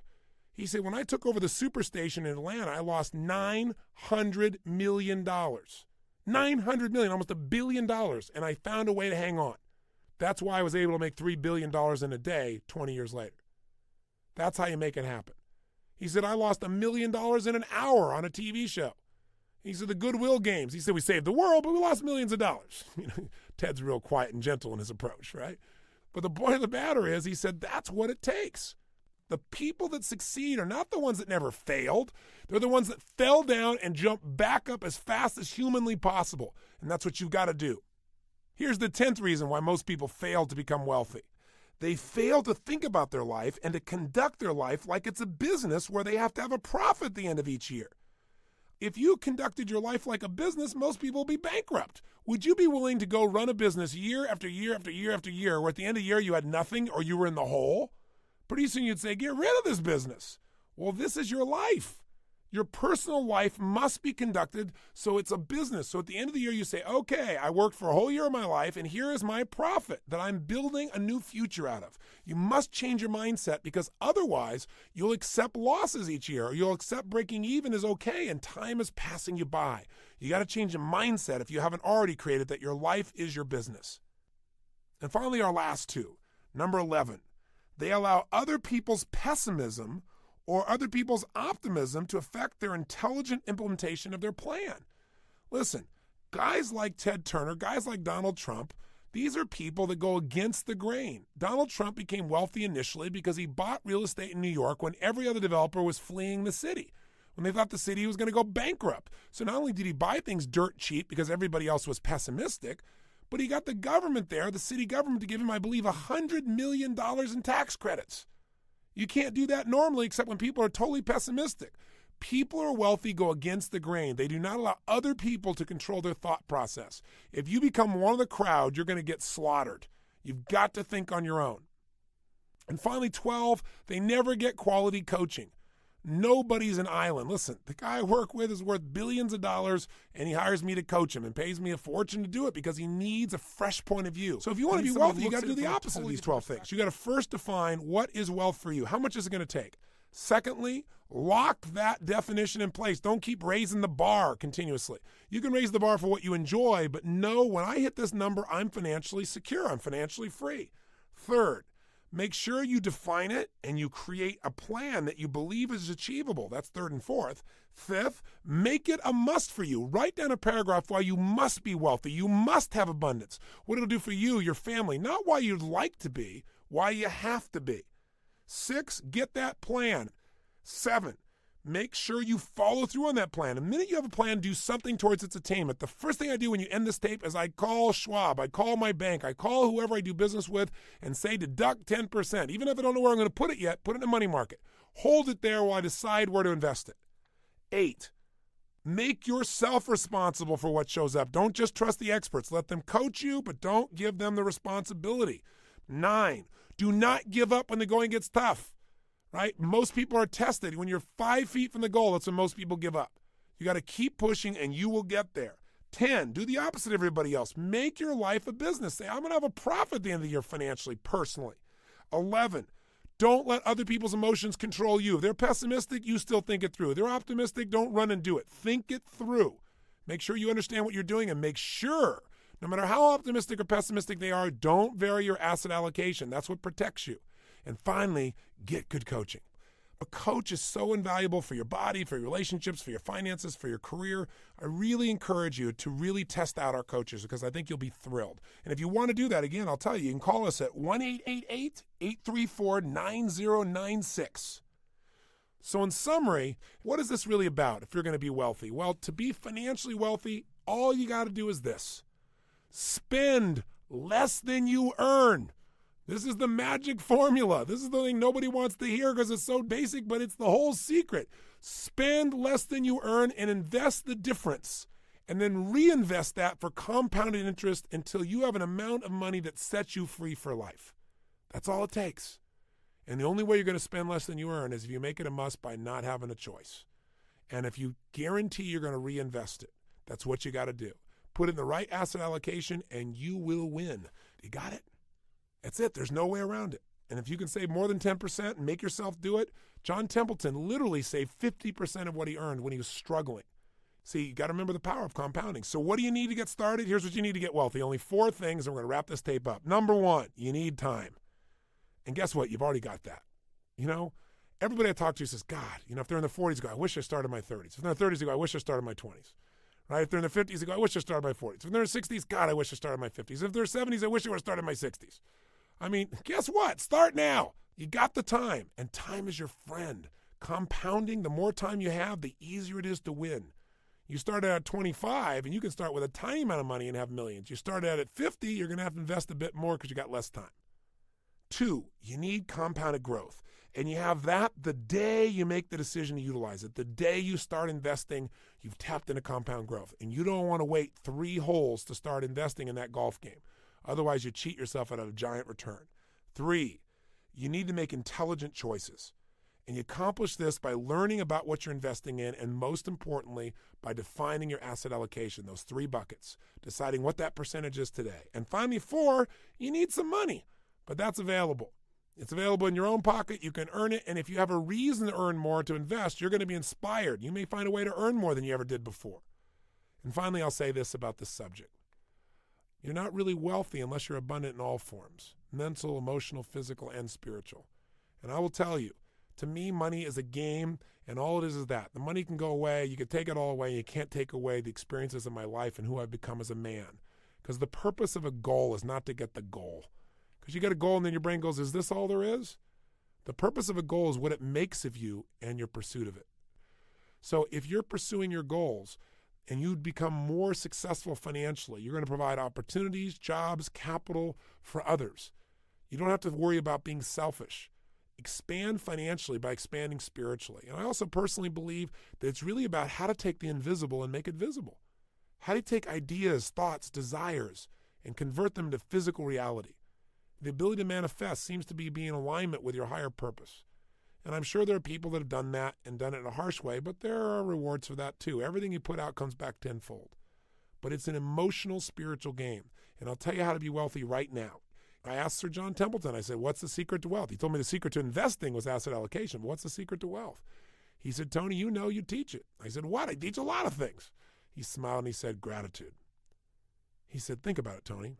I know a lot of people you coach. They pay all this money and, you help them in their businesses. He said, but the real reason they hired you is because when you came in their life, they now felt rich because they felt so happy and fulfilled. Besides being successful in their business or trading more effectively, he said, that's what they got. He said, how many people do you know who have everything but are unhappy? He said, they're not grateful. They're not grateful for what they have. How many people you know seem to have nothing in financial terms, but they're so grateful and so they're rich? Gratitude is the key that unlocks the door to wealth. If you can feel grateful right now, remember we talked about relationships when we said, if you can feel that love already inside of you for yourself, for life, for people, you'll attract people of a similar level of love and intensity. If you're not in scarcity, the same thing happens with money. The same thing happens with anything. So if you can be just so grateful, if you can start your days with that hour of power or your 30 minutes to thrive or at least 15 minutes of fulfillment, you know the game plan here, where you spend those first 2, 3, 4, 5 minutes thinking of all things you're grateful for, making that circle of your friends and your family and your health and the country you live in, the time in history we're here, and all the food on your table that you didn't have to grow, and just all the clothes you wear you didn't have to sew, the internet you didn't have to create. The $200 million movie that was created so you could be entertained for 2 hours, and it cost you $5, $10, I guess, whatever it is these days. Think about it. You are so fortunate. I am so fortunate. The more grateful we are, the moment you feel total gratitude to life, to God, to your friends, to your family. You never really get beyond scarcity. You got to start beyond it. And when you do, you'll make the right decisions. And when you do, you'll be rich in that moment. And then all it'll be is a game for you to see how much more free can you be? How much more can you learn? How much more can you expand? How much muscle can you develop? This is one of the critical areas of life, and you deserve to master it. This tape is not designed to be the end-all and be-all. If you want that, come for immersion with me for 4 days in Wealth Mastery. But I wanted to get you started, and I hope you found it to be valuable. There's some action steps you want to take. Listen to this tape again if necessary, but make sure you make the decision about asset allocation. Make sure that 10% gets deducted, and go get your plan. That's the end of this session. We've got one final session, which is on the power of your life purpose, discovering why you're here. In the end, it's the most important issue of all. Please join me for our final session. Till then, enjoy your life, master your money, have fun, and live with passion.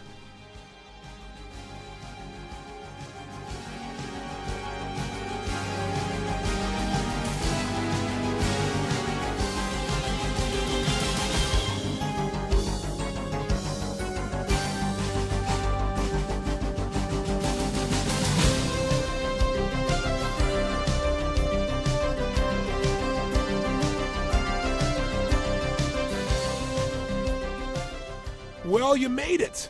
Session number 7 in this marathon of personal transformation. Seriously, I want to congratulate you. I talked about earlier on, so few people ever follow through, and for you to be here on the 7th tape, assuming you didn't jump here first, says to me that you really have made some quality changes in your life, or at least begun the journey, and I want to thank you for letting me have the opportunity to be with you. So let's recap. What have we talked about? We've talked about what's missing. Missing is time with ourselves, time to think, time to connect. And we've talked about creating that hour of power, or the 30 minutes to thrive, or at least 15 minutes of fulfillment. And I hope if you don't start with the hour, you'll move up to it quickly. We've talked about being able to change anything in your life by being honest with yourself and doing that results workshop where you flat take action and change anything, not settling for less than you can be ever again. We've talked about the purpose of relationships and how to really define where you are and how to transform it to the next level and how to make the decisions that might be necessary to have what you really deserve. We've gone through the power of emotion, discovering which emotions are designed to call you to action and how to use even what you used to think of as negative emotions to really serve yourself, because emotions are the basis of life. We've gone through your physical body and figured out how to increase your energy by understanding alkalizing and energizing your system. And of course, we've talked about money, how to create that lifelong abundance that you really deserve that can free you up. But in the end, the most important thing is, what's the purpose of your life? Why are you here? That's what we want to talk about today. We got to look at what makes you really do what you do. Everything on earth has a purpose, and you do too. That purpose provides an inner drive that once you tap into it can give your life immense fulfillment. It'll also give you certainty. Because, right now we're in a world that's changing so rapidly that virtually every time you turn around, you hear about something else that's changing. And I personally get to deal with hundreds of thousands of people per year. I see about 250 to 300,000 people a year in my live programs. And I hear so much excitement, and I also hear so much fear about the pace of change. I mean, we've all talked about changes happening so rapidly now and paradigm shifts. All that stuff has become so overused at this point that we've become numb to it.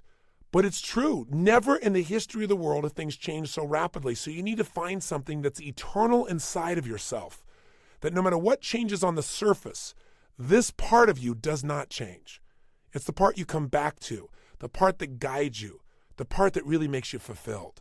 And that's your purpose. Because all of a sudden, when you find out a friend's got cancer, or you turn around and you see that 35,000 people at IBM got laid off, or an entire industry disappeared overnight because a new one was created, it'll give you a way to find some good in virtually anything. Your purpose is available to you at any moment in your life, but you got to know what it is. Before we get into it, let me back up a little bit here. Okay, I have a good friend who's one of the most successful financial people in the country. He works in all these financial markets. He's an incredibly successful businessman, and I know he's working very hard right now on a goal. And I went to visit him recently, and boy, he's working hard, and he's going to achieve that goal, but when the goal's finally there, then he's going to be happy. And I thought, no. Each moment we've got to be able to find some sense of meaning for our lives, something that is significant, something that is useful. And we all know this is not a new conversation, but as your coach and as your friend in these tapes, I'd like to draw your attention to some things that maybe you already know but haven't thought about for a while. Maybe get you to put some of your focus into the most important area of life, which is enhancing meaning. See, all of us in life have to have a reason to be here. If all you're doing out there is going out and trying to achieve goals, and then you achieve them, then I'm sure you've run into that trip-up wire that says, okay, I've achieved the goal, and now what? Right? You achieve the goal, and your brain says, is this all there is? See, the purpose of a goal, as I've shared with you so many times, is not to achieve the goal. The purpose of the goal is what it makes of us as people, who we become. Ultimately, though, we have to have a sense that who we even have become has some kind of meaning. Without that, there's not a reason to live. There's not a reason to get up. There's not a reason to go out there and make it happen. What's really controlling this man's life is fear. When people say they're cynical or they're pessimistic, what they're really screaming out to you is, I'm scared out of my mind. I'm afraid to dream again. I'm afraid to think about what's possible. I'm afraid to really put myself on the line and say, I'm going to go for something. I'm going to stand for something. I'm going to put myself on the line in a relationship or in my business or my vision to make a difference in the world. Because you know what? Maybe at one time this person did that. Maybe they tried it several times and it didn't work and they got pain and pain and pain. Pretty soon they didn't want the pain, so they stopped dreaming. They stopped envisioning. They stopped coming up with meaning. Instead, they try to keep themselves away from the pain by saying, well, there's no meaning in it all anyway. But unfortunately, that gives you the ultimate pain because it gives you a life without meaning. And no one can live a life that's fulfilled without a sense of meaning. See, we've been put here for a reason. The question is why? And the answer, I think, is different for every one of us. It's different for me than it is for you, and yet it's the same. Every one of us has been put here. Every one of us is unique and different and special. And I believe our Creator, if I may use the word God, if I may, God has put you here for a reason. The question is, what is it? God does not create things without a purpose. Everything on earth serves a purpose. Why are you here? What are you here to do? What are you here to become, to create, and to give? These are some of the most significant questions that you can answer in your life. And even when you answer them, I'm sure that as your life expands, you'll come up with better answers as you get more experience and you get closer in touch with your own innermost being and maybe Tony, closer where are you in going touch with your this? Creator as well. I'm really going to the essence of giving your life what you deserve, which is knowing that there are no mistakes, knowing that every little thing you do has a consequence. It can be a positive consequences if you choose it. The most powerful thing that has consequence in your life, though, is the thing we talk about so often, but I got to say it again, and that is what's really ultimately shaping our lives are our decisions. The first decision is a decision about what to focus on. Where your focus goes is going to determine how you think, how you feel, what you do, ultimately what your life turns out like, what you're able to contribute. The bottom line is we must find an empowering focus out of any situation. The second decision that shapes our life and the meaning of our lives are the decisions that we make about what something means. Meaning is ultimately something we determine. That's the exciting part about it, and that's the scary part about it. And the third decision, of course, is what are you going to do when something happens? See, so much of the fear that we see in life comes from the fact that most of us don't feel like we're in control. We're running around trying to control all the events of our lives. And every single one of us is going to experience multiple situations in our life, no matter how skillful we are, where we cannot control the event, where it's just not something that we can control because we didn't initiate it. Anytime you're dealing with other people, this is going to happen. Anytime you're dealing with Mother Nature, this is going to happen. Most of us in life are so afraid something's going to happen that we can't control, and therefore we're going to get pain, that we try to avoid those things we can't control. We try to shape our lives, where we spend our time, who we spend our time with, what we do, by environments that we feel really comfortable in, where we feel like we're really in control in them. But what that does is it limits the shape and quality of our lives. We've got to be willing to put ourselves out there to discover what we're really capable of when we're put in environments when we don't know what to do, when we don't know what things mean, when we're not sure. It's in those environments that we grow the most. It's in those environments that we discover more of our true purpose as human beings. It's there that our character is shaped. You know, so many times we set goals or we have dreams or we have plans and we work our tail off and it doesn't come out the way we want. And a lot of people come out of those situations disillusioned or angry or resentful or frustrated. They look for someone to blame. But you know, sometimes I really truly believe that not getting your goal is part of the design. It's part of the game plan, causing you to dig inside and discover more of yourself, to really begin to use your real capacity as a human being, those traits that are within you that only expand when they're challenged, when demands are made upon them. You know, I truly believe that God is not so much interested in our convenience as he is in our character. And I also believe that because something hasn't happened right away when you wanted it and designed it didn't work out, doesn't mean it's not going to happen. It's really a test of how committed are you. It's really a test designed to make you become more. God's delays are not God's denials, unless you give up, of course. If you don't do your part, then of course, whatever you've envisioned will never come to be. But we have to be willing to continue to put ourselves forth and know that events will show up that we can't control. So let me ask you a question. You go, okay, I understand all this, Tony, but how do you ever have a sense of certainty in a world that's changing all the time, where you set goals, you do all the right things, and it still doesn't always turn out right? How do you live in a world where suddenly something can happen? It could take away your whole business, or, a storm could come and take away your home, or some calamity could happen to your personal family, or a disease could hit, or someone could die. How do you deal with all that? And the answer is, you have to know the one thing you can control is not events. What you control is what things mean to you. And therein comes the secret to life. Because no matter what happens in your life, the meaning of what has happened is yours. You get to determine it as long as you're conscious and you don't allow the people around you to teach you what to think. And as long as you don't just go on automatic pilot and allow your nervous system to make up connections that are false. Let me give you an example of what happens to people. Certainly by now you realize that what you do as a human being is primarily driven by your need to avoid pain and your desire for pleasure, right? But see, all of us have learned through life that certain things mean more pain than others. And so some people are driven by their fear, right? To experience the emotion of fear is the most incredible, painful thing they could ever imagine, so they'll do anything to avoid being in a fearful situation. Other people are driven by their desire to feel the sense of adventure. Obviously, they make decisions differently. They focus on different things in life. They can walk in the same room as someone who lives in fear, and they're going to notice different things. They're going to want to sit in a different place. They're going to want to try a different kind of vacation than someone who's trying to focus on how to be secure. What drives you? Are you driven by guilt? Are you driven by your past? When we use the word driven, the word drive, it really means to guide, to control, or to direct something. So what's guiding you? What's controlling you? What's directing your behavior? What's directing your focus? What's directing the meaning you're pulling from your life? What is it? Is it your parents? Is it the competition you have with somebody else? Is it wanting to prove somebody wrong? Is it your desire to contribute? Is it your desire for joy or happiness? Or is it a sense of purpose that's driving you? A sense there's something out there for you to do.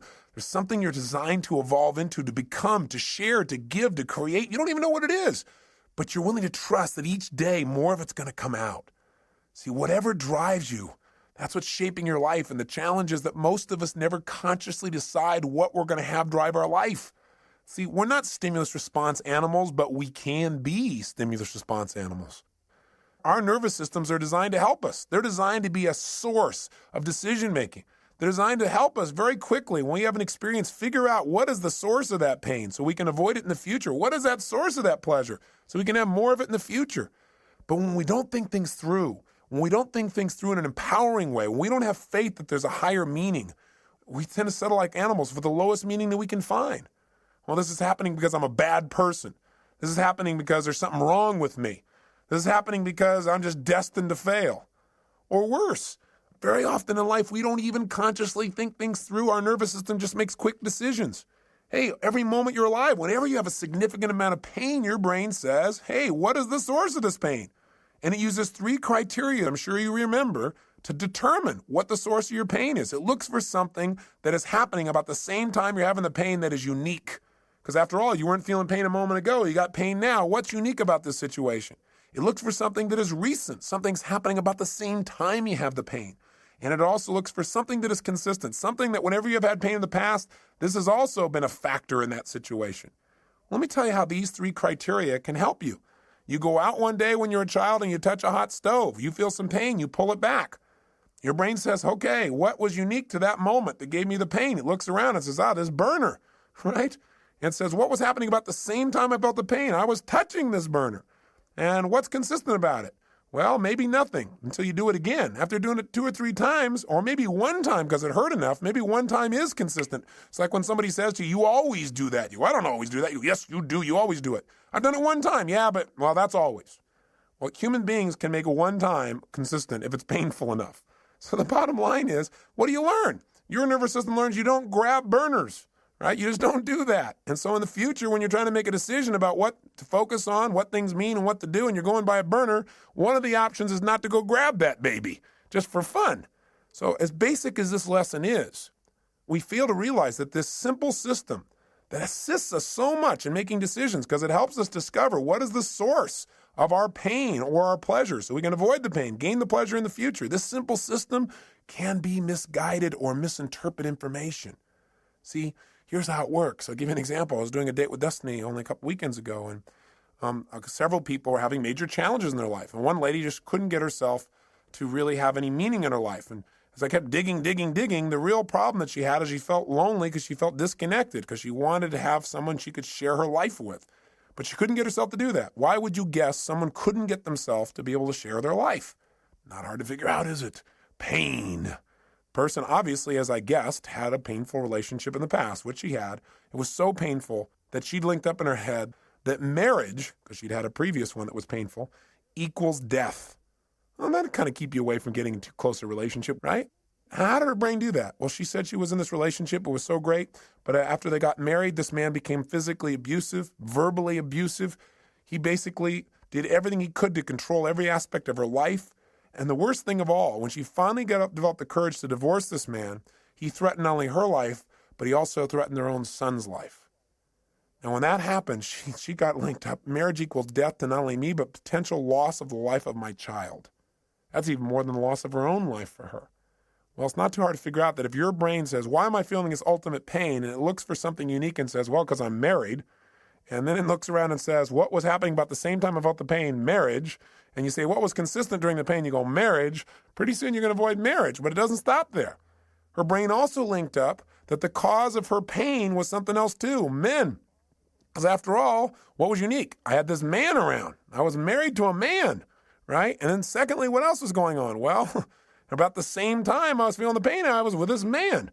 And sure enough, what was recent? This man. Right about the time I had the pain, he was there every time. So sure enough, all of a sudden she's avoiding all men. But it didn't stop there. She also linked up that the reason she felt this pain was because she trusted. So as a result, her brain linked up unconsciously, if you trust, then you will die. Now, I would say to you the opposite is true. If you don't trust, if you don't have faith, then you instantly die internally. You may not die physically, but you die emotionally. Because anything that's worth living in life requires faith. It requires trusting. It requires knowing that you can get out of the chair and walk on this floor, and when you step out on the floor, you don't stop and have to analyze, can I do this? And you don't weigh everything and think about your weight and the structure of the floor and what's underneath it. You just trust. Otherwise, you'd be immobilized. You have to trust to drive a car. You have to have faith to enter a relationship. You have faith to start a business. You have to have faith when all of a sudden somebody at this company says these 35,000 people are gone. You have to have faith that if you're one of those 35,000, that there is a better plan for you and that you will now act on that faith and take action and find that better plan, that better solution for your life. You must have that. When you lose trust, you lose meaning. When you lose meaning, you lose your life. Again, maybe not physically, but certainly emotionally. And when you lose it emotionally, the physical loss of life often is not that far behind. Medical researchers are now proving that the mind-body connection is not some psychobabble, but a physical reality, that the way we think and the way we feel about our lives affects us physically. In fact, Dr. Chopra recently shared with me that there was a new study that was done in the state of Massachusetts where they began to study what causes someone to die of their first heart attack before the age of 50, where they never get another chance. In other words, what was the number one risk factor they wanted to know? And they assumed that what would cause someone to die from just their very first heart attack, never get another chance, would be a person just had so much cholesterol in their body wasn't able to recover. And they found out that was not the number one risk factor. Then they thought, well, maybe they had diabetes. Maybe it was more of a genetic factor. They once again disproved that theory. What the Department of Health, Education, and Welfare for the state of Massachusetts states in their article clearly is the most important risk factor to determine that you will die of your first heart attack and not get a second chance is what they call job dissatisfaction. You got to have a deeper meaning for your life than, oh, I'm on that grindstone again, or I'm on that treadmill. No wonder most people in life turn to alcohol or drugs or television. And even then they can't find something to entertain themselves. Even then they don't sense any fulfillment because distraction does not create a life of significance. Distraction does not create joy. Distraction will not give you what you're seeking. Drugs will not change your life for the better, right? What they'll do is hurt you. They'll create pain. And there are all kinds of drugs. Anything that doesn't expand you as a human being or allow you to share more love and joy with others in a natural way that enhances your physiology and your mind, your emotions, and your spirit is something you probably don't need. You got to grow. You got to expand. You got to contribute. You got to know that you're here for a purpose. There are no mistakes. There is a meaning. Even if you haven't found it yet, you must discover it. And you know what? For most people, they don't discover the meaning of their life until their life is over. What a sad place to be. Or until they have a life-threatening illness, or until somebody very close to them that they love is about to leave them. You don't have to wait for the pain to discover the meaning. So how will I know when I found the purpose of my life? You decide what it is. You discover it and you decide this is it. And maybe later on I'll refine it. I probably will. But for right now, this is why I'm playing the game of life. This is what it's about. Every day, if I'm just being this way, if I'm just doing these kinds of simple things with other people, with myself, then I know I'm on track. I know there's a reason for my existence. We all have that. And I know you know the story of Viktor Frankl, right? The man who wrote Man's Search for Meaning. Here's a man who's in a Nazi concentration camp with pain everywhere around him, knowing at any moment he could be gassed or maybe spared. And if he was spared, he'd have the unique privilege of going out and taking the dead bodies out of those gas chambers, putting them in the big ovens. Talk about intense. And yet somehow in the midst of that pain, he found a deeper meaning. The meaning was that even though he was in pain in the moment, that somehow, someday he would survive this and he would come to share the story so that this would never happen to other people in the future. He couldn't find a meaning in the moment. He found a meaning in the future. And for most of us, the meaning that we want for our lives is here today, and it's preparing us for an even greater meaning in the future if we'll just use all of our life's experience, the pain and the pleasure, to become more, to prepare ourselves for whatever it is that our Creator has brought us here for, to prepare ourselves so that at the moment of truth when we are needed, we will deliver. And my real belief is we're going to be delivering all along the way. It isn't something that someday you're going to do. It's something you every my former day spouse, are doing. Becky, just recently lost her father. And it's been a tough time for her because in a very short period of time here, she's lost both her mom and her dad.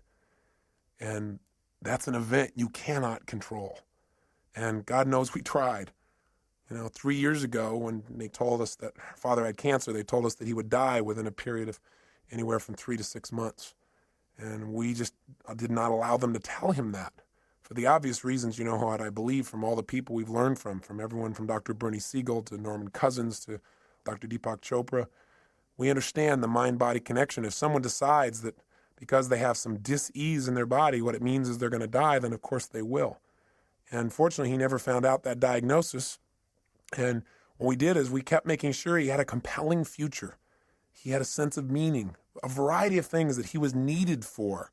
And it was amazing how he physically responded. We had a trip scheduled for him to go to Fiji on, which he went on, and talked to him about how we needed his help with our resort there and helping some of the Fijians in the garden, because the garden for him created so much meaning in his life. It's about supporting, about nurturing, about helping life along a little bit. And so that he was excited about, and things we wanted him to do with his grandkids. And so we kept giving him compelling futures. And sure enough, 3 months went by, he was healthy. 6 months went by, he was healthy. A year went by. And through a variety of interventions, pretty soon he seemed to be better, until just recently when we started getting phone calls from his neighbors. He lived up in a place called Rand, Colorado, a little town with 14 people in it that he's been a major part of for years and years.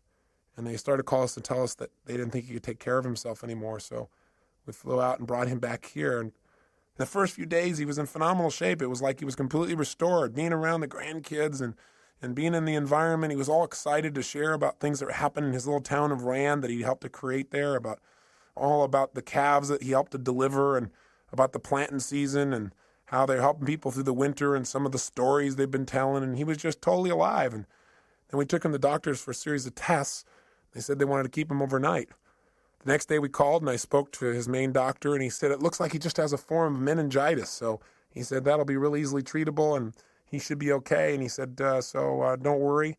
He said, we're just going to do a series more tests because he's a bit dehydrated. He lives at an altitude of about 11,500 feet and he's not drinking enough water. And he said, we're going to run a couple more tests, he said, next day. He said, but I think he'll be fine. He said, I have to go out of town. He said, my, partner doctor will be working with him. So he said, I've passed on all the information. You can check in with him tomorrow. Well, the next day, Becky went to go see her dad, and I was out doing a seminar, and I got a phone call, and the phone call was that they'd done additional tests and that they'd found out that the cancer had spread throughout his spine and into his brain. And while it wasn't treatable before, when they told us 3 years ago, it's certainly not treatable now, and that they thought he would die within weeks. The worst part was, though, that they also told this to him before they told it to Becky. So he had no one there to support him through the process or to give him other options. When I found this out, I became so angry with the doctors because I focused on how he'd violated what we asked them to do and how the other doctor should have told his partner doctor not to tell him yet, to allow us to talk to him, to prepare him for the situation. That it was so harsh, it was so unfair, and the meaning of it was that it was going to really harm him, that all of a sudden he would give up hope. And what I wanted to do was lash out. And fortunately, I didn't lash out. Instead, I started to focus on what's happening to Cecil. What can I do? So went to go see him and talk to him, and it was unbelievable. He looked like he just aged 10 years in a day. Because what had happened is he had no future. There was no purpose in fighting the pain or trying to make things happen or, trying to tell stories or do anything, because after all, you're going to die anyway soon. And that was kind of the way he was interpreting it. And sure enough, no matter what we said, he just didn't seem to respond. He just seemed to go into a total stupor. And for the next day and a half or so, he just sat in a corner. And he really didn't say very much or communicate very much. He just said not to bother with him, that he was fine. But he didn't open up emotionally. And I just sat down with him, and I cried, and I told him how much I loved him and how much Becky loved him and how he needed to share with us what he was really feeling, because holding that back wasn't protecting us from pain. We just felt separate from him. That he could choose what this was going to mean for his life. The doctors had told us 3 years ago that he was going to die within a matter of months then. And here he was 3 years later. I said, what if you would have just sat around for 3 years in this little corner doing nothing because you thought you were going to die any day or any week? I said, that'd be pretty crazy, huh? And he started to laugh. I said, look at this. I said, you can't just sit off in this corner. Hey, you might die tomorrow. You might die in 6 weeks. You might die in 6 months. You might die in 6 years. You might die in 10 or 20 years and really screw these people's brains up. I said, it doesn't matter how long you're going to live. What's going to matter is how you're going to live while you're here. And I said, you've lived an incredible life. In World War II, you were a pilot, You were a businessman. Now you're this guy who's touching this little town up in Colorado where everybody knows you and cares about you and loves you because you love them. I said, you've raised these incredible kids. I said, if you're going to go out in style. Go out because you decided to go out in an energy that you want to, where you really enjoy your life. Don't just shut down because somebody told you your life's over because you buy into it. Don't do it. And then he said, well, Tony, he said, the truth is, I'm not afraid to die. And he said, everything you said is true. He said, my life has been so rich. And he says, I feel like, I've lived my purpose now. I look around and I see my kids and I see what they're like as people and I see what I've done and I think maybe it's time for me to go now.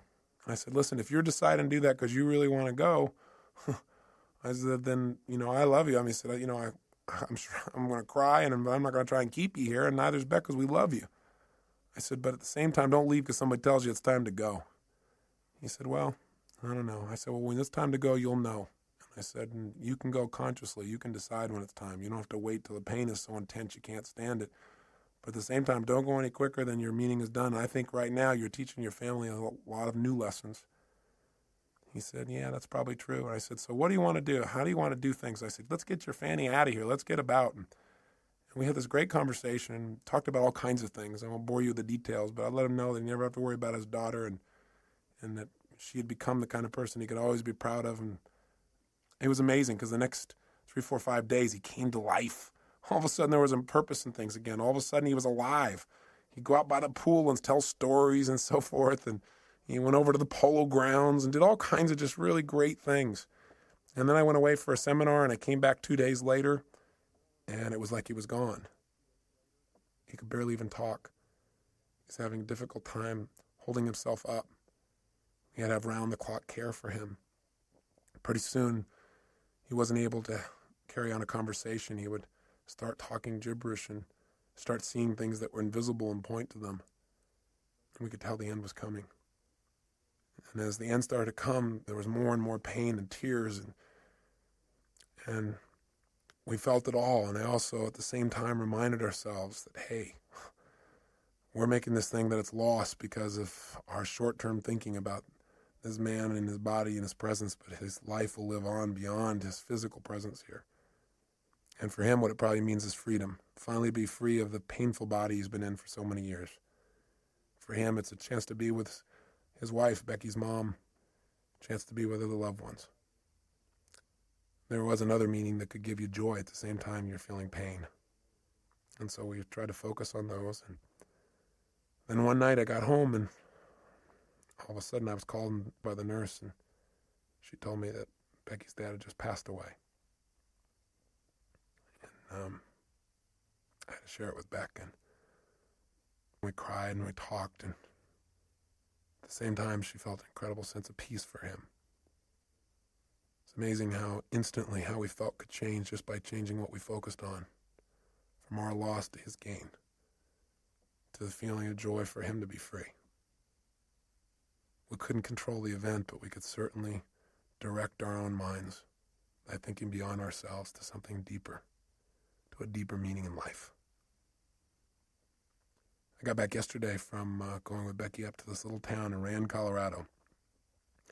This little town I'd never been to before, but Becky had been there many times, and I got a chance to see where Cecil lived and the impact he had. He didn't really want a funeral. He never liked people who, quote, put on airs for anything. He was a simple man with simple values and a simple mission. And when I got there, I looked around, and he never explicitly said what the mission of his life was, the purpose of his life.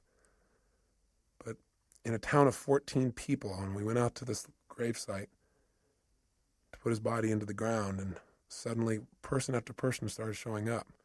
We knew all 14 people would be there because we knew he'd touched them all. They all loved him. He was the storyteller. He was the man who took an old car years ago and painted it black and white and put a star on the side and put a dome in the inside with glasses and made it look like a police car so that when people came running through this little town, which consists of about 7 or 8 buildings, that they might slow down. His house was called the Rand Yacht Club because he invited everybody up for coffee every single morning, at least 300 days a year. Figured out how he could tell them a story and cheer them up. He used to run a little restaurant there called the Liar's Lair. The reason was because he had people, he'd tell people stories, and he'd tell the wildest tales and get people to believe them. Sure enough, after about 10 or 15 years, they began to realize that some of these things were stories. And they all laughed as they told me stories about this incredible man who touched their lives. But when we got to the gravesite, not only did 14 people show up, but in this little town that's 4 hours outside of Denver, people came from all over. People came from Wyoming. People came from Denver. Pretty soon there were 100 people at a gravesite where there was not supposed to be a service to honor a man who touched their lives. So we said, we don't having a formal service because that's not what he wanted, but before we put his body in the ground, does anybody like to say anything? And they all talked about how he touched them, how their life was greater because he was such a loving soul, that his smile had touched them, that his stories had touched them, that just his manner, that he was a lover of people and animals, that because he'd been in this town, their lives would never be the same. And people who'd come through the town just for a day, just his little kindness. He was a man who said, if you can't say something nice about something, don't say anything at all. He never said a negative word about anybody. In fact, one man, probably the most telling tale of this man's life, he said, Cecil's the kind of guy, he said, I sat down one day with him and said, what are you doing about all those rodents that keep stealing all our animals? Are you poisoning them? Or are you shooting them? Are you trapping them? Are you killing them? What are you doing? He said, because they're taking all my stuff. And Cecil said, no, he said, I just plant twice as much. I thought, what a life. What a man. See, his life was his mission. His mission was real simple. Love people, love animals, love beings. Make the world a little bit better by just being nice. He lived a life of significance, one that had meaning. He didn't go out and change everything on earth. He didn't make $1 billion. He doesn't have people writing him up everywhere, but he changed people's lives. And he died in his sleep, out of pain, the day he decided to go. And he created in his family a greater sense of courage to look at life in a new way, and a greater sense of dedication to give even more. He added to our drive. He added to our commitment to be givers in life, as he was to any soul who had the privilege of coming across his path.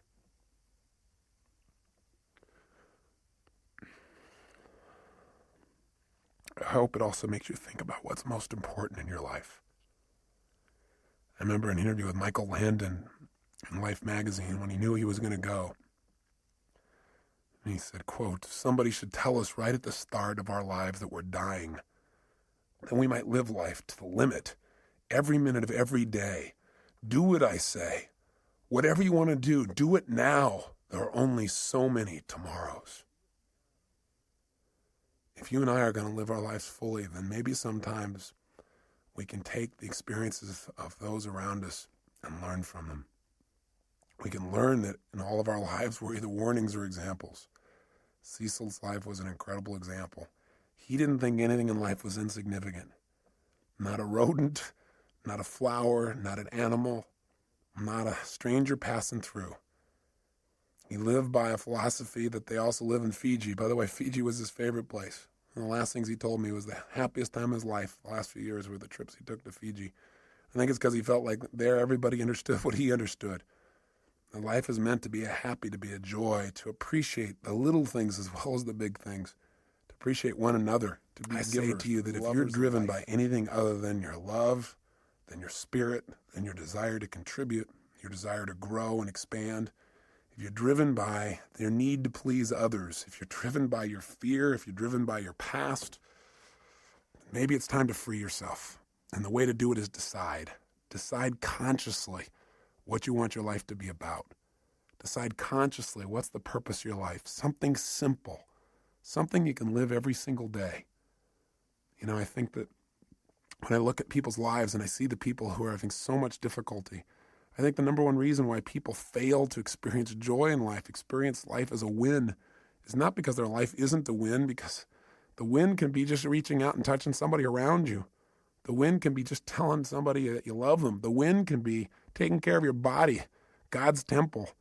The win can be stopping and feeling grateful. The win can be anywhere. You don't have to land on the moon to have the win, and you can enjoy landing on the moon too. But how much better to enjoy the process? Because we're going to spend most of our life in process towards the achievement of goals. Now, I'm not saying don't go do things, and I'm not saying don't have grand schemes and dreams, and I'm not saying don't do those, because our lives are better because people have dreamed huge dreams and they've made them happen. But I'm saying don't do it at the expense of not appreciating what's true along the way.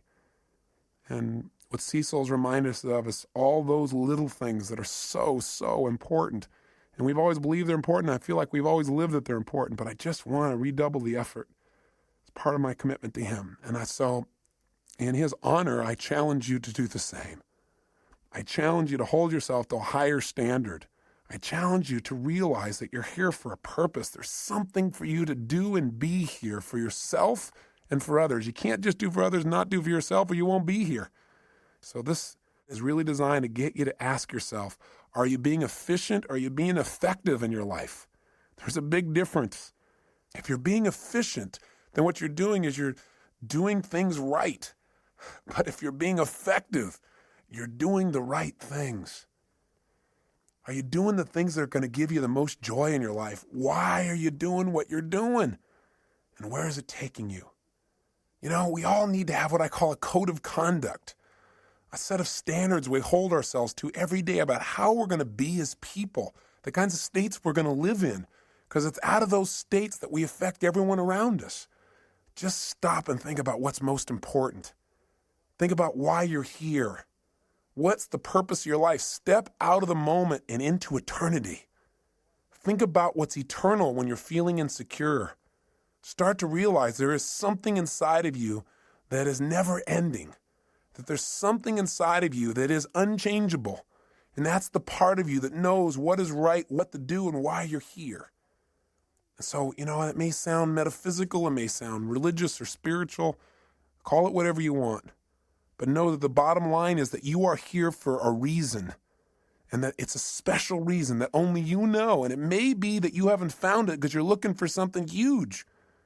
And it may be that you're living it right now. You're just not appreciating your purpose. Maybe what you're doing right now is your life purpose, this thing that you detest most.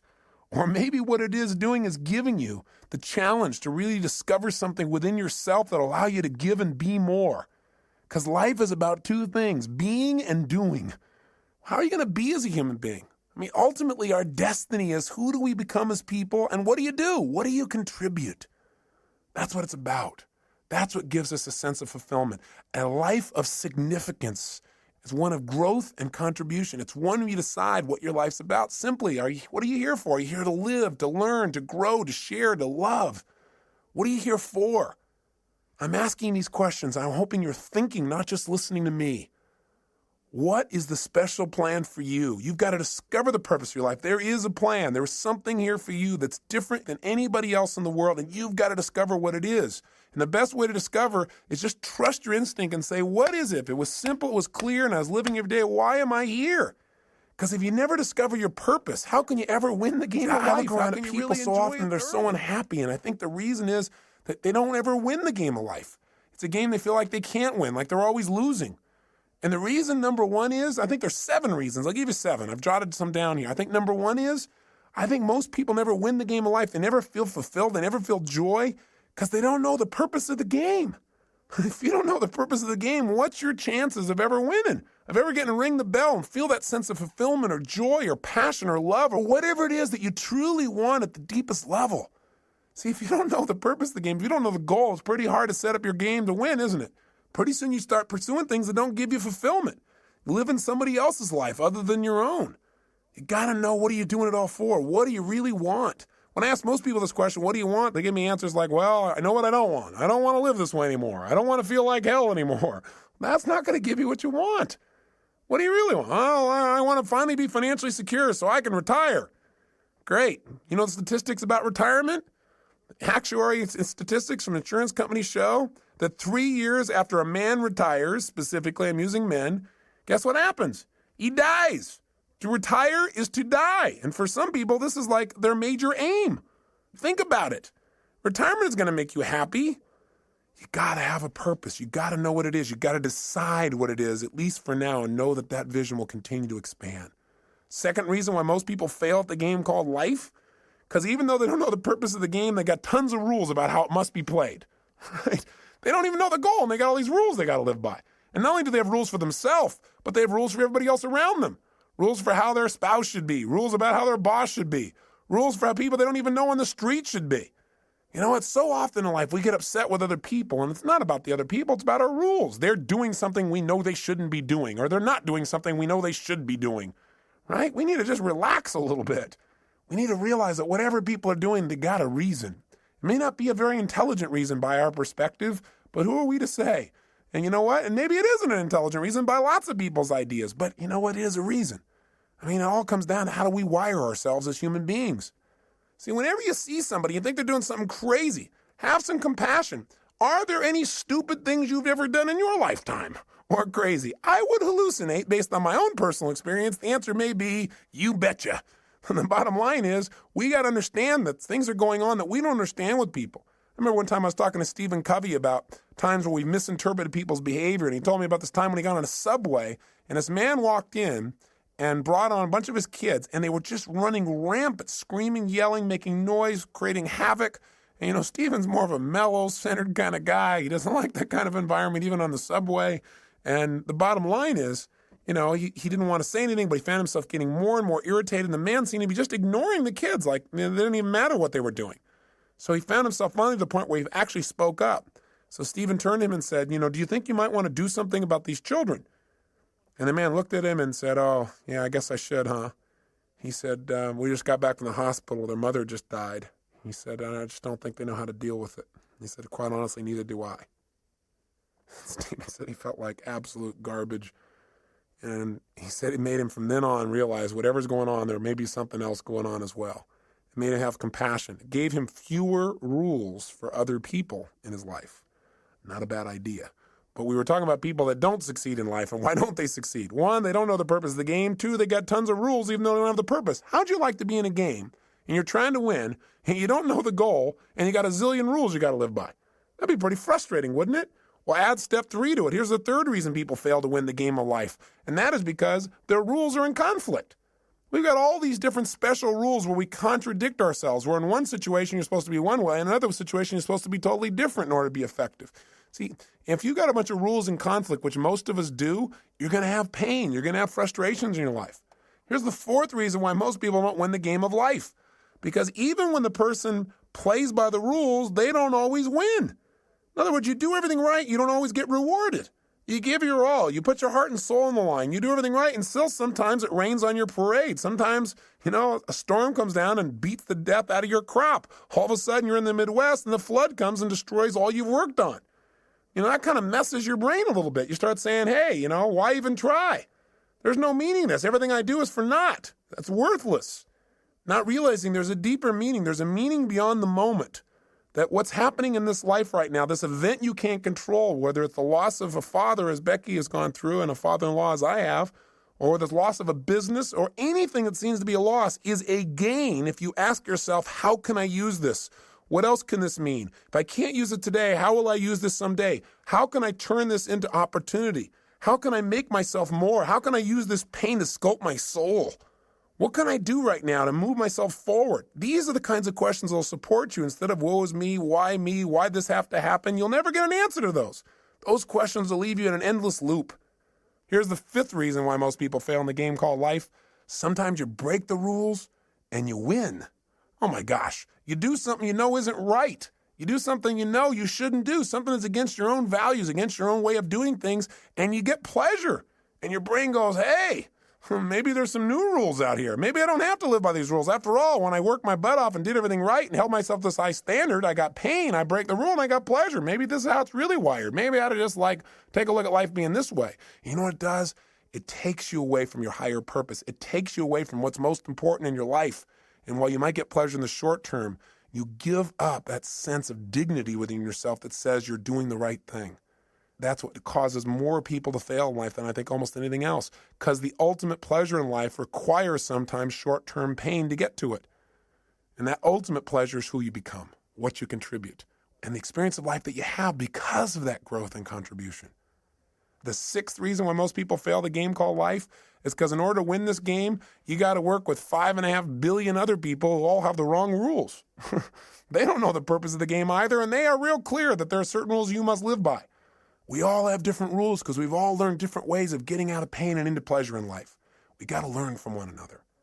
And finally, the seventh reason why most people fail the game called life is because they think it's a life and death game.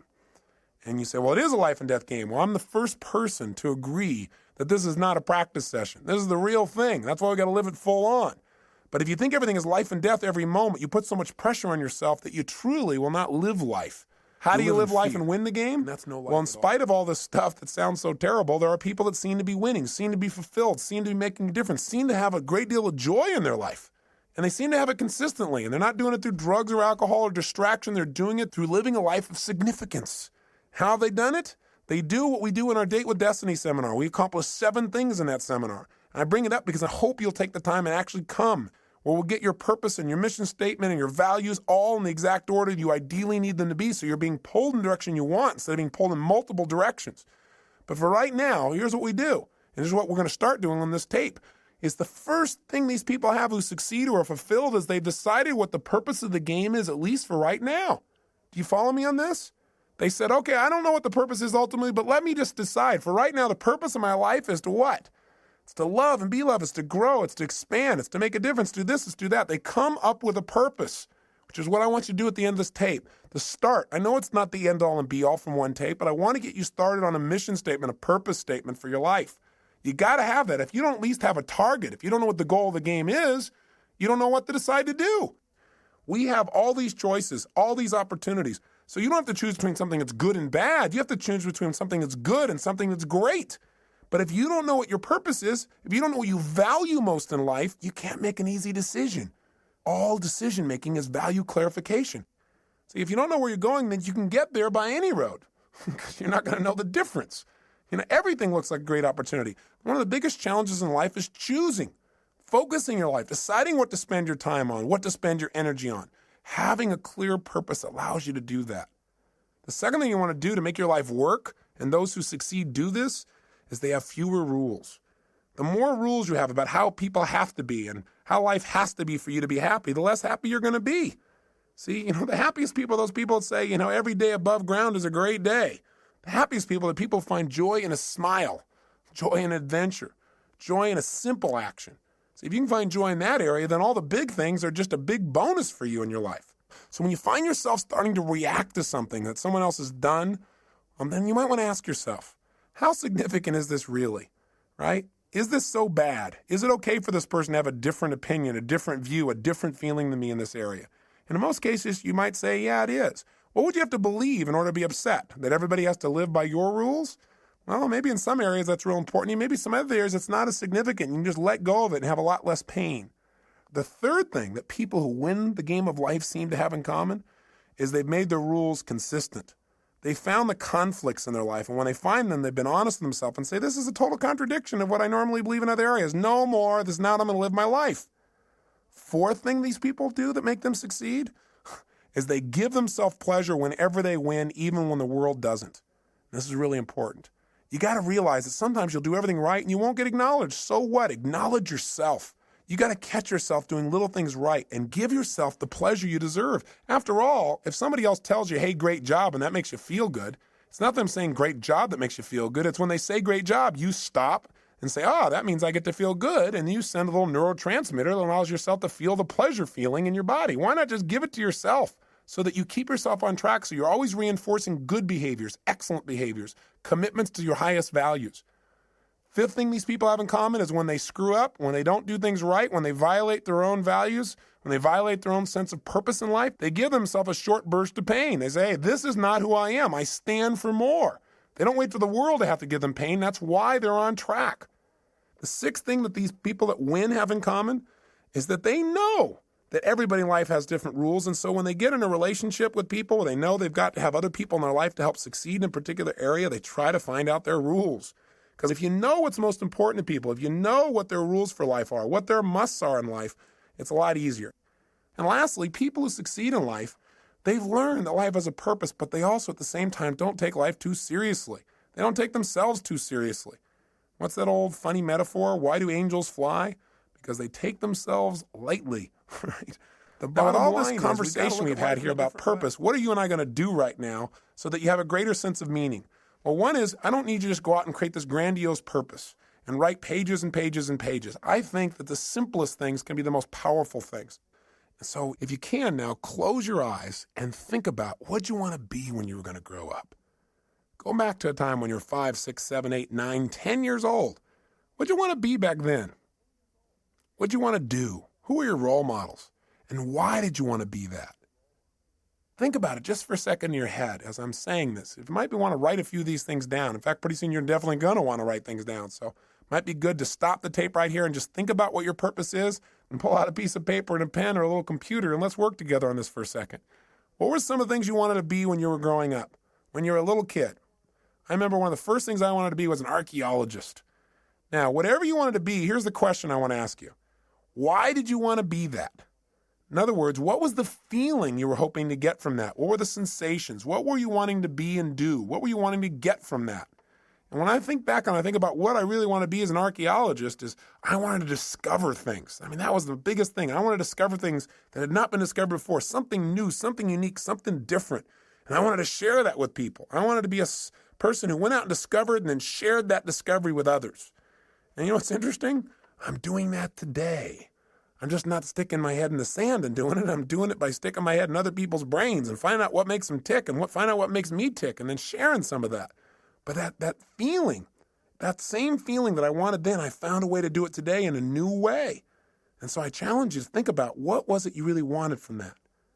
Then think of something else you wanted to be when you're growing up. I wanted to also be a police artist later on. Remember that? You know, those guys that draw those pictures, and show people and catch the bad guys. And why did I want to do that? What did I want to get from that? Oh, gosh. I thought about it. I said, well, I wanted to create. I wanted to be creative, and I wanted to help people. I wanted to help people do the right things. I wanted to get people out of their pain. I wanted to catch the bad guys. But most importantly, I wanted to create and help people. Well, guess what? I found a way to do that today, different than I originally thought, but the same purpose is there. Now, maybe it's not the same purpose for you for all the things you want to do. Maybe they have a common thread, or maybe they're different threads that are important. What else did you want to be when you're growing up, and why did you want it? What feelings did you hope it would give you? What did you hope would come from it? Think for a second. I'll give you another one of mine while you're thinking, try and trigger you. What else I wanted to do? Well, I wanted to definitely be a rock star. I wanted to be able to entertain people, to change their emotional states, to use my voice and my face and my body to give people more passion in their lives. And now I've found another way to do that. Plus, I get to work with some of these people. The other day, I got a chance to go to the Aerosmith concert. I kind of grew up listening to those guys. And I found out that Steven Tyler and some of these guys are fans of mine as well. Went backstage and I met Tim Collins, who's their manager, and he told me a phenomenal story. He said that years ago in the early 80s, when Aerosmith was in really bad shape, the guys were hooked on heroin and they were losing everything financially and the group had broken up, that he decided he was going to turn it around. And he read 2 books, Think and Grow Rich and a little book called Unlimited Power. And he said that what he learned there gave him the inspiration and some of the tools and strategies to get himself off heroin and coke. And then he did a group intervention and helped the other guys do the same. And these guys are now on a mission. They're totally clean. And they're Evian water drinking guys that are out there sharing their rock and roll and their message, and they're doing it healthfully. I got a chance to meet Steven Tyler, who's just an incredible guy. I mean, these guys have been touring for 23 years, giving their all passionately every day. I feel like they're brothers. And it was really interesting because he said, I watch you on TV all the time. I feel like we're walking the same path, And he said, I listen to your tapes. And he said, we really have the same mission. He said, do you think you'd get together with us and do a gig for us? I said, what do you mean? He said, well, the guys on the weekend. Could you maybe do your gig for us so we could all participate on the weekend? I started laughing. I pinched myself. I said, oh, cool. Now I get to do a gig for Aerosmith. I'm not out there rock and rolling, but sort of I am. I'm working with the rock and rollers. So it's fun. So my point is, maybe you're not doing what you originally envisioned, but maybe you'll find a way to do it even better if you have some faith. Maybe if you keep developing yourself and you know at least the emotion you want, the contribution you want to create, you'll find a better way. Most importantly, before you can find the way, you got to know the essence of what it is you really want. What is that purpose? That's what I'm really asking you about. Now, with your eyes closed again, think about a situation in your life when you felt like you're really on a roll.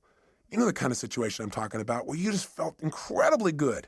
You had great feelings, where things were just flowing and things were effortless. When you thought to yourself, wow, I love this. This is what life's about. I love this. This is it. This is it. This is what life is really about. Can you remember a time like that in your life at any age, young or old, where you really felt like you're in that flow? You thought, this is it. This is what life's about. Think of a situation like that right now. Remember that time. Step back into your mind, back into your body like you were then. And look through your own eyes as you were then when you felt like this is what life's about, and see what you saw. Hear what you heard. What were you doing? What were you feeling? What were the states you were in? What were you experiencing? Yeah, think about it. And tell me, what is it? And was there anything in common with this, with some of the other things you wanted to have in your life, the feelings you wanted to have? Maybe you wanted to grow or create or contribute or discover or expand or challenge. What is it? Love. What were the feelings and what were you doing? And then when you get a sense of what that was, then think about this. Think of another situation in your life. Think of a second one when you felt like you were on a roll at some other point in your life, when things were flowing, when you felt this is it, this is what life's about. I love this. Think of another time like that and step into that situation as well. Step into it right now. As you step in that situation, look around, see what you saw then, hear what you heard then, feel what you were feeling then. What was happening in that moment? Not just what you were doing. Notice what you were doing. Were you creating or writing or speaking or communicating or manufacturing something or studying or learning? Or what were you doing? But also, how were you feeling? What were the states you're in? And what were you doing for others if they were involved? Were other people involved? What was the process? How were you being and what were you doing? Feel it in your body. Is there anything that is similar between this and the last experience? Or anything about this that's similar between this and the feelings that you wanted from those things you wanted to be when you were going to grow up? That's it. Notice it and capture not only the idea of this, but the feeling as well. Now, one more time, think of something else. Another time at any age when you felt like you were on a major roll. Things were really flowing, when you felt incredible, when you felt like, I love this. This is what life's really about. This is it. Think of another situation like that right now. And as you step into that situation right now, notice, what were you doing? What were you creating? What were you sharing? What were you feeling? Feeling these feelings, think about the purpose of your life. If you were going to say it in a simple phrase, not even paragraphs and paragraphs, simple phrase or a sentence or two, and you're going to write down the purpose of my life is to what? And if you're going to do it and you're going to have a couple simple criteria, one is it's got to be stated positive. Not the purpose of my life is to stop all the horrible things in the world. No, something positive. Something stated in the positive. And if it was going to be something brief, and if it was going to be something emotionally charged in terms of its words for you, And it has to have how you're going to be as a person and what are you going to do. And it's got to include not just other people, like I'm going to change other people's lives or I'm going to make the world better for other people. You got to be in your own mission statement. You got to be your own purpose statement. You got to be in there too, and other people. Don't just have the purpose of my life is for me to be happy, because we're all connected. So if it's you and others, being and doing, brief and short, what is the purpose of your life? What is it? Right now, what comes out of your head? Not the right answer, not the perfect answer, just the answer. The purpose of your life is to be and do what for yourself and others? Just say it out loud. Just say it. Don't even write it down at first. If you got pen and paper, then write it down. Purpose of my life is to what? Say it again. Try something. Keep changing it. And if you write it down each time, it'll give you better. So I'd prefer if you wrote it down. But just come up with something. The purpose of my life, for me, Tony Robbins, is to serve God and my fellow man by being a powerful, loving, passionate, outrageous, courageous, strong, playful, crazy example of the unlimited possibilities that God gives when you commit your life to service, when you're really focused on contribution. That's what my life's about. I know what I feel. I can change the words slightly here and there, but I know the essence of my life. And you've got to know what that is for you. That is what will help you to make the decisions. That'll give you the motivation to get up early and stay up late. That'll make you connect with people in a way you've never connected before, but you got to know what it is. And it's got to be more than just you. You and others got to be brief. It's got to be emotional. It's got to be intense. So go do it right now. Turn off the tape and just start writing like crazy. What is the purpose of your life? And when you write something, write another thing. Cross it out and write another one. And keep writing it better and better until you got something you like, then to turn the tape back on. Go for it. Do it now. The purpose of your life is to what? You did turn the tape off, didn't you? You're not just sitting there thinking, come on, if you write it out, it'll be better with more precision. Turn it off. And if you're on your way back, then just ignore the last sentence. Welcome back. Now, do you got something you really like? I hope so. Now, I know it's not the end all and be all, and it better not be perfect, or I'm going to come through this tape and grab you. Your job is not to be perfect. It's to be excellent. Perfection can never really be achieved anyway. If you're truly a perfectionist, then it's never perfect. But it's getting better all the time. So what is the purpose of your life? And how does it feel when you think about this is the purpose of my life? And let me give you one other criteria. Did you write it so you can only achieve it once you die? If so, change it. Because we don't want you to have to die to achieve your purpose, which is what some people have. It should be something you can experience every day. You know, whatever you do, whether you're just sitting at the lunch counter, you're walking through a grocery store, you're going and conducting your business, I don't care what it is. It should be something you can feel. And you got to find what that is for you. And how to language that, at least for now, so you know the goal of the game. With that, your life takes on a whole nother dimension. So as you go out over the next month, try something. Take this purpose statement and keep it in front of you. Put it in the system you use for managing your time and keeping your to-do list. Put it up on the wall nearby. And as you look at it each day, don't just write it and forget about it. Think about each day, how can I live my purpose more? And when you go to make a decision about doing something, and you're not sure why you're doing it, you can always go back to your purpose. You can do it going into a meeting. You don't know why you're going to the meeting? I'm going to the meeting. I'm going to be powerful, loving, passionate, outrageous, playful. I'm going to inspire people to see what's possible if we really serve all the people around us. That's not hard to figure out. You have a guiding principle. No matter what happens, principles don't change. The essence of who you are will not change. The environment may change. The vehicles may change. Let me say one final thing to you before I send you off and have you take some more time to work on your mission statement. One is, if you want to send me your mission statement to Robbins Research, I'd love to receive it. I'd love to see how you've languaged the purpose of your life. So if you feel like doing that, please do and address it to me personally. But the other thing is this. I want you to realize that very often, not getting your dream gives you your destiny. What I mean by that is this.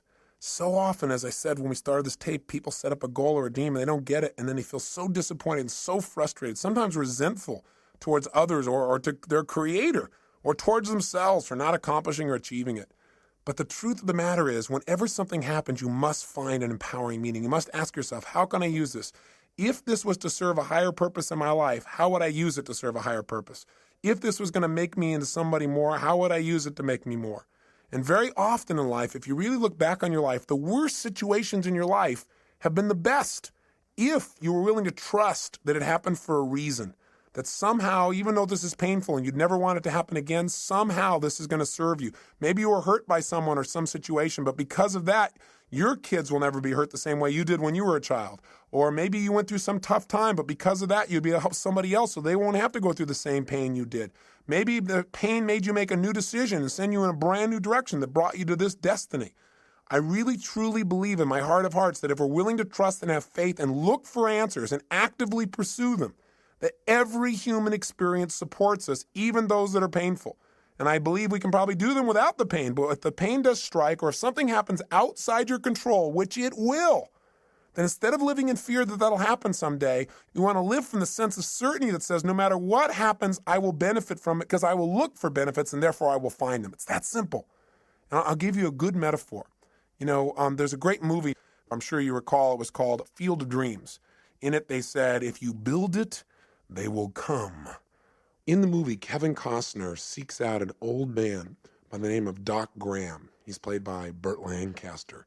And when he first meets this man, he's going to see him to tell him about a field of dreams that Kevin has developed, a place where these old men could come back and play again, to be young again, to live their dream. And when he meets Doc Graham, he starts to talk to him, and he says, I understand that you only were able to play one inning in your life. Because Doc Graham said, well, yeah, my whole life's dream was always to play baseball, to be a professional. He said, every single day I gave my all. I lived this passion. He said, I took ground balls and batting practice, and I pushed myself. And he said, finally, I made it. I made it to the big leagues. And the whole season went by without my being able to play. And finally, at the end of the season, in the 8th inning, the coach looked over at me and said, kid, I want you in right field. He said, I was so happy. I couldn't believe it. I ran out onto the field, and he said, I stood out there in right field waiting for somebody to hit it to me, waiting for my chance. And nothing happened. Then when we came back in, he said, my turn to bat never came. And the next year, they, without giving me another chance or even giving me a chance, they sent me back to the minor leagues. And he said, I just couldn't take it. I couldn't take going through that again, so I quit.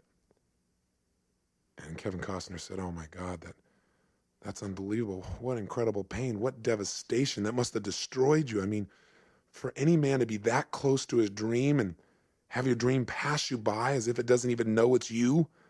He said that must have been the most destructive, painful thing. That's a total disaster. And Moonlight Graham said, no, son. He said, playing baseball for only 5 minutes was not a disaster. Playing baseball for only 5 minutes was not devastating. What would have been a disaster, what would have been devastating, is if I'd only been a doctor for 5 minutes. You see, if I would have hit that baseball, that might have been the bigger disaster, because then I never would have come to this little town. I never would have saved this man's life or delivered that little girl or got to know the people that now are my best friends in the world. He said that would have been a disaster. In other words, sometimes not getting your dream gives you what you really want, what you really need, what you're really destined for. And if that part of the movie didn't give it to you, they followed up with another scene. Finally, there's a chance, Kevin Costner makes arrangements, and he said, listen, there's this field of dreams. You can come on it. You can be young again. You can live your dreams still. And he brings Moonlight Graham to the field with all the other players. And when he steps out on the field, he's young again. And he's wearing his uniform, and he can feel the warm sunshine on his body again, and these youthful muscles, and the smell of the fresh cut grass, and the baseball in his hand. And finally, they're beginning to play. And just as Moonlight Graham is finally stepping into the batter's box, finally he's going to get a chance to get that hit in life, in professional baseball, his dream. Right at that moment, there's a scream in the stands because Kevin Costner and his brother are having a conversation, and his brother doesn't see these players on the field. He doesn't have the faith to experience the beauty and the joy and the fun and what's right there in front of him. He can't see it because of his lack of faith. And as they're arguing about this, he accidentally turns and knocks Kevin Costner's daughter off the top of the stands. She falls and hits her head, and she starts turning blue. And so all of a sudden they start yelling, oh my God, what are we going to do? We got to save her. She's dying. And all of a sudden Costner says, we need a doctor. And just as he hears those words, Moonlight Graham is about to swing the bat, and he says, I'm a doctor. He starts running full blast to help this child, but all of a sudden he stops. And he looks down, and there in front of him is the foul line that divides the field of dreams from the other world. And he knows if he crosses it, he can never go back. He can never live his dream. He doesn't hesitate anymore. He immediately steps across and he saves the child's life. He loses his dream, but he lives his destiny. The moral is very simple. Inside each one of us, there are desires that we have for our personality, those things that we want to avoid pain and want to gain pleasure for. But there are also moral needs. There are those needs inside of us to go beyond ourselves to something greater, to something more, to give of ourselves in a way that maybe we've never given before, maybe a way that won't even be acknowledged, but will give us the greatest sense of fulfillment we've ever dreamed of in our lives. I say to you that if what you've tried so far hasn't worked, all it is preparing you for more. But don't wait for the ultimate day when you save a life. Start saving a life today by enjoying the one you have. Start saving a life today by touching the people around you. You know, do what Cecil did. Be a person that loves people, animals, beings. Be a person that when things don't go you well, plant twice as much. Be a person who gives more than anybody else gives, and you'll be living your purpose no matter how you language it. Hold yourself to a higher standard, and someday you'll see something more dramatic, but along the way, you'll enjoy the joy of knowing that you're living your life's purpose today. And isn't that what life's really about? Not waiting till someday, living it today. Hey, I want to thank you for spending this time with me. I am so grateful to God to have the opportunity to connect with you as if we've been friends for years, and we've not even met. But I hope in this time together that you've found some strategies, some tools, and maybe found a piece of yourself, reminded yourself of the truth of how unique and special you are. Not in an egotistical way, but everyone is. Everyone is unique and special in some way, and to think less of yourself is to slap the face of your Creator. You've been given gifts, and it's time to make them real. And Getting the Edge has been about sharing with you some of those tools, and the most important ones are taking that time for yourself. Please do that for yourself consistently. If you did nothing else out of this but that, I promise you, you'll see your future unfold, and you'll hear the whispers of destiny. You'll hear the guidance that's within you.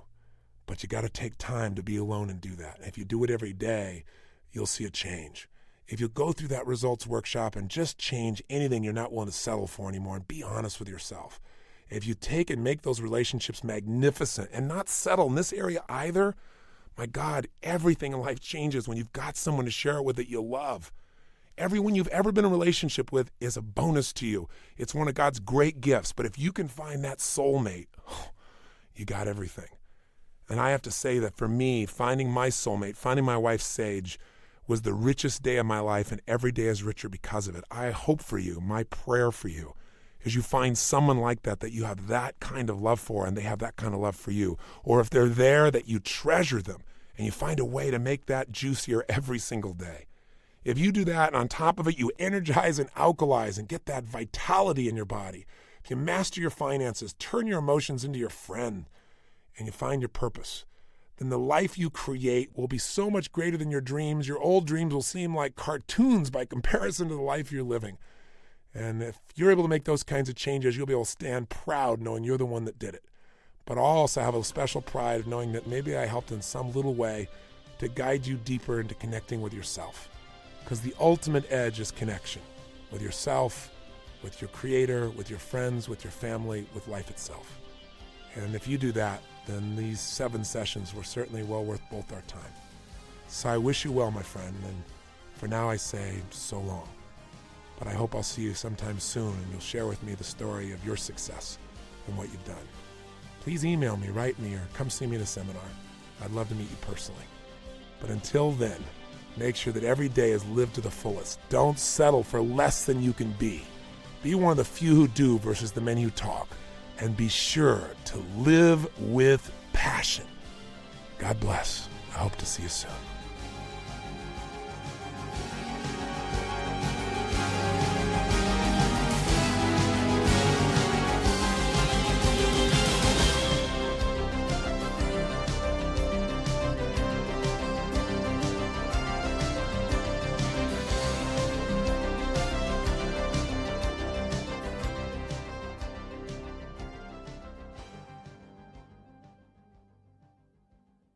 So the question is, How do we make that right selection? If selection's so important, wonderful.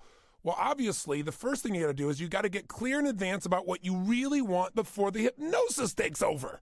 You know what I'm talking about. You meet somebody and your heart just goes. You don't sit and make a list. I like this, I don't like that. I wonder if it's the right team fit. What if they value this? No. Your body goes, yes, right? Your heart goes, yum. Your spirit is alive. You're dancing on the ceiling, right? You don't sit at that time and go, I wonder if our natures will reinforce one another on an ongoing, consistent basis. Let me go back to that tape Mr. Robbins created and see if it makes any sense. You're not going to do that.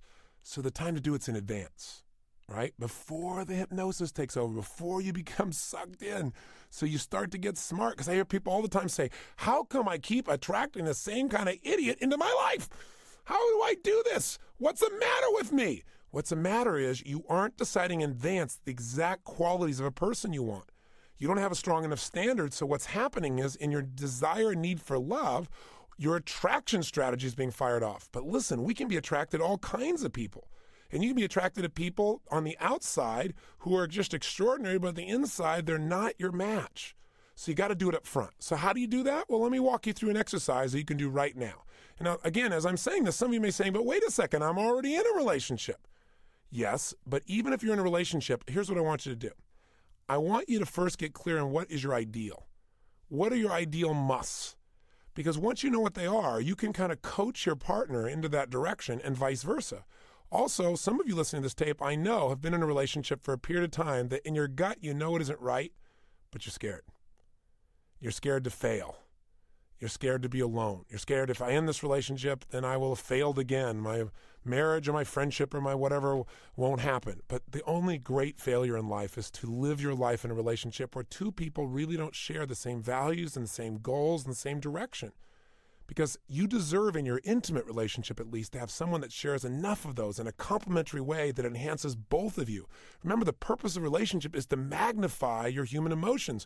And if you're in a relationship with someone who has different goals and a different nature and different values, you're going to magnify the negative emotions, aren't you? The conflicting emotions. But if you can find someone that you're aligned with, and again, that doesn't mean you're identical to. There certainly can be differences, but those differences are enough to stimulate rather than to separate. Then you got something that's really magical, and you got to be honest with yourself. I mean, if there's a theme for a fulfilling life, it's self-honesty, because it's so hard. We're afraid to look the tiger in the eye, but you know what?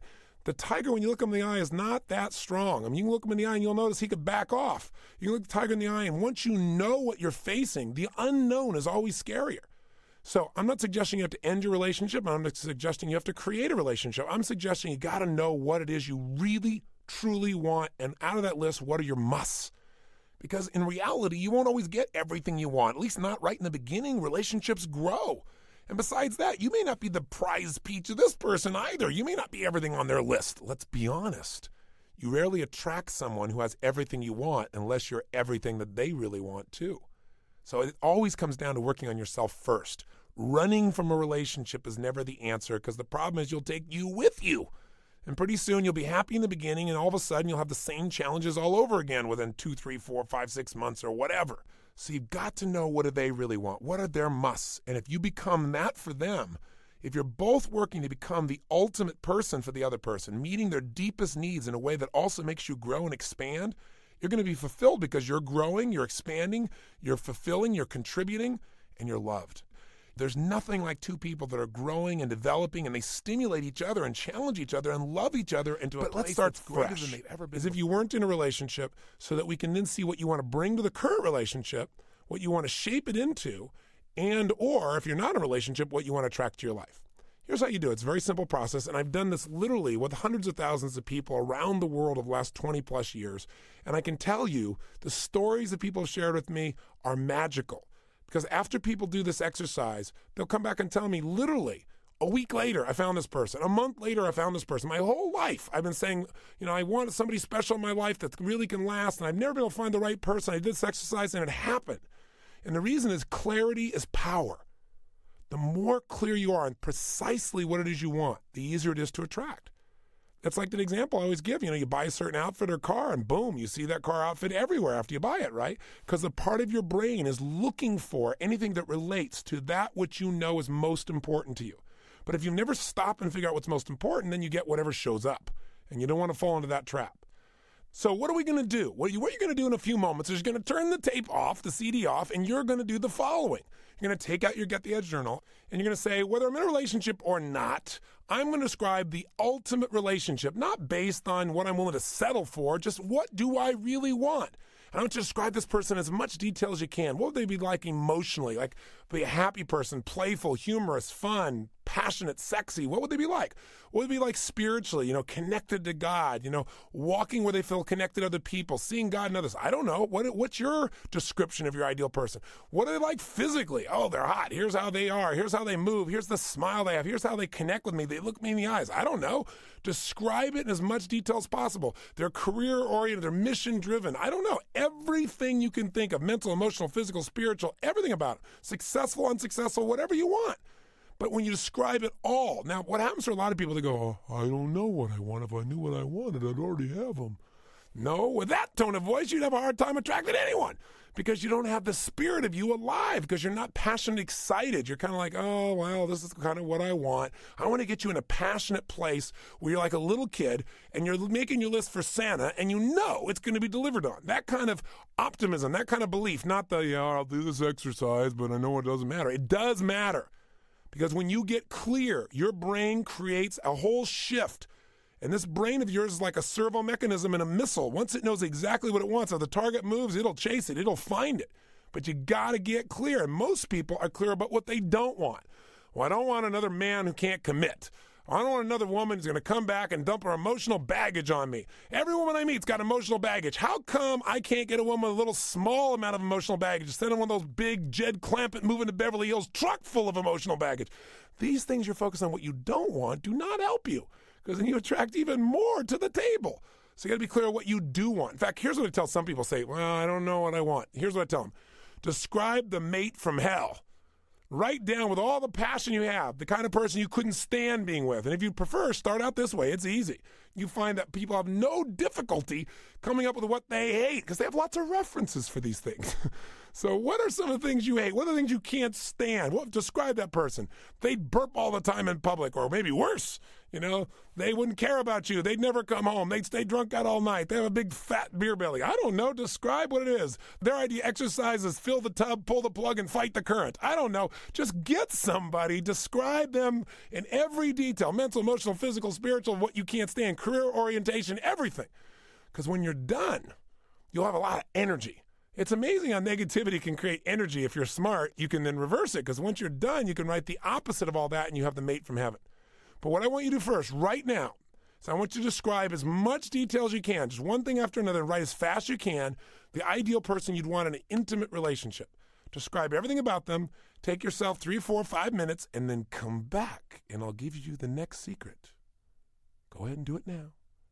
If you're still listening, I'm not going to tell the secret. You have to go do this little exercise. If you're in your car, you can do it in your head. You can still do it. Stop the tape, stop the CD now, and come back to me when you're done. All right, so what did you come up with? First of all, if you really did this, it probably took you more than 5 minutes, didn't it? Because there's so much to think about here that's so important to you in a relationship. And unless you get it down on paper, it's rolling through your head. And what happens when it's in your head is you remember 2 or 3 things and you forget 3 or 4 others. And then you bump into somebody and they meet some of the things you really love, or you feel a physical attraction or a sexual attraction or a love. And then immediately you don't think about, is this the kind of love or attraction that can have a lasting impact because we have enough in alignment? Is this person meet my most important criteria? Now, probably no human's going to meet everything on your list perfectly, and maybe I'm wrong. Maybe your list is not that long. Maybe it's possible. But if you have 279 items on your list, it may be difficult to meet all those simultaneously. So the first thing you've got to do is say, which of these are your musts? Because many of these are shoulds, right? I mean, you'd really like them, but they're not have-tos. They're not things you can't live without. So it's very, very important to define which ones are the musts and to be very, very specific here. So I'd like you to just take a quick moment. This will take you no time at all. Stop this program for a moment and just asterisk those items that you can't live without. And in a relationship, if these aren't there, there is no lasting relationship. Take a moment and do that right now and come right back to me. Here we go. Okay, so now you know your must. Now, I don't know what your original list was. Let's go back to my guinea pigs and give you some examples from them. They had things like the qualities they must have as a person with integrity. Somebody who always has integrity. Somebody who has a parallel spiritual path. Doesn't mean they have to be identical in their beliefs, but they're moving in a similar direction. Somebody who's attractive and takes pride in their self, but is not ego-driven by how they look, as this person's example. They said their test is, do they look great in jeans and a sweater? These are the kinds of criteria people have. And then next they have open-hearted. Next one is adventurous, spontaneous. The person said somebody who you could say, let's fly to San Francisco for dinner, and they go, let's do it. Not, do we have to? This is very important for this person. Another person's list were things like a sense of humor, being honorable, being active, someone who takes care of themselves, and they love that. Someone's active in the community, someone who can keep up with me, the person said. Someone who's well-read, someone who's generous, someone who's curious, someone who's open-minded, someone who's upbeat, somebody who's quirky, bohemian-like, somebody who's kind, somebody who gives people the benefit of the doubt, somebody who's strong, somebody who's self-reliant. Another person here has a list that seems to be filled with dichotomies. They want somebody who's totally passionate, loves me and my family, but that's not the most important thing in their life. The most important thing is making a difference in the world as well. They have things like, this person totally respects my independence and wants to be with me every moment. They have this person as someone who's totally outrageous, but is appropriate in their behavior. This is an interesting example of why some people find conflicts within themselves. So when the people made their must lists, that's where you started to see a shift. All of a sudden, the last example became somebody who loves people, my family, and life fully. Someone who's playful and passionate. Somebody who's responsible, somebody who's strong, somebody who respects my own strengths, and somebody who really, truly wants to be a dad and give time to being a dad. Boy, that's a really important list, because if the person doesn't want to be a dad for this lady, boy, those goals are not in common, are they? So you have to know this list, because otherwise you're going to be in trouble. Now, does this mean when you sit somebody down, you go, okay, we're on a first date, I have my list. Nope, he wasn't very playful. Nope, tonight she wasn't very well read. I'm out of here. That's why you got to know what your must list is. It's not about screening like crazy in the first second, but it's about knowing your criteria before you become hypnotized by the emotion of attraction or love. Does that make sense? You got to know. Now, let me tell you what else you have to know. That's equally important. I remember doing this years and years ago, and all of a sudden, man, wham, I found the woman of my dreams. It was just the problem is she was also the woman of my nightmares, because I got all the things I wanted, but there were a couple things I didn't want that came with the package. Ever had that experience? Where those things you didn't want outweigh all the good? So in life, you got to know what you want. You also have to be absolutely clear about what you don't want, what would not work in a relationship. So right now, this will be easy. Describe your mate from hell. Write down all the things, all the qualities, descriptions of this person you absolutely would never want to be in a relationship with. And when you're done with a list, asterisk the musts, because there's lots of things you don't want, but you could deal with, get around, learn from, help them, whatever. But I want you to come up with the whole list, make everything you can dream about the worst possible relationship, physically, emotionally, relationship, spiritually, how they connect with people, how they communicate, how they deal with life. And then asterisk the ones that are the absolute must-nevers for you, that if they were there, they would destroy a relationship. It's only a matter of time. You got to know what you got to avoid. Write it down now. Okay, so what did you come up with? By the way, was this kind of fun to do this? Most people when I have them do this, they start laughing when they're making this list. They start smiling. Some people cry because they go, this is the list of the person I've been with forever, right? So I don't know where you are, but the list that came out of this group are things like dishonest, self-absorbed, unreliable, no sense of personal pride, superficial, controlling, ungrateful, couch potato, pessimistic, mean, petty, no spine, totally ugly, dishonest, stupid, sloppy. These are some examples from this group of people. But here's the most important thing. You now know what's a must for you in a relationship. What is a must for you to receive and experience on the positive side, and what's a must to avoid. And while this may seem overly simplistic, this clarity can create just huge changes in the way you filter out and attract people to your life. Because when your brain knows what it wants, as I've said so many times, you will begin to notice things you've never noticed before. When you set a goal, that part of your brain, the reticular activating system as it's known, the RAS, starts to seek out what it's looking for. But I'll tell you what's equally important. We said selection is so important. We said having a great relationship with yourself is the utmost of importance. In order to select this person, it's nice to have the list, but the only way you're going to track them is if you do the third step, which is I want you now to describe what kind of person would it take to attract this kind of person to your life, or to attract these qualities out of your current mate. What would you have to be like? It's easy to say, well, you don't score so high on my list. But do you deserve somebody of that nature based on how you're taking care of your mind, your body, your emotion, and your spirit? Are you being giving? Are you being petty?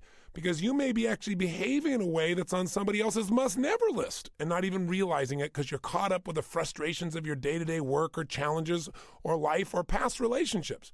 The worst thing that ever happens when you meet somebody is they start talking about all their past relationships and all the pain and terrible things that have gone on, because as they go back into that history, as they go back into that past, they experience it again in your presence. And pretty soon you start saying, this person is not open to a new relationship. Here's the way to clear it up. Put your focus on who you need to become. And if you focus on that, you'll attract who you want. So I want you to stop the tape one more time. This is a workshop, as I told you. This is not just me entertaining you now. Now it's time, when you hear things that make some sense, to take action. Because remember, if you're going to get the edge, the way you get the edge is not by learning more. If you let your learning lead to knowledge, you become a fool. Your learning has to lead to action. That's how you get results. That's how you create an extraordinary quality of life. That is the edge. So even though I've had you do a lot on this tape, this is so important. Stop it now. If you're in your car, just think it through. And you can write it down later. Or pull over, for God's sakes. It's your life. It's relationship. Nothing's more important. You can pull over and let the traffic go by. Come on now, do this.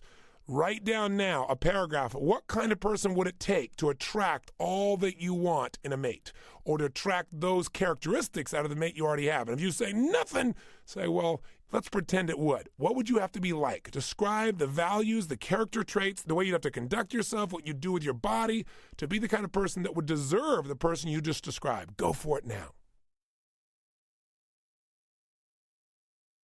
Okay. So if there's any lesson from this, it's you need to be the person you want to find. Let me say that again. You need to become the kind of person you want to find. Like attracts like. Water seeks its own level. There's nothing worse than a below-average person trying to attract to their life an above-average human being when it comes to love or commitment or growth. You're just not going to have something like that stay in your life. You might be able to attract them. Again, a lot of times you can obtain what you're after, but you're not going to sustain it unless the two of you are at a similar level. It doesn't mean the other person's right or wrong, or you're better or worse. It just means it's different. And so you want to make sure that you meet their needs. Otherwise, any kind of relationship you really want will not Now, let's take some samples here. Now, I keep relating to you back and forth what I'm pulling out of this group of engineers and owners and creative people here. So I thought, you know what? Let's put their voices on tape and let them tell you the kind of person they have to be. That way we commit them to it, around the world for as long as they live, since these tapes tend to go into immortality. So would I have a few people here? Why don't you come over here and step up and read to us, who do you have to be to attract the quality of person you want, or attract those qualities of a person you're already in a relationship with? Here's our first person. Her name is Pammy. Hi, Mom. Hi, Dad. This is Pammy. Go ahead. What's your list? Okay, so here's my list. But most importantly, I always need to come from a place of love, a place of unconditional love for me and for him. I need to be strong, passionate, and caring. I need to nurture my own interests and career in my own right. And I also need to make sure that I put him and our family first. I need to listen, and not just listen, but really hear. Be fun, playful, outrageous, and take care of myself physically. I need to be flirtatious and playful, create moments and surprises. I need to remember and practice my spirituality, and that my belief that nothing real is ever threatened and nothing unreal exists. I need to commit to continue growing, to nurture our friends and each other's families too, to create a wonderful living space and environment that's totally us, that's warm and elegant, a safe haven in our storm, so to speak. I need to schedule consistent time for us to stay in touch with what's most important to him too. I need to make connection much more important than significance, and meet his needs and my own needs, and make sure that my own needs aren't dependent on meeting his needs too, if that makes sense. I need to be clear about who I am and what's most important to me. I need to hold my vision and optimism for what's truly possible in life, for us, for our kids, for our family and friends, and for the world. I need to live in a place of total gratitude and appreciation for every moment we are blessed to share together. Very nice. If you do that, you probably attract just about anybody. Okay, that was Pamela. Now, if you listen to her list, she's describing all the ways she needs to be and what she needs to do to create that quality of life. And you know darn well, if she really does that, who wouldn't want to be in a relationship with a person who values themselves and their life and their relationship and their family so much?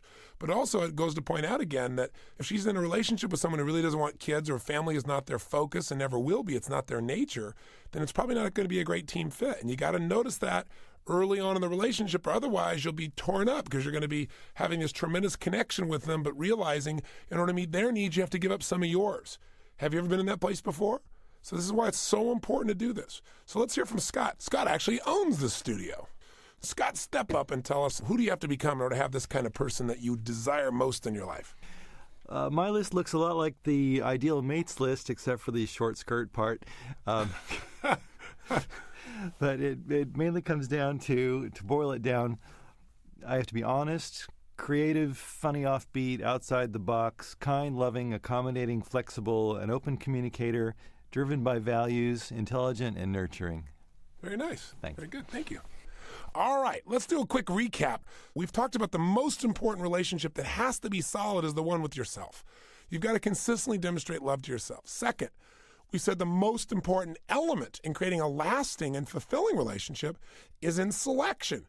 Because no matter what you do to try and change or improve somebody else, if their nature is different than your own, they're not going to want to change and improve into what you think you need. You got to start out with someone who at least has enough things in common.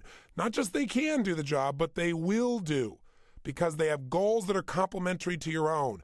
They have a nature that will be reinforced in your relationship. If you're one of those people that's effusive and rewarding, they love that, not they hate someone who's like that. So that's very, very important. Do you have the same values? Is the team fit there? Then we said in order to know that, you can't wait till you get attracted, because if that happens, you're going to find yourself in relationship after relationship in reaction rather than consciously deciding what you want to bring into your life. And by the way, most of the time, if you have ongoing upsets in a relationship, I don't mean an upset about a particular situation or reaction. I mean ongoing challenges. It's because you didn't make an effective selection. So this is so important. So we said, in order to do that, get clear. What are the exercises we've gone through? 1, describe the mate from heaven. Who is your ultimate desired mate? Number 2, describe your mate from hell so you know what you don't want. Number 3, decide which of these are your musts. I mean, yes, you want them all, but what are the absolute musts for you? The ones you can't live without and the ones you can't live with. 4, describe the kind of person you would have to become in order to attract the person you want or to attract those qualities out of a relationship. This is where you got to get honest.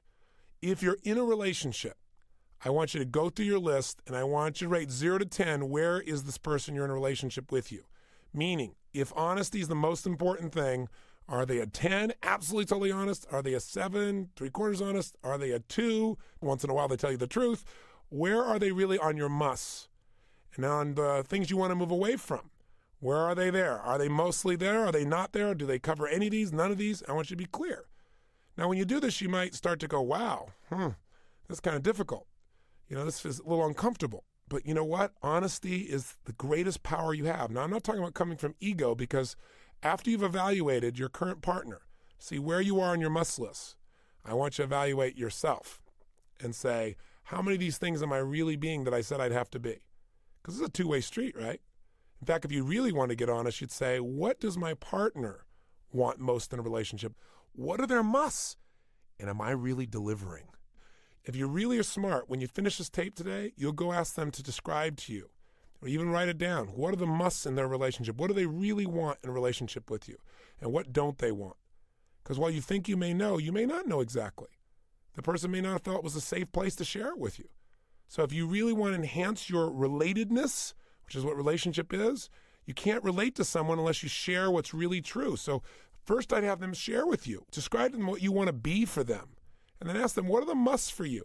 And let them know you're really working because you want to give to them all that they deserve. Don't come from the place of, I made a list and you don't match it. This won't usually develop a great deal of rapport, right? This will end the conversation quickly. So instead, ask them, say, I want to be all I can be for you. I've made a list of what I think you need, but I don't know. Please tell me. And get them to share, get them to write it down. Because this is where you start to have a real breakthrough in your relationship, when you can have that kind of honesty. Most people are so afraid to share because they're afraid they're going to offend the other person, or they're afraid the other person will feel judged and unloved, or that, if we start talking about it, this thing may fall apart. Listen, if your relationship is that weak, you don't have a relationship, and you might as well deal with it now instead of living with a low-grade level of fear all your life. Right? That makes you feel sick inside. Let's just face it right on, and let's figure out how to make it better. Let's figure out how to make it stronger. If the relationship's great, let's take it to another level if it's fantastic. If it's okay, let's make it great. If it's terrible, let's acknowledge it, and let's change the quality of the relationship, or let's change the relationship. Let's get out, let's make a decision, let's be real. This is a part in a workshop where it gets a little uncomfortable for some people. So here's your exercise. I want you now to go through your list of musts and rate your partner 0 to 10. 10 is they absolutely there, 0 is not at all, only on your musts. And then on the away from list, do they live those some of the time, most time, all the time? Take a good look at that. Then the third step is go to your own list. What do you think on that list of the musts for your partner, and rate yourself 0 to 10 on each of those? Remember we said to close the gap between where you are and where you want to be, you got to first know where you really are. If I have a map and I know where I'm going, I know my target, but I don't know where I am on the map is worthless, and I'm not going to get where I want to go. You must know truthfully where you are. No matter how great it is, it could be better. No matter how bad it is, it could be better.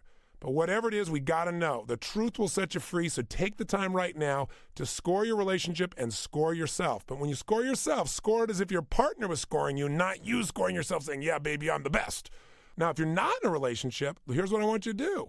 I want you to score yourself alone. Where are you? You know, if you're going to attract someone of that caliber, how many of these things are musts on your list, the way you describe yourself? You describe all these things you have to be, but which are the musts to attract the kind of person you want? Asterisk the musts, and then rate yourself 0 to 10. Be really clear. Go for it. Okay, now you know where you really stand. Things may be great, things may be magnificent, but you want more, don't you? That's the nature of human beings. You know, if it's great, you want more of it. You want to expand it. If things are not so good, at least you know that too, and you're being honest with yourself about the role you're playing in it. Because this isn't all about, well, someone else isn't meeting my needs. That's not what relationship's about. Remember, relationship's a place you go to give, not a place you go to get. And if you're giving all that you can possibly give and you've made the right selection, the person's going to give back to you because it's their nature to do it if you made the right selection. So now, let's take a look at where you really stand. What do you got to do? Well, first of all, if you're in a relationship and the must needs you have are being met, celebrate for God's sakes. Go acknowledge them. Say, listen, you know what? I made this list. I listened to this silly tape with this guy, Tony Robbins. I made this list of all these things I really want in a relationship, and I circled all my musts. And you know what? I really was honest with myself, and I went through them, and you hit every single one of them. You are so amazing. I am so grateful for you. That'll create a little spark. That kind of sincere acknowledgement will absolutely enhance the relationship. And say, you know, I was making a list of things that I really want to be for you, and I don't know. These are the things I thought would be most important. What's most important to you? Because I want to be more of that. If you're in a relationship conversely and you discover, some of the musts are just not there, then the next question you got to ask yourself is, what would you have to do to meet more of this person's needs so they'd want to be that way, so they want to share that way? I don't want you to assume that they'll never do that, because being pessimistic in a relationship never made any relationship better. And running to the next relationship is not the answer. Because the problem is when you leave this relationship and you go to another one, it'll be fine for a while, but when you leave this relationship, you'll take you with you. And in a very short period of time, you'll have some of the same challenges again because the same patterns are there. So first, focus on what you need to do to make it better. Then there's a third option. You may be in a relationship and you may have selected somebody years ago, weeks ago, months ago, but the truth of the matter is your natures are not aligned. It's not that you don't love the person. It's not that you don't care about them. It's just that you constantly bump into the 4 R's. And let me walk you through these, because these are the stages that break down a relationship. Because the promise of this tape was that we said we're going to have you figure out what relationship is really about. What's the purpose of a relationship? And how do you create an extraordinary relationship? How do you deal with the challenges, and how do you nurture and expand it? Well, I think we've covered most of that, but I want to be really clear with the inevitable challenges that show up. If the challenges are consistent and they seem to be overwhelming, there's probably a challenge in that you don't share the same values, or your natures are completely different and not complementary. So if you discover that's true, no matter how long you've been with this person, you got to sit down and be honest with each other and have a Now, let me tell you the stages people go through first that create challenges in any relationship. Even if your natures are aligned, there are things that can happen that you can get upset about. And then pretty soon, very often, people start to stack things. Like, for example, do you ever notice when you get upset, you can remember everything about that person that upsets you? It's like you stack it all together, and it gets you more and more upset. So the way to avoid that is understand the pattern of destruction that destroys relationships. Because here's what you got to be able to deal with. This is inevitable. Something happens, and even when your natures are aligned, and you feel this inside, this first R, resistance. By the way, I got these 4 R's from 2 relationship experts, from Dr. John Gray and Dr. Barbara DeAngelis, both great relationship experts. And what's happened in each case is they've learned. You know, part of life is learning. It's not about failure. If you're so afraid to fail, you're going to stay in a relationship where you really aren't connected anymore, where you really don't have the same natures, where neither person is fulfilled, but you're both hanging on because you don't want the economic loss or the emotional loss or the feeling like a failure or what people will think. If you conduct your life trying to avoid these elements, then you lose the love and fulfillment you deserve. All fulfillment in life comes from self-honesty, and then once you're honest, taking courageous steps. And courageous steps don't mean you're not fearful. It doesn't mean you don't have pain. It means you do it anyway because you know that in this lifetime you deserve to find that person you can share this life with at the deepest level. And to settle for less than that is to hurt you and to hurt the person you're with, because this person is not being fulfilled either. And neither person will usually have the courage to do something about it until they finally make each other so mad, so upset that now they can't even be friends. And you want to avoid that because you obviously care about and love this person. You wouldn't be in a relationship with them. So what are the elements that destroy? The first R, as I started to tell you, that came from them is resistance. Somebody says something, somebody does something that you're in a relationship with, and you go, oh, I wish I hadn't done that. Oh, I wish they wouldn't tell that story again and again. Oh, I hate when she does that. But you don't say anything. And so that goes on and on. It happens again and again and again and again. And finally, the emotion escalates, doesn't it? It eventually gets, after a period of weeks, months, years, or decades, it eventually gets to the point where you go, I resent this. Why do they always have to do this? And all of a sudden inside, the amount of emotion is not just resistance, but there's some anger there. There's resentment, like, oh, I hate when they do that. Why do they always got to do that? There's a different tone that happens, but you still don't say anything. Now, if you don't deal with this at the level of resistance, it goes to resentment. If you don't deal with it, resentment, it goes to the third R, rejection. And you actually start to, do you have to wear that dress? Do you have to always say that same stupid story? Why did you do that? In fact, this person's going to be looking at you like, why are you so overreacting? What's the deal here? You're going to look like the idiot because you're no longer actually reacting to the moment. You're reacting to all these stacked resistance and resentments. Does that make sense? And so now you literally find things to pick at them a little bit. And they get really irritated. What does that do for them? It makes them have resistance and resentment, and pretty soon, maybe they're rejecting you too, if not overtly, covertly. Maybe with other people, maybe with their friends. They get their girlfriends together or their guys, and they say, you know what she always does? You know what my old lady does? You know what he does to me, my old man? And they go through this whole thing, and it gets worse and worse and worse. Eventually, if these people don't break up when they're in this anger state, they'll go to repression. And repression is that fourth R. That's where, your roommates. You love them, and they're like a good buddy, but there's no passion. And the reason is it's hard to sustain passion with anger. For most people, when they're angry, it shuts off the emotion of love. And so what happens at this point is you just get repressed. You just go, I love this person. They're really great. My spouse, my friend, my girlfriend, my boyfriend. Yeah, it's really wonderful. But your energy goes someplace else, doesn't it? Where you're more fulfilled in your work, with your girlfriends or your male friends, in sports, in anything that's more fulfilling because your relationship doesn't do it. It just basically is comfort and stability. But comfort and stability is not the same thing as intimacy. And it's certainly not the same thing as fulfillment. So if you're in this example, it's time to step up. It's time to step up, and you know it.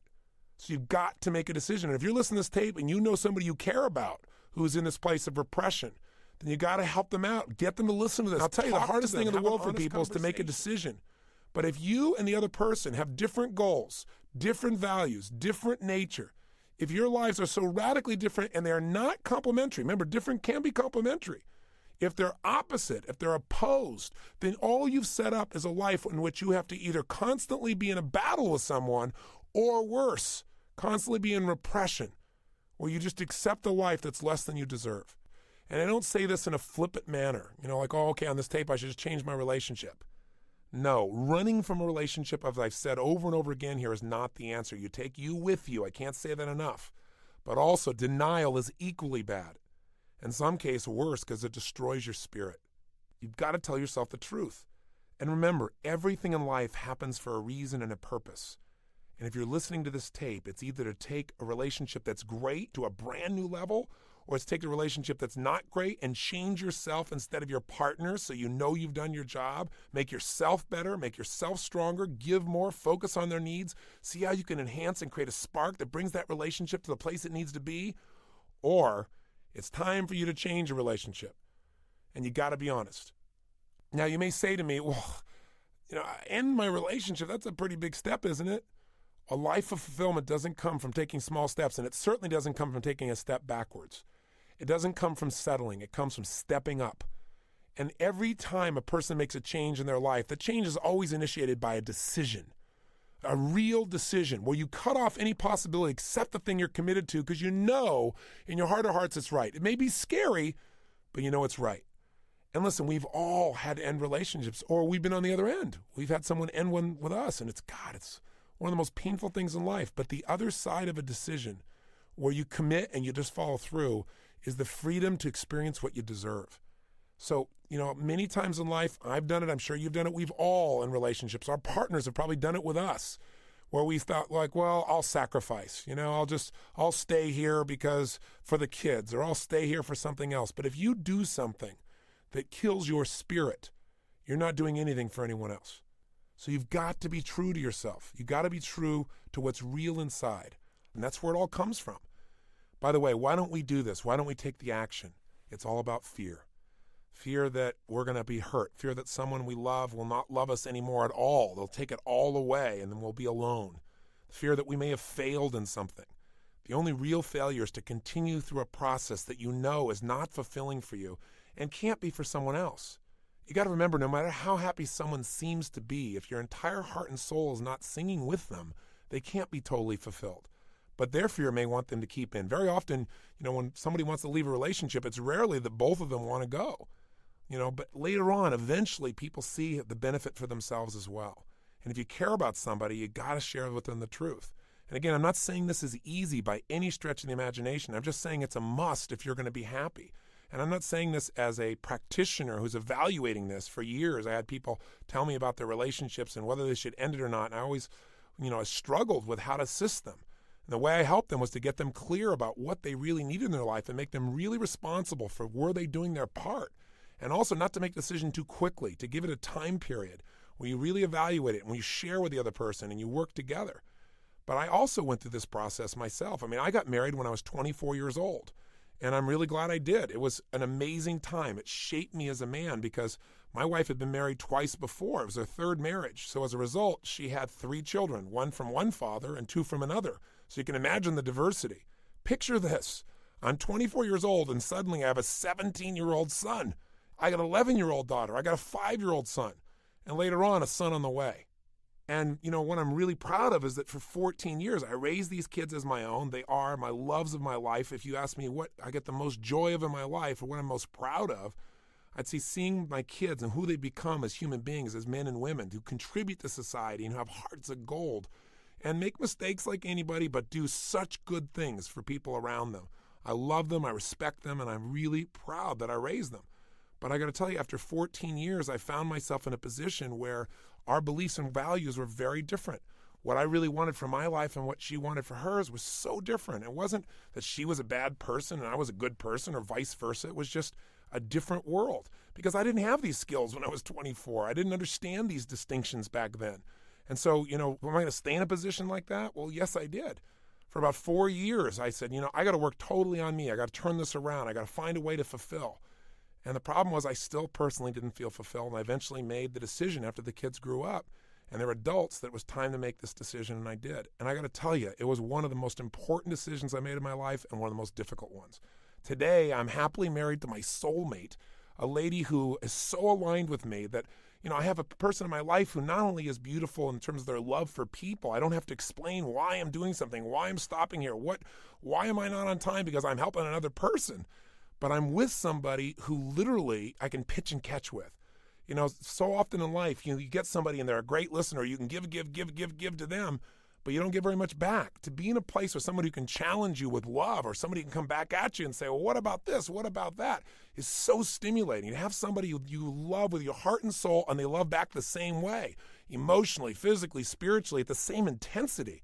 It's such an amazing thing. So all I want to tell you is if this is a hard decision and you got fear about it, but you know it's right, you got to make it. And the other side is beautiful unless you sit around and ask yourself a lot of questions like, what if I never find the right person again? What if I'm making a mistake? What if, I'm not being fair in this situation? The way you're going to know you're fair is if you find out exactly what your musts are in a relationship. What are theirs? You have the discussions, you work at it. But if you're really different, tell the truth. Now, so often you want to blame the other person. And so often during this time when you make these decisions, you feel enormous pain. The only thing that kept me going is the day that I made the final decision, I made this list. I said, everything I really want in a relationship. What am I committed to in this lifetime to have in my life? What do I deserve and what am I willing to give? And when I went through that list, it became obvious this was not the right relationship based on nature. So I had to decide. And when I'd cry and I'd feel sad and I'd say, God, I get so much juice out of my work and I have so much love for my kids. And I honestly had the fear of losing the love of my kids. What if they don't love me anymore? And those fears started to grab me, and I'd sit back and I'd say, what's my outcome? What am I committed to in this life? What will I not settle for less than? Because I'm willing to pay the price. I'm willing to do whatever it is. And during that time, I got to tell you, there were some amazingly painful times because my children are not my stepkids. I mean, they're my children. I adopt them into my life and in my heart. And they're my own in every way. I've raised them. But what was interesting is when the separation first happened, one of my boys, Josh, I felt like he was really, comforting his mom and wasn't spending much time with me. And so one day I called him up and I said, Joshy, I said, I'd like to go for a walk on the beach with you. So Josh came down and we took a walk on the beach and I said, hey, bud, I said, I'm feeling really sad and lonely right now. And he looked at me and got a little teary-eyed. I said, I want your mom totally supported, but I said, I feel like there's some separation with us. And I said, it scares me, honestly, because I've raised you as my own since you're 5 years old. I mean, I may not be your birth father, but I'm your dad and you're my son. And he started to cry and he said, of course. And he said, I love you, Dad. And I said, tell me something. I said, I feel like my feelings don't matter. Yes, I'm the one that chose to make the divorce happen, but I still have feelings. It still kills me to see anybody hurt. I mean, I'm the guy that wants to make everybody happy. And in this situation, I can't. And I said, I just feel this separation with you. And he said, I'm not trying to be separate from you, Dad. He said, I guess I'm probably overcompensating for Mom because you're so strong. I said, I am strong, but I still have feelings. I said, tell me something. I said, wasn't I there for you? I mean, throughout your life, whenever there was a tough situation or anticipating a tough situation, wasn't I there with the ideas or the solutions or the love for you or the comfort or the conversation? And I said, shoot me straight if I wasn't. He said, no, Dad, you always were. And he got really emotional. I said, then how come in my tough time you're not here? It was a pretty direct conversation. And he gave me a hug and he said, I love you, Dad. And he said, I just got to tell you, he said, I don't know. I think maybe you trained us, Dad, that you were the one who always took care of us, so we never even think of taking care of you. Oof. That was a tough moment. Talk about an awakening. He said, it's like you always were there. You're always there with the magic moments. You're always the one to figure the answer. I mean, you're Tony Robbins. Who can help you? And I said, I'm still your dad. I'm still a man. I still have feelings. It was a poignant moment, one I'll never forget in my life. Because I thought at times, how come, she didn't do this? How come I always had to do that? You get into that thing of righteousness. And I thought, probably because I trained her to. It wasn't because she didn't love. It's just because she got used to me doing it. So while I say put everything in the relationship and do everything you can to support that person, you also have to give them room to support too. I remember an example from early in my life when I was brand new and I didn't really have any economic success yet. And I'd take someone to lunch or dinner. I'd watch what they ordered and I'd make sure I didn't order too much so I could afford it. And I'd always pay for the lunch, always pay for the dinner. Because I just always want to be the giver. But you know what's interesting? If you're always the one who has to be the giver, you give no room for someone else to give back. And then you feel sad or empty or alone or mad because someone else didn't give to you. It was my fault. And of course, no relationship is black and white. There are many situations that shape something. But I remember one time in that same situation where I took a very wealthy man out to lunch. And I went to grab the check, and he smacked my hand really hard. And he said, what are you doing? And I said, I want to take you to lunch. He said, are you going to rob me of the pleasure of paying for this lunch? Are you that selfish? And I thought, wow, he's so right. I always want to give. Well, you got to give room to let someone else have the joy of giving too. Otherwise, you're going to blame them, and you've been a party to the challenge. And I'll tell you what I learned. It's like I said before, success comes from good judgment. Listen, if you made a decision at 18, 20, 25, and the life that you're living now is so radically different, who you are has grown and changed, don't feel bad about making a decision. Find a way to make that decision better by staying in the relationship, or if it really doesn't work, have the guts to tell the truth and figure out what needs to be done. And learn from the past relationship. I mean, because of this and my relationship with my wife, Sage, we have the most incredible relationship because you know what? She catches me and I catch her. I say, no, it's your turn to receive here. Sometimes we have to make a game of it because we're always trying to support the other person because our natures are so alike. Sometimes you can't make a decision because I want to know what she wants and I want to make that decision. She wants to know what I want so she can make that decision. So now we have this deal. You make this big decision, I get the next one. And we always say, whose turn is it? And of course, we usually, being the giving souls we are, try to do something that meets the other person's needs. But how cool to be in a relationship where that nature is there for someone and where I'm now smart enough not to crush it. So to allow yourself to receive is critical for any relationship to work. If this is scary to you, I can only tell you, I have known so many thousands of people that this was the scariest, toughest part of their life, but it was the most rewarding. And I'm one of them. As painful as it was, as difficult as it was, it's the most important decision in my life, more important than any business decision, any economic decision, any decision in my work. I mean, this is it. You know, where you get to live is with a person you love and who loves you. And if you've got that, there is nothing on earth that can come close to it. But to get that, sometimes you're going to have to make some tough decisions. And if you don't, praise God, you got the right decision the first time. Hang on to it and treasure it as the most precious thing in your life. And if you're not in a relationship yet, praise God again. You got a chance to really set it up the first time with clarity, not just chemistry, but clarity. So you don't just obtain a relationship, not just have one you can make work, but you can have one that grows geometrically because the natures of the two people involved are aligned. Don't get stuck on the institution and forget about the people inside of it. The institution is marriage. The life you live with this person and the happiness you can generate with this person is what matters most. And how do you do it? God only knows. It's the hardest thing to do. But I'll tell you, the one thing to consider is to first get really clear that this is best for you and best for the other person, even though they won't feel like it in the short term. Because if you're in a relationship where you're unfulfilled, I guarantee you're not fulfilling them. They may think so because they don't want to lose it. They don't want the insecurity, the instability, the unknown of not being in a relationship. But neither one of you are being fulfilled. And the way to do it is to be totally honest about your responsibility in it and that you aren't doing all that's there. And then also to say that the natures are different, that it's not that you're not enough, it's not that you're wrong, it's just we're different.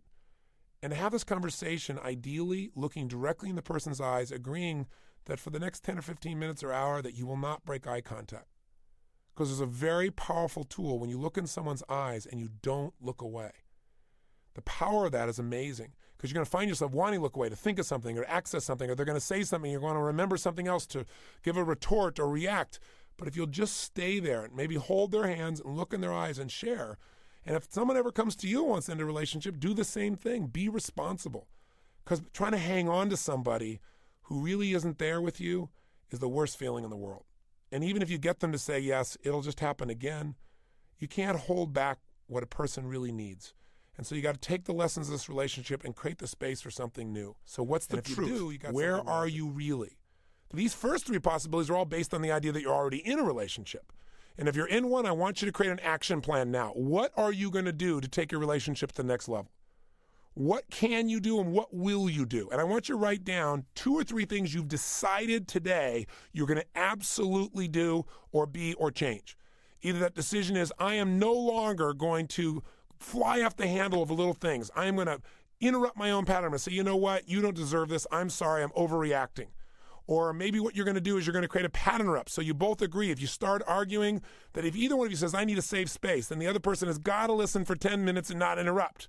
And that doesn't mean 10 minutes where you take notes about all the crap you're going to refute.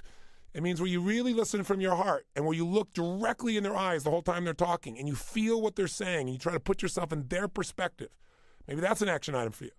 Maybe the action item is you're going to write a beautiful card for no reason today before you go home and drop it off. Maybe you're going to call in the middle of the day and just say, I only have 10 seconds. I'm in the middle of a meeting, but I called to say, I love you. I don't want anything. I just want to tell you I love you. Bye. Click. What will that do? I want you to create an action plan. I want you to write a map, a massive action plan as fast as you can of things you can do to enhance the relationship. Or if you truly are not matched in your natures, in your values, in your goals, you need to get really clear about that and you need to sit down with this person and make some decisions. You're going to have to decide because rarely in a relationship will both people want to leave the relationship. What does leaving a relationship bring up for everybody? Absolute fear. Your primary fear.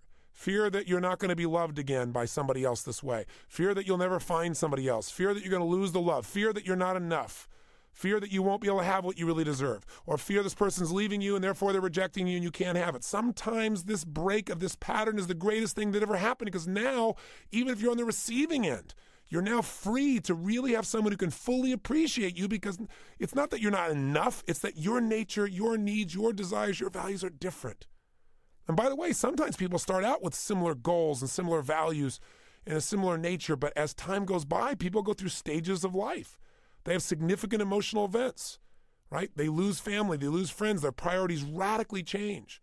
They have a disease, they get older, And at different stages of life, we look at our lives radically different. And if you have a difference in years between you and another person, you may find that this person now has a totally different viewpoint. So, instead of looking as a failure, be honest and decide what you're going to do.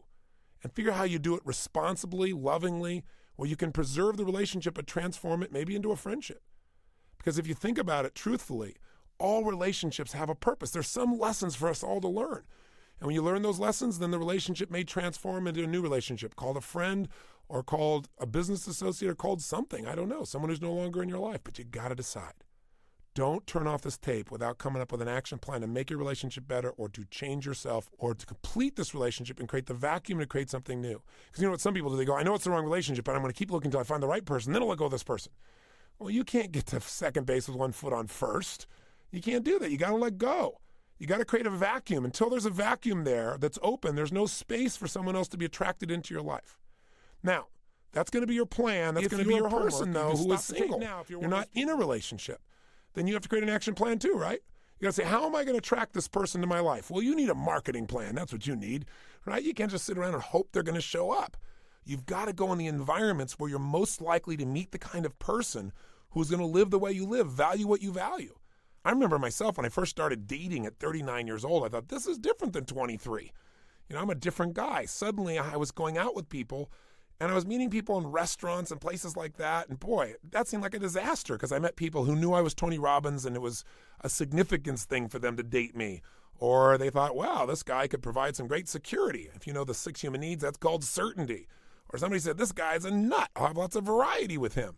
But what I was looking for was a love. And not only a love, somebody whose heart and soul is about contribution, because that's what my whole life is about. And so I began to think, I don't want to see anybody in my seminars because they'll know who I am. But truthfully, the people that spent the time, the energy, the effort, the money, all those things that it takes to break through and grow, it was a great environment to meet people, but it was a bit of a conflict for me. So I'd meet people in a seminar, but rarely would I date them. And one day I met my wife. Little did I know because I had my list, right? And let me tell you something, all this list stuff I told you about. Don't judge the list too quick. Remember I told you that? Because here's what happened. I was about to begin a 9-day seminar I conduct, and I wanted to see what my body was like at that stage. There's a process you can go through to evaluate your body's state where they take your blood, your live blood, and analyze it. And as I walked down the blood room, and there were literally hundreds of people in this room, people were shaking my hand and so forth, I looked up and I met eye contact with a woman. I could not break it. I didn't look at her. I just walked straight across the room, looked in her eyes and said, you are so beautiful. I mean, inside beautiful. I don't know what it was. It was something, I got her soul. Now, this was not necessarily on my list. My list didn't say catch eye contact and connect with the soul. Now, knowing it now, that's a pretty great strategy, but that wasn't what I was after. And I went up to her and I said, what's your name? And she said, Sage. I said, Sage, you're an amazing person. I mean, you are a spiritual person, aren't you? I can just feel it. She said, yes. And that was it. And I thought, okay, it was nice meeting you. And somebody saw us and said, let's take a picture, you two. And they took a photograph of the first moment we were ever together, which I cherish to this day. And then I left, and I thought, I didn't feel an attraction to her. I felt a connection to her.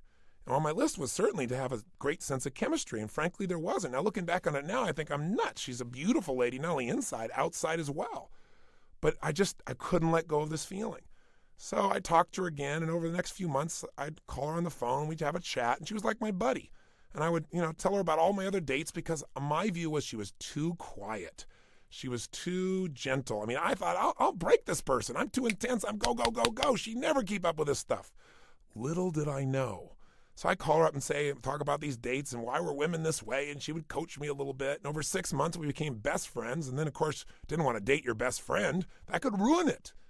But finally we did. And as time went by, I found myself on about my 4th date with her. And I pulled out my list. Now, you got to bear in mind that I've been reading this list like every day when I finally made the change in my life for about a month or two. And then I look at it once a week. And after a while, every month or two, I'd read my list just to remind my brain what I'm really after and who I've got to be to attract that kind of person. And I was reading the list, and she was across from me. And I said, you got to read this.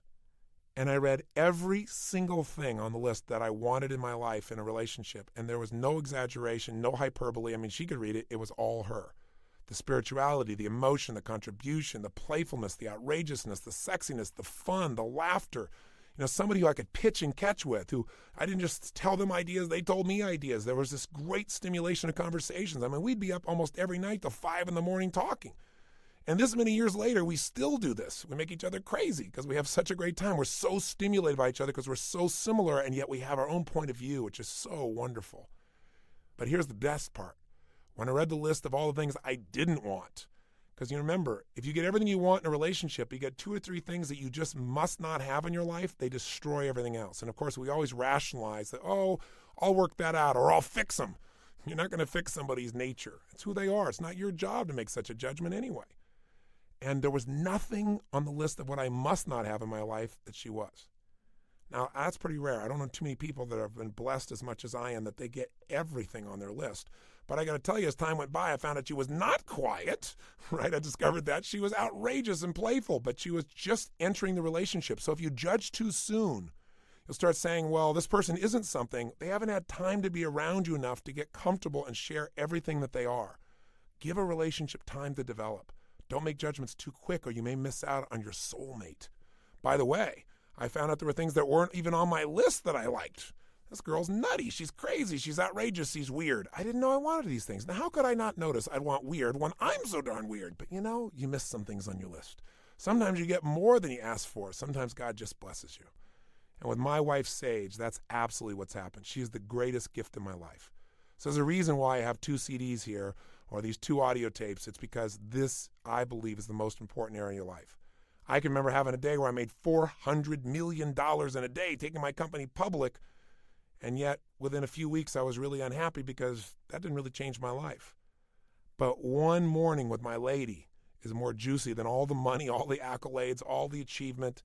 I mean, I remember at one time in my life thinking, okay, I've got 18,000 people here. I'm doing this seminar. We're rocking. It's like a concert for 8 hours. All these people want to hug me and give me all this love, and I'm a love monster. How could any relationship compare to that? But I got to tell you, the contrast of that I thought would be impossible to compare. Time with my lady, honestly, is more valuable to me, more juicy for me than even that.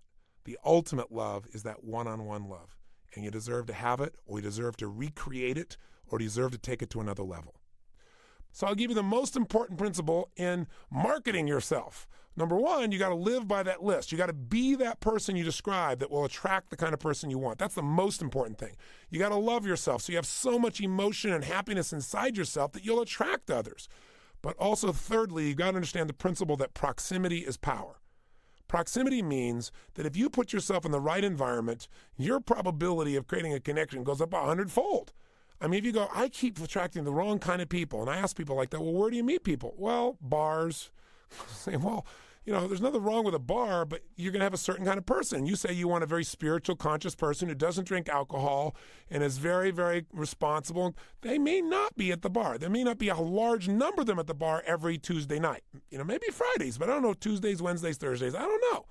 You got to think about that yourself. You have to decide, where is an environment where I'm most likely to find the kind of person that I described I really am committed to having in my life? And you got to put yourself in that environment on a regular basis. Is it going to the museums, as corny as that thing sounds, or the concerts? Is it, in a working environment? Is it at your church? Where would you go on an ongoing basis and expose yourself to a large number of people where you're going to be in proximity of people who share your kinds of values, share your kinds of goals, share your kinds of interests, so that you become connected to someone who already is more likely to be aligned with who you are? Because you're not going to find them just walking down the street. I mean, you could, but it's rare. And if you at least know what you want, you got a better chance. But you got to understand it's proximity. And very often, the basis of relationship for people is proximity. I mean, I can tell you, for example, my own company, I can't tell you how many people came to work in our company and then become married. The number of couples is staggering because they're in this environment, they're sharing the same kinds of values. We're on a mission, we're changing lives. They have fun, they have great values, we're aligned. Boom! Next thing you know, there's attraction. Next thing you know, the relationship. Next thing you know, they're married. You look at Elizabeth Taylor. I mean, the last person she married was a guy that was a truck driver, if I remember correctly. And if that's true, you go, where would she meet a truck driver? Well, they were in rehab together. Obviously, that relationship didn't last, but they were in proximity. They were close to each other, sharing emotions, sharing common experience, common goals. How the heck do I turn my body around, right? But that was a transition time. Sometimes the goals that you share with somebody are for a period of time as opposed to lifelong goals. And so for a period of time, you have a tremendous relationship, but eventually that relationship's going to end because you don't have the same things in common to be able to relate to. That's what relationship is, something to relate to emotionally, with passion, with feeling, with intensity. Now, by the way, I'll tell you one more thing. When you're making your action plan here and you're already in a relationship, here's what you do. Make a list of magic moments. Absolutely sit down and just say, what are all the greatest things I've ever shared with this person I love? Little things, when we laugh one day because we both fell off the ladder while we're painting, I don't know. This first time we met, when you said this and I said that. That smile the very first time. Last week when this happened. But see, what I love to do is, in any part of my life, is I make a list of magic moments. And if you'll do this in your relationship, you're going to find something magical happens. If you're always stacking, you're capturing the moments that are juicy and beautiful and wonderful, little ones and big ones. You're going to keep anchoring in that same feeling you had as when you first met them. You were dreaming that they might like you enough to give you a kiss or to visit with you or spend time with you. But if you don't stack those magic moments, if you don't look for the little things, the few challenging things blind you to all the little good things. And then life is all the little things. It's not just the one or two big things that make or break you. So you got to say, what are the magic moments? If you can ask yourself all day long, how did I get so lucky to get this person in my life? If you keep asking quality questions, what's magical about this person? What's special? What's unique? What do I love about this person?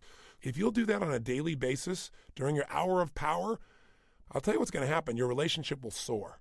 It'll soar. And because you love them so much, they'll do it. And if you share with it, and if together you say, let's make a list of the magic moments we've shared in the last month. And if you don't come up with a lot, that's a clue.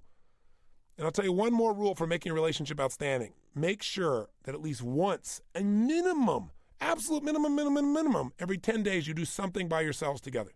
Something. A lunch, a dinner, a trip, something. And ideally, once every 3 to 6 months, you've got to go away together for a multiple number of days. Because you've got to get yourself out of the environment. It's like one of my friends, Ken Blanchard, told me long ago just about friendships, that level of relationship. He said, if you really want to have lifelong friends, Tony, he said, what you got to do is break bread together for more than a meal. Go away for a week. Spend a week together. Go to Mexico. Go to Fiji. Go do something for a week. Because when you wake up and fall asleep and you're with that person day after day doing something that's fun, it bonds you for life. And I've done that now 3 or 4 times a year with my friends for God only knows how long. And I can tell you, I have such a deep level of friendship with my closest friends, and it's always expanding because there is no replacement for time. You've got to lock in the time. So lock in the magic moments, which is any moment you're with this person that you love, and share them with each other. That acknowledgement of what's magical enhances the relationship. And at the same time, make certain along the way that you're spending time. So at least 3 times this month. That's got to be your minimum must. You never let it go by. You must never not have at least 3 times in that month where you do something special with each other. And again, ideally, every quarter doing something where you get away. One of the biggest reasons people won't do things, won't stay in a relationship, won't nurture each other is, again, because they don't have goals that are aligned. But hey, this is something that's easy to align if people have similar values. But if you don't take any time to talk to your partner and say, what are your goals? What do you want to achieve? What do you want to experience? And you don't try and find a way to help them to achieve it, you're going to tend to drift apart. So what's really important here is at least once a year. I mean, at New Year's, maybe you recap that week, the year before, all of your magic moments, everything you guys can remember that was beautiful together, laughter you shared, something you saw, some silly, dumb thing that happened, you guys made it through it, all the magic that you shared, things with your kids, things with your family. And you capture that. Maybe you write down some of the great achievements or decisions that you've accomplished. But then you set up the next year to win. You say, listen, what are the most important goals we have? What do we want to share? What do we want to see? What do we want to do? Right? What do we want to accomplish? And then you say, and when will we do this? Okay, we're going to do this in June. We're going to do this in August. So you lay a specific time. And then maybe on your anniversary, you do a nice recap of where you are so far in that year. Minimum, you got to do this twice a year. And this will move you together instead of apart. These are the ways to make a relationship grow and expand. So you got to figure out what's going to be your game plan. So here's your action item. If you're in a relationship, decide, what are you going to do now? What does your partner deserve? What do they need? What should you be giving them and you're not giving them? And write down an action plan, a massive action plan, a map of what you're going to do. Write down some simple things you can do today. When you're done with this tape, you're going to pick up the phone and do something. You're going to stop and buy a card. You're going to call them and organize something. You're going to arrange for a dinner. Something you can do to enhance it immediately. You're going to set down time to look into their eyes and tell them how much you love them and really express it. Whatever it is. Secondly, what do you need that person to do for you? What are some small things? If there was one thing that they did it for you, it would totally enhance the relationship. If they just make this change, so you could share it with them. But you don't want to share it with them until you've given to them first. Hear me on this. First, give them everything so they're thrilled out of their mind, and then say, you know, honey, there's this one thing that if I know it seems unreasonable, but if you could change this just a little bit, it would be so great. I wouldn't feel the sense of resistance that I was feeling. Because the way you combat those 4 R's is you communicate honestly. You either get over it and say, you know what, I'm being a jerk, this doesn't matter, or it does matter, and you communicate it in a way that doesn't make them wrong, in a way that enrolls them in wanting to make the change because you first figured out what they need. Because I guarantee you, if you ask them, are there some things I do that you have some resistance about or a little, sometimes even resentment? They have them. They're just afraid to tell you. So I say, oh my God, honey, I'm so sorry. I'm happy to change that. You know, there's something I have. I don't know if you'd be comfortable making a shift in this area. If not, that's okay with me. But how would you feel about this? So maybe that's a piece. So your action item is, what do you do to enhance it? What do you do to handle a challenge? And the third one is, if you're going to end the relationship, if you know you should, then make it a must and do it. Don't lie to yourself. And do it in a way that's loving. Figure out your game plan. Create the vacuum. Figure out what you're going to do, what action you'll take. And if you're not quite sure, you know, pick up the time of your life, because we show you how to organize your whole life. And in that process, we'll teach you how to plan your life so you have certainty that you can make your life work the way you want. If you are single, here's your action item now. And this is going to complete our session. What is your map? What are you going to do to get yourself in proximity? What are you going to do? Who are you going to talk to? Who are you going to call and say, I need a marketing team? I need you to be looking for people that meet this criterion for me and nothing less. If they have these elements, don't even put them in my proximity. But if they have these elements, I'm really interested. Who are you going to talk to? Who do you know that probably knows people like this, who have these kinds of qualities? And you got to go out on a warpath of marketing, massive action, get yourself out there, create a plan of what you're going to do tonight and for the next 30 days. And you know, you can't have much of a relationship if you're tired. Therefore, our next session is about how to create that energy so you got the energy to have that passion in your relationship.